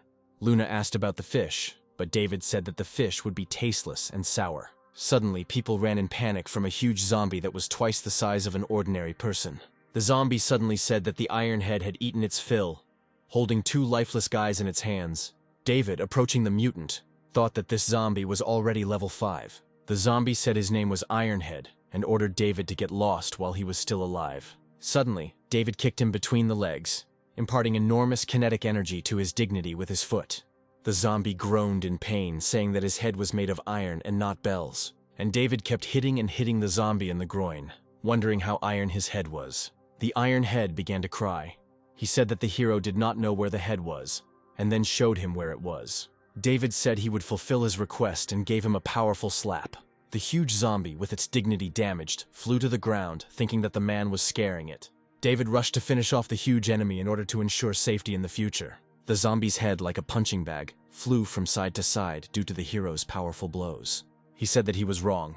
His head was no longer made of iron, and then continued to repent. David stopped and then ordered the Iron Head to obey him. He thought that he could use this strong zombie to train his guys, after which he ordered him to stay here. The Iron Head obediently obeyed. A zombie crab appeared on the seashore, possessing powerful magic.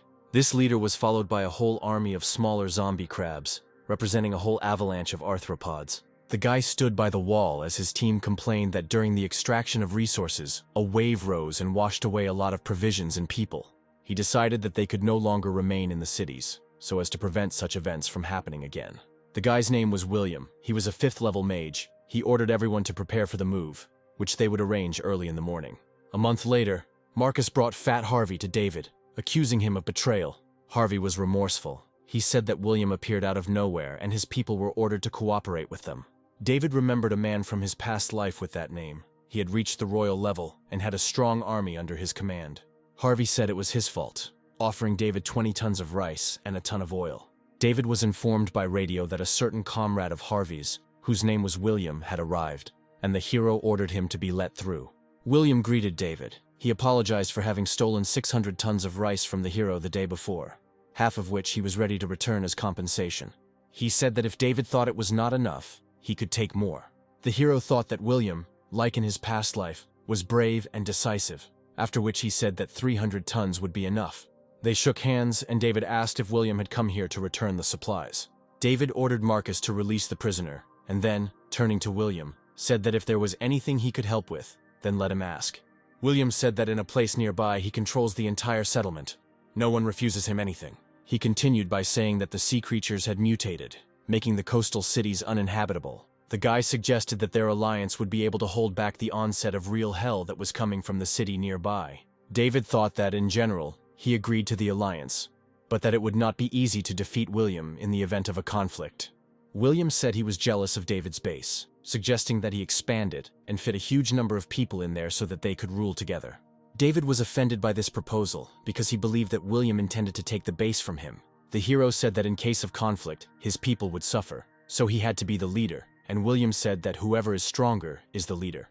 David got angry and asked if William thought he was stronger than him.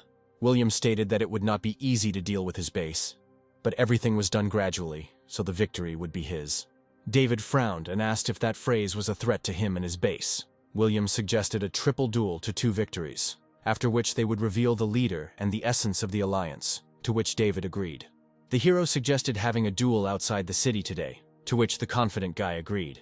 William left David, who thought that the royal level needed to be finished off right away. William himself thought that, due to lack of experience, David would not be able to manage a large base. David thought that there was no use in a high-level disobedient person, and their thoughts acquired a common message that the enemy must be killed. The teams met in a huge square and agreed that the violator would face heavenly punishment. The protagonist sent Payne first to the duel, to which the powerful soldier agreed. William determined that a 4th-level Earth mage would be enough to confront Payne. The commands were given to signal the start of the duel, after which the two guys got down to business.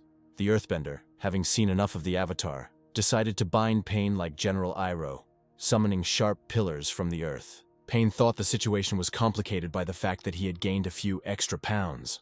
Just as he got out of the previous trap, the Earth Mage used a swamp technique. David, watching the duel from the sidelines, thought that the Earth Mage named Elliot had a great future. The Sand Spear attack headed straight for Payne's powerful neck, but the Great Payne felt no impact. There was not a scratch on him. Elliot, like his commander William, was amazed by the fortitude of the powerful soldier.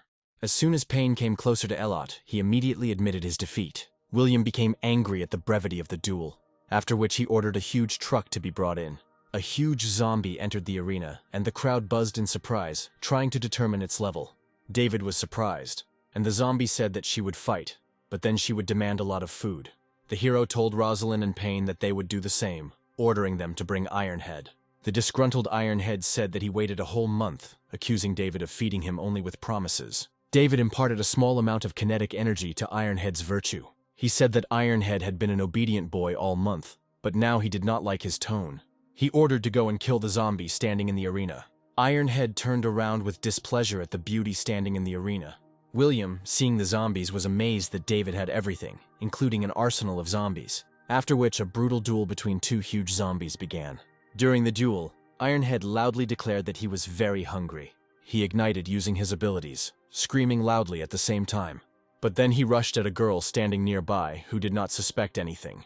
David rushed to stop him, because he could not allow the death of a girl who also grows food. He grabbed Ironhead by the target that was pinning his neck, ordering him to stand still. And Ironhead only shouted that he wanted to eat human flesh, repeating the same thing over and over again. David said that he would let him eat tomorrow, but he said that he was already tired of such promises, after which he threatened David. David frowned, saying that he was very naughty, and then thought that if anything happened, he would simply kill him. The zombie, shaking violently, stopped, collecting his thoughts and actions.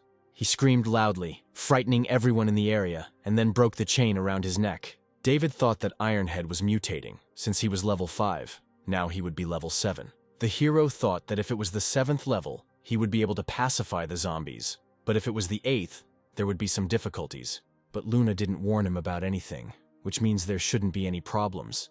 So it would be nice to get a level 7 crystal. He told the spectators not to stand like statues, and then ordered them to retreat in order to save their lives. To begin with, the hero decided to cut off his legs with his sword of emptiness, but the attack was unsuccessful. This was not surprising, since the zombie used physical reinforcement. Ironhead screamed that now he was bigger, so he would take revenge on David for his dignity.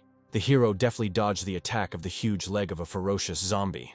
He thought that unfortunately the zombie was now level 8. The guy told Ironhead not to blame him for his imminent death. He told him to look at him while launching a powerful attack at him. But the most powerful attack was only for David, and the zombie did not feel anything. Zombie said that he already said that Ironhead has become bigger and is no longer afraid of David. David thought that his iron head was his main weakness because he was very stupid. The zombie continued his attempts to trample the main character, promising him a fatal outcome. David, attacking back, thought that since he had dealt with the windy level 8 zombie, this one wouldn't be a big problem for him. Dodging a barrage of attacks, David said Ironhead had become a good sparring partner. With a sharp movement of his leg, the guy pushed off the block that the zombie had knocked out.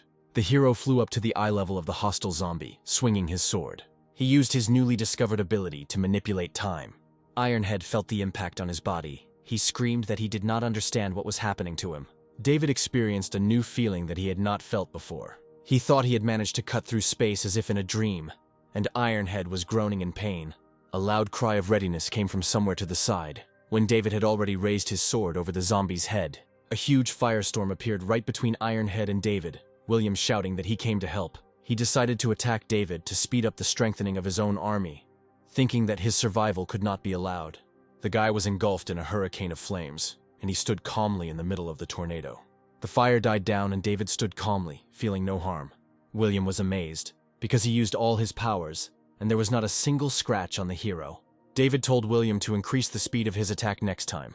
William, feeling afraid, said that next time he would do the same. David returned to the duel with the zombie, and it screamed that he shouldn't cut it, because the iron head would get angry. After which David decided to cut him in half, and the huge zombie doubled its numbers. The huge zombie fell to the ground. David stood next to him, thinking that it was finally over.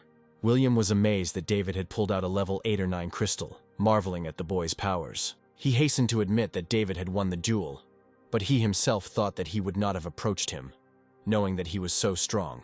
David said that William had just wanted to kill him, and William himself, calling David his brother, hastened to apologize. The hero gave William a powerful slap in the face, saying that he was not that stupid. After the second slap, he said that he would not be a younger brother. William admitted that he would be the youngest, feeling great pain from the recent blows. Addressing the girl who was attacked by Ironhead, he said that according to the agreement, the people of the losing side go over to the winning side. The girl said that she would accept the terms of the duel, after which the hero told her to report on the abilities of her team. The girl began to talk about the abilities of her friends, pointing to each one individually, and William, being deeply offended by what had happened, decided that he would gather a new army and return the debt. He said that if David let him go, he would give up his people, and the hero said that he would not allow his people to harm the new team members. After which, William told his team that he was disbanding them, and they could join David's team, since he himself was not worthy of being their leader. After which, he quickly decided to leave the place of the recent duel, hoping for the honesty of David's promises. David glanced at Jiharaja, who immediately realized that the assassination mission had just been received. The dog himself thought that he was a dog, but David did not mention dogs in his promises. After some time, William walked away from David's base and thought that he really didn't send people. But turning around, he noticed a black dog, wondering why he was there. The guy was shocked and screamed, trying to find out why he was there, and the great and terrible Jiharaja had already rushed to attack William. William decided that he could deal with the great Jiharaja, waiting for his attack. But after a short battle, he lay on the ground and thought that even David's dog was stronger than him. Jiharaja, true to his principles, thought only about the number of points he would receive. In the evening, David sat on the terrace and thought that William's men were not bad, but then he would have 3,000 men under his command. He told Marcus to go and tell them about the rules and gave them a task in which they would have to bring 15 crystals. David sat with a sad look, as a cheerful Jiharaja was already heading towards him. The dog said that his orders were expensive, and that extra points were required for the crystal. Then David said that he would give 200 points for a level 5 scumbag, and 300 for a crystal. After which he stood up and called the dog with him in order to see how things were going at the new base. One of the guards was shocked by the attack of huge bugs, of which there was a whole bunch. He began to attack them one after another, complaining about the terrible stench. One of the bugs screamed that they shouldn't be killed, begging for mercy. David, seeing this, was delighted with the mutated dung beetle, which will help save the environment. The beetle complained, and the girl working in the garden smiled, thereby attracting David's attention. The girl said that the beetle complained about being beaten, and David, having learned that they could communicate, asked her to tell the beetle that it was an accident, and that he could contact them for food. The beetle specified that he eats 100 kilograms a day. David agreed. Then the girl said that the beetle was happy. At Steven's base, his driver informed the commander that David and his team had already set up a new base. Steven regretted that his management knowledge seemed unnecessary, and then ordered them to get ready to go to David. Then the young man said that he would gather all the guys before leaving. Arriving at David's base, Steven was surprised that David had protected the base with meter-high fences. Steven was amazed that the gap between them was growing wider and not in his favor. David greeted the guests, asking why they had come, and Steven merely told him to treat him with less respect. Steven said he came to have lunch with David, and the hero didn't mind. David thought that Steven worked as a creditor, so he easily collects all the necessary information. He immediately reported that he had assembled 2 reconnaissance groups, had appointed a captain for one, and had no one for the second. The hero told Steven's men to go ahead and rest while they negotiated. One of the guests was amazed at the rate of development of the base, when suddenly one of the team members called him. He said that he heard that recruits were only accepted from the 4th level, which surprised the guest greatly. He decided to distinguish himself, after which he ordered the guy to conduct an inventory. After which, he would personally go and give offerings. David was informed that a certain Hugo was standing at the entrance, who had brought gifts from the seaside region. Steven said that while David was receiving the next guests, he would accommodate his people, to which the hero replied that if anything happened, he should contact them directly. Peter said that he had brought a guest from the Primorsky region. Hugo said he brought gifts to show his respect, and Peter handed over a list of gifts. David remembered Hugo, because he and his men in the past life surrounded him and Payne. During the illegal intervention, they claimed that in the New World, only fists could extract resources. David stopped Payne, telling the enemies to take the resources while they left. But Hugo then said that he didn't mention that he would let them go alive. Payne defended the protagonist by saying that he would hold them off, ordering him to run away. David thought that in his past life he was the one who killed Payne, so in this life he will not allow him to live. Looking over the list, David decided that he would allow Hugo to become stronger, but then deal with him. Hugo said that he was new to the region and would deliver the gifts later. But for now, he asked to take care of him. David said that anyone who goes against him will have to deal with David's army. Then Hugo said that he brought something else. He ordered his men to bring 2 huge shells that he had obtained while hunting in the coastal regions. Hugo praised the strength of this shield, and David thought that now he needed to go to the beach. After some time, the hero's car was driving peacefully until the driver noticed a huge zombie standing on the road. Zombie said he wanted to discuss cooperation, surprising David a little. The guy was interested in the offer, so he got out of the car. The zombie told David to lure people, after which he would eat them, and the hero himself was amazed that the 4th-level zombie was quite smart. David asked what the benefit was for him. Then the zombie said that he was ready to give him his beaten kidneys, after which he reached out to the hero. David clearly didn't like the lucrative deal, so he attacked the zombies. The hero grabbed David by the collar, to which he asked what he was doing. David asked if the zombie felt so tough as he slapped him in the face with powerful blows. The guy beat the zombie, urging him to show his great abilities. The zombie began to cry, thinking that the young man he had met was too cruel. He got down on his knees and then started apologizing. The zombie said he was wrong. David offered him cooperation. In 2 days the zombie will bring him strong zombies, for which he will receive meat. The hero said that if the zombie doesn't come, he will find it himself and kill it. The turtles, peacefully nestled under the shade of tall palm trees, unexpectedly noticed the threat. David was rapidly approaching them, wanting to get some strong shells. However, the guy was very surprised when he saw that the turtles were biting. Then he decided to act seriously, after which he grabbed the turtle by the collar, generated his mighty void sword, swinging at the turtle. The heads left their bodies, leaving the shells behind. The hero was glad that it didn't take much time. After which the guy was peacefully getting strong shields, when suddenly something caught his attention. Wondering about the source of the sound, he began to hide the shells in his space. The boy was stunned when he saw a huge turtle king appear in front of him. A turtle the size of a 4-story building stood in front of him. David thought it was level 7. He noticed that the turtle was laying eggs, and that its offspring would adopt good genetics. His imagination went wild as he could steal the eggs and raise the turtle himself. The turtle screamed loudly, its red eyes looking towards the hero.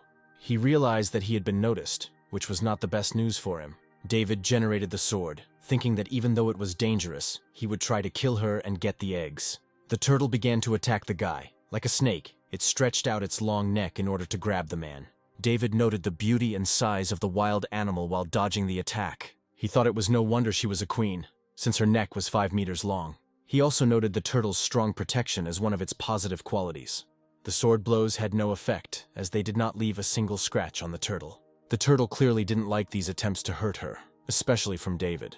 The hero was extremely surprised when a sharp stream of water flew at him. He dodged the attacks, amazed that the turtle could also shoot water. The guy thought that she was cunning, and even if he managed to win, he himself would be exhausted. He thought that he was especially vulnerable on the seashore and therefore in serious danger. The final thought was to steal the eggs and then deal with the turtle when he became stronger. David beckoned her with his finger, telling her to come to him quickly. After which he immediately began to run away, thinking exactly the same thing. Suddenly, using his step into the void, the hero found himself behind. He immediately found the turtle eggs that he was hunting for. The turtle turned around, quite stunned by this turn of events.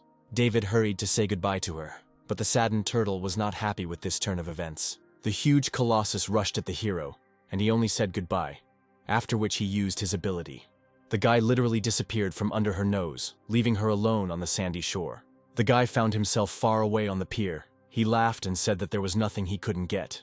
2 days later, the hero was sitting quietly at the base. Today was the day of the meeting with the zombies. He asked Luna if there would be danger, to which he received a negative answer. This suited him, so he decided to go and check the fulfillment of the contract. And the cat wondered why she could feel Jenny and Annie, but not David. David was standing on a wide road when he suddenly noticed a zombie approaching. The big guy the hero had beaten up pointed his finger at the man, telling the boss that he was the offender. David sensed that his opponent had a spatial blade. He was amazed that the zombie entrepreneur had managed to find an ally with spatial abilities. The zombie began to attack the hero, striking him with its speed. He was flying towards David incredibly fast, and the hero only assumed that he might be level 9. The hero jumped back. He thought he could easily deal with the 8th level, but not with the 9th. He teleported behind the stone, thinking that the moon had predicted success for him. Zombie noticed that David had spatial abilities, noting that this was a great find for him. The zombie generated a huge cage, thereby further surprising the hero. After which he attacked David, leaving him no chance to escape the attack. David tried to attack with the spatial sword, but the zombie's defense was too strong.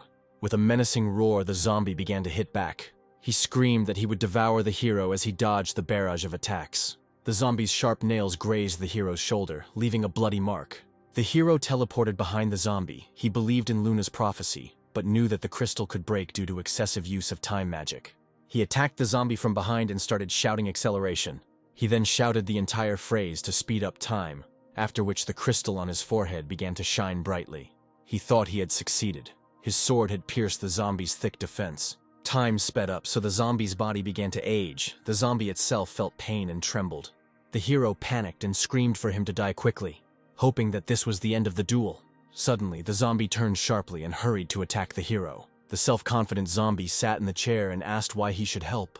There was a man standing in front of him, trying to explain something to the iron leg, when suddenly, the guy behind him shouted that someone had entered their base. Before he could shout out that the gates were broken, he was divided in half. Iron Leg rose from his chair, and the man in the hat wondered who had attacked them. Ollie, a brave warrior with a magic sword at the ready, asked who was in charge. After which he said that he would kill him himself if he did not do it personally. The zombie moved towards him, and the guy said that he was quite determined. Shouting that this was the domain of the Iron Leg, the mutant rushed straight at Ollie. As he flew, he screamed for him to die, aiming his foot at his stomach. Suddenly there was no one in front of the zombie, which surprised him greatly. At that moment, Ollie cut off the head of a man in a wide-brimmed black hat. As soon as the zombie was defeated, a girl approached Ollie and said that she was too late. She said that he has the strongest ability, and his space sword can cut through anything. Suddenly, the girl handed Ollie a paper, saying that she had found it. On the paper, in David's handwriting, it was written that he could solve any problem for a fee, and Ollie grinned. He ordered the girl to call the others to go to this base to tame the guy's ego. At that very moment, David was watching the turtle eggs, hoping that one would hatch. And then, from one of the eggs, a small copy of the Turtle Queen emerges. David immediately picked up the little turtle and began to coo at it like he was a child. The little girl apparently didn't like the guy's actions, so he splashed water in his face. The hero determined by the taste of the water that the baby had already been at level 2 since birth. He decided to use the power of time acceleration to make the baby turtle as strong as his mother. Suddenly, a voice on the radio announced that the guards had been killed, and only one hostage and a person to transmit information had been left alive. Peter said that David must go up the mountain with a maximum of 3 people, otherwise the hostage would be killed. David remembered Ollie's name and thought that he had once insulted him online, but he still came up with the idea that he had been set up. Peter's voice came over the radio and said that the survivor saw the attacker with a sword that looked like a void sword. This information shocked the hero. He did not expect that Ollie could use the Sword of Emptiness. On the mountain, one of Ollie's charges assured him that David would not come, and they could return home. However, the guy himself was sure that the hero would appear, and thought that David had simply decided to surround them. He said it would be interesting if the main character came here with a crowd of people. Suddenly, David appeared next to them, and Ollie was confused by the fact that literally a second ago, no one was there. The hostage, seeing David, immediately began to ask for help, and the hero assured him that no one would touch him. Ollie praised the boy for daring to come alone. David tried to find out the motives of the enemy, whether they were in a quarrel or someone sent him. However, everything turned out to be much simpler. Ollie only said that the hero was very arrogant and decided to teach him a lesson. David was not surprised by his decision, because in his past life, as now, he was impatient. Ollie had already pulled out his sword at this time, and the hero actually recognized it as his weapon. He was surprised that there was someone with the element of emptiness and praised his opponent. Drawing his sword, David said firmly that Ollie had met his own death. Both the girl and Ollie himself were stunned that someone else could use the void sword. David sighed in resignation, thinking that they were all very stupid. In turn, the girl called for a rider on horseback. The guy was interested in her technique. David was already talking about leaving her alive and taking her with him to the base. At that very moment, the summoned rider was cut in two. The girl fell from shock. She couldn't imagine that there was someone so strong. David was surrounded by Ollie's men. They all wanted to attack him. However, their plan failed, and they all ended up cut down just like the rest of David's opponents. Ollie, in turn, was shocked that at level 6 he couldn't notice the enemy's movements. David cut down all of Ollie's men, saying that this was revenge for the lives of his comrades. The girl decided to use her dark slavery ability, and the guy was sure that David could not be defeated. The companion told Ollie to run while she tried to detain such a serious opponent. David let him run, but his 400-meter sword was still faster. The girl was taken aback by this outcome of events and was only able to utter a short, "What?" Ollie immediately began to beg for mercy, asking David not to kill him. He said he could teach him space manipulation techniques. But David was very angry about this and immediately punched him in the jaw. The guy decided that simply killing Ollie would be too boring, so he would cut him into 4 pieces and put him on display. The girl begged David for mercy. She asked him to let her companion go, and for this, she would do anything. The guy then ordered her to be obedient, otherwise something irreparable might happen to Ollie. David ordered someone to look after the girl and not let her die. His plan was to raise her to the 6th level and then take her crystal. Later, David met Steven, who was leaning against the wall. He spoke about the results of yesterday's observations of several dozen people who had just arrived in the city. He reported that one of those girls is able to penetrate the minds of zombies and sow chaos there. David praised him for his work and told him to stay alert. The guy wondered if she had telepathic abilities and whether it was possible to communicate through her like on the phone. Steven continued to tell the story of what had happened over the past few days. One of their opponents is ready to surrender for a supply of vegetables and a few cans of milk. David said that he would send his men there and personally check the place. Once there, David showed the guy the supplies in the trunk of the car. The guy agreed to join them, but warned that his wife was pregnant. David reassured him by saying that his wife could do the housework while he earned points for both of them. The hero said that he could kill zombies and exchange their crystals for provisions. At this very time, somewhere in the sea, the Turtle Queen was calling her friend for help. Addressing the shell, she said that a thief had stolen her children and asked for help in getting them back. However, when the shell opened, the Turtle Queen was very surprised, and a voice from the shell said that he had changed his image. However, the turtle's friend still does not have the ability to control the transformation on his own. A friend said she named her human form Shelly, which means pearl. She agreed to help the Turtle Queen, but warned that her strength was weaker on land. The two friends immediately set off on a journey to find the baby turtles. At this time, a female voice sounded in David's head. She introduced herself as Chloe, and said that she was new to the team. She relayed Luna's words that if David did not return immediately, Annie and Jenny would die. David was very surprised, because they had reached the 6th level, and Jiharaja the 7th. David immediately ordered Payne to turn back to base to check what was going on there. The guy immediately burst into Annie's room and Luna sighed with relief. David was puzzled by the fact that both Annie and Luna were calm, even though they should be in mortal danger. Luna, wagging her tail, replied that there was no more danger because David had returned. Chloe informed the commander that an 8-meter monster was approaching. David immediately realized that this was the same turtle whose eggs he had stolen. As he ran towards the gate, he thought about how she had managed to get here after all, and about the difference in their strength. He was happy that he had reached level 7, and with the crystals, he had the power of level 9, and that wasn't counting the rest of the team. Just then, the turtle reached the villa, and David cursed it out loud. Shelly was outraged that he called someone a stupid animal, although he himself is an egg thief. The hero immediately recognized Shelly because she is the future royal tier boss. Shelly took off, and David realized that she had already reached level 10. Luckily for the hero, he already killed her in a past life, so he knows her weakness. Shelly immediately created a dark barrier, and the guy didn't have time to react. He asked if she thought she could stop him with just one pathetic barrier. David got out of the barrier in an instant, thinking that Luna had said he could do it. At that very second, rays of light shot out of Shelly's eyes. It was a withering look. The hero dodged the powerful beams, thinking that this was a very bad turn of events. After dodging the deadly rays a couple of times, Shelly suddenly didn't notice the guy. He teleported behind her and, shouting an offer to taste his blow, swung his hand. But the great mage easily dodged this attack, so the blade passed by. David thought that since she dodged it so easily, it would be unlikely that he would be able to attack from behind again. But his worries were short-lived, as the powerful jaws of a turtle appeared behind his back. He used his Void Mage again to dodge the dangerous attack. He tried to use the Void Blade again to inflict some damage on the enemy, but Shelly, saying that his little tricks would not help, used her magic to grab the hero. The hero, dodging the magic hand, thought that while he was using the step into the void, he could not attack in any way. He thought that other spatial techniques would not harm the sorceress in any way, and the void step could only be used about 100 times. The girl suspected that the hero could use his dodging technique infinitely. The guy thought he needed to use the time technique, after which he screamed loudly to stop time. But to his misfortune, nothing happened and he became despondent.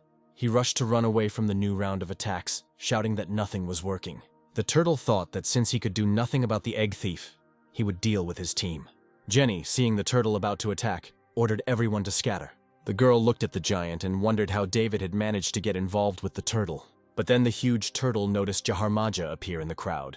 The dog was running away from the pursuing little turtles, who were shouting at him to let their brother go. The giant turtle shed a tear when she saw her little babies, but she also noticed that Jiharaja was very strong, so it was unknown what would happen to her child in the dog's teeth. David, noticing your trick from the dog, thought it was a very good idea to manipulate the turtle, after which he again began to avoid Shelly's deadly attacks. The boy teleported to Jiharaja and grabbed the little turtle. He said that if the turtle and Shelly attacked again, the little guy would die first. The turtle in his hands screamed that if he wanted to defeat him, he should beat him to death. The turtle, turning to the child, said that they were not thieves, and Shelly said that her children were no longer hers. Shelly then stated that the human race needed to be exterminated as they would soon become a big problem. She told David to run away with his heels flashing while she dealt with Jiharaja. Jiharaja was not happy with this turn of events, and expressed his displeasure that he had not even touched her. David told her to fight him since she considered herself strong, but the dog commander did not stand aside. He used the thunder cloning technique. The girl mocked Jiharaja and his technique, and then said that she could easily figure out the real body. She attacked Jiharaja, further angering the great dog. The great and terrible dog thought that with such a difference in levels, his special attacks were meaningless. David thought that Jiharaja needed to come up with something else. Otherwise he was finished, even though Luna said that everything would be fine with him. Shelly flew straight at the poor dog, radiating the desire to kill the great commander. David covered his faithful dog with his body, telling Shelly to get out of here. But she was not satisfied with this outcome of events, and she calmly reached out to the main character.